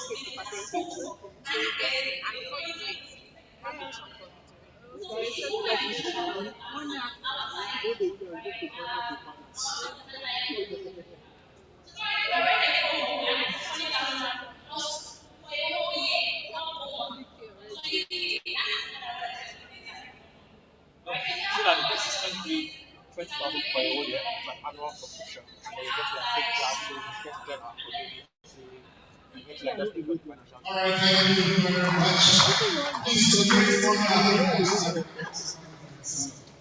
Okay, so we gradually to the end, but before we get to the very end, I'll show you that this program was put together by some organization or another organization actually known as GCI in Parliament. That's a local organization that brings to you. Some of the people talk about it, but before we get to that point, I need to call on the 2022 president of the state to please come as we would like to present some words to something to our sponsors. Okay, this is all about okay. I will be doing this as fast as possible. We're going to take some sponsors there, so we will leave deliver this to them as fast as we can. Okay, it's joining me in this conversation.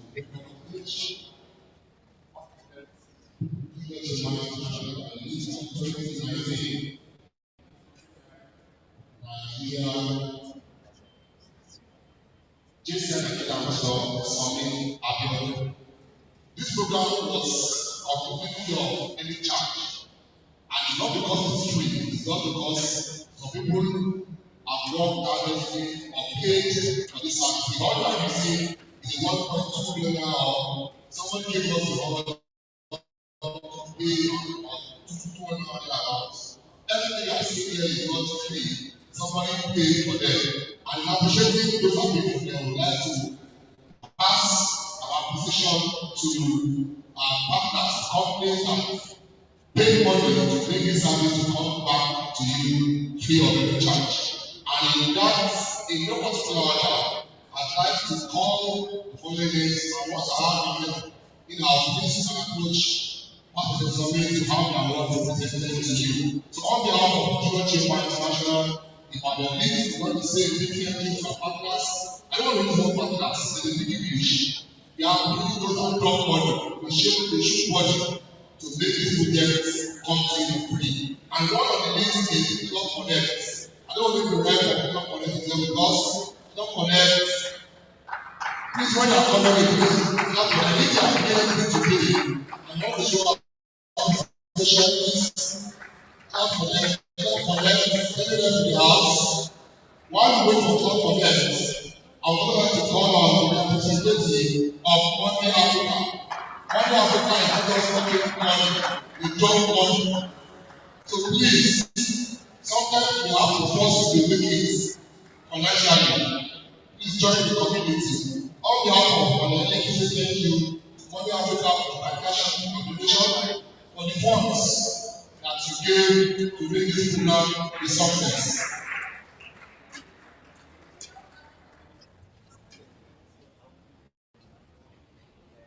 In that same vein, I would like to call the representative of Strong Group. Strong also partner with us by picking up an item off the budget to sponsor that item. So how the representative of Strong Group please come up stage on behalf of Treasure Chamber International, but the list will say a big thank you for the partnership. In that same order, I would like to call on the representative of Prodigal's Natural Health Studio. Prodigal's Natural Health Studio is always giving to ask for money. So when they drop the money, it is also normal for us to say a big thank you. So Prodigal's Natural Health Studio around all over Ipolita, those that are fans of natural hair. Thank you very much, Prodigal. In that same vein, I would like to call on FL Nigeria. So the other partner with us by picking up an item off our budget and all the programs we were streamlined with free data service. Now you say big thank you to Elder and I'm presenting this to nobody but to the regional director of operations for West on FL Nigeria. And finally, a big thank you to one in Ibadan that stood on also partnered with us for this event. I'd like to call out the representative from Valencia School, Ibadan. Say thank you to the partnership for the success of this program. Please clap my hands for that school because that is my school. So you have to clap well.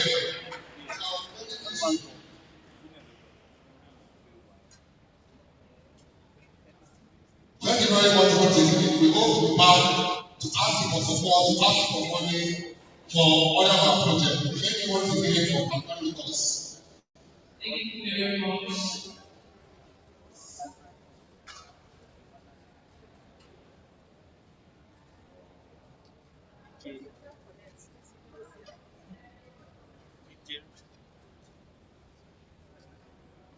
All right, ladies and gentlemen, I'm sure you can value your time today. We're bringing the program to a close in about a minute. But before we take the closing remark, I would like to just say a brief introduction of TCI.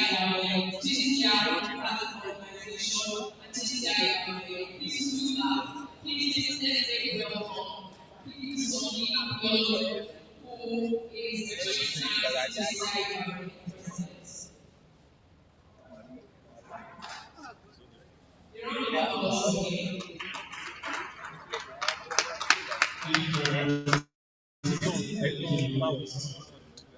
Okay, so we talk about yes, but very quickly, going to this conversation with the next 1 minute. The thing is that I also highlighted the first conversation with the person who shows up. This is for people who see jobs. In the last 2 months, I've reviewed various cities and attended the various 100 people. And the feeling that some out to be just very briefly. I'll just go through them. Number one, your age profile should align with your city. Do not put, for example, your profile with microbiology, applying as well. Also, this is a consideration. Number two, prepare or get to the single part application. Don't tell us how much of the family you are, tailor your CV to the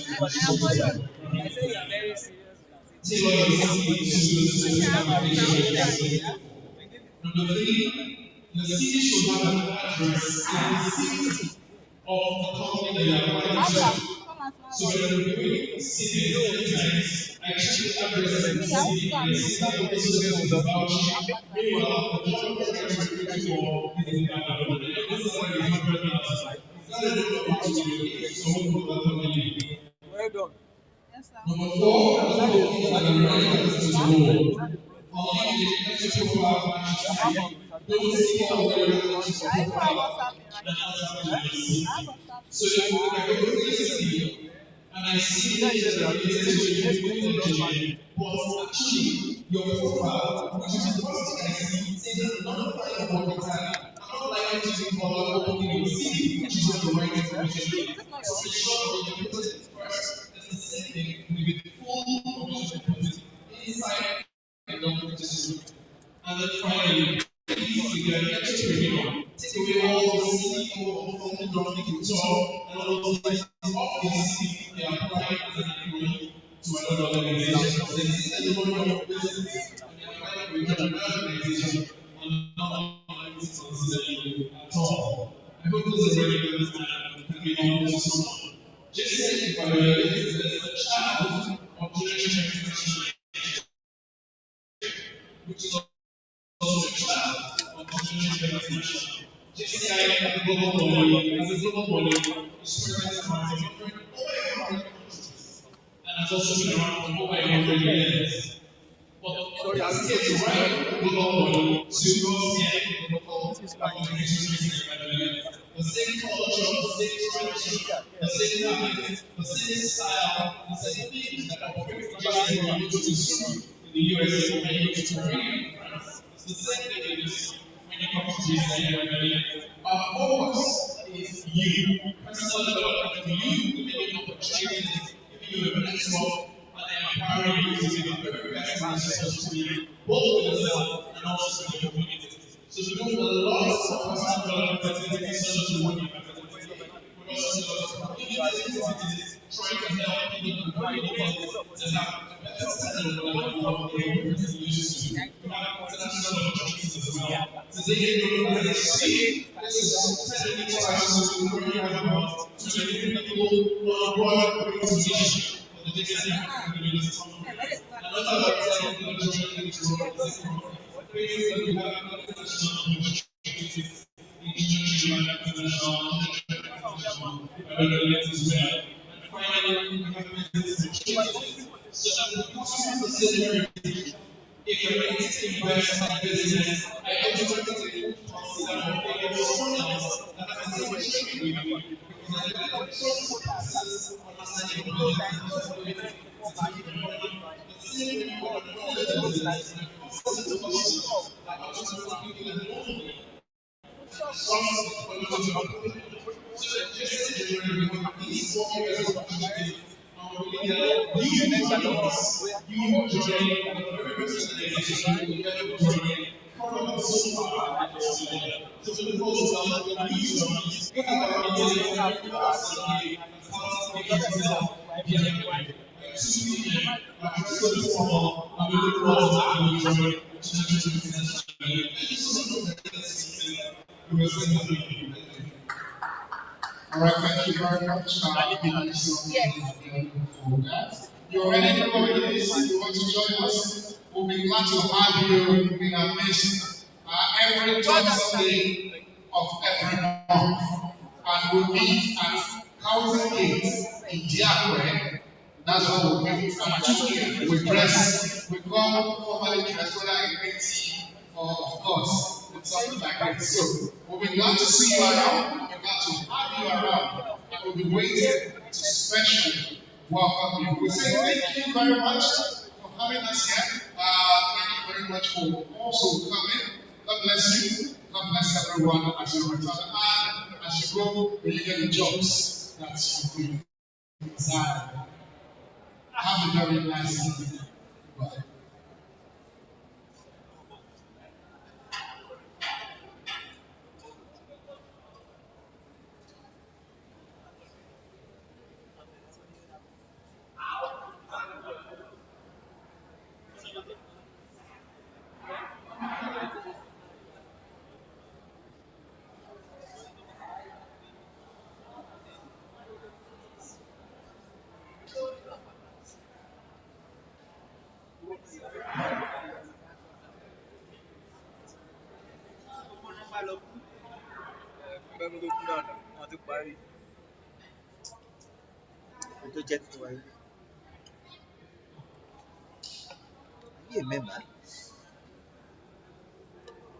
you removing those things? Are you things?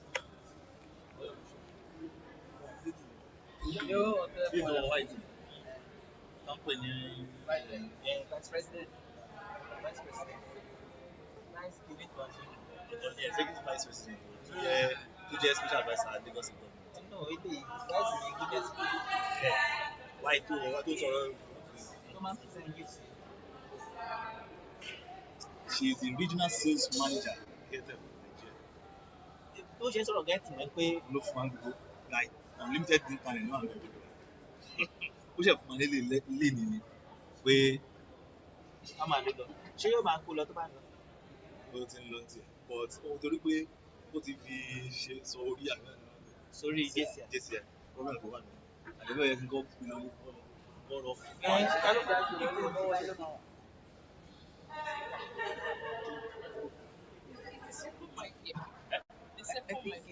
No, I've dropped it. Yes, that's very good. Do you need it? I've dropped it with the sound. Who is asking? I just dropped it. Eléyìí ò hàn pé kákan. Eléyìí tuntun mọ́tò ẹ̀bá wọn rẹ́sẹ̀ ní sísè. Ṣé lè ṣiṣẹ́ ni? Èdè kan tí wọ́n mọ̀ pé Nàìjíríà yẹn. Nǹkan tó bá fẹ́ ṣe ni wàá ṣe. Well done. First man. I don't mind if I can take this switch after you don't confirm. After I don't. I'll follow you. I will follow you everywhere. You enter toilet, I will follow you. Even more than another thing. Yes.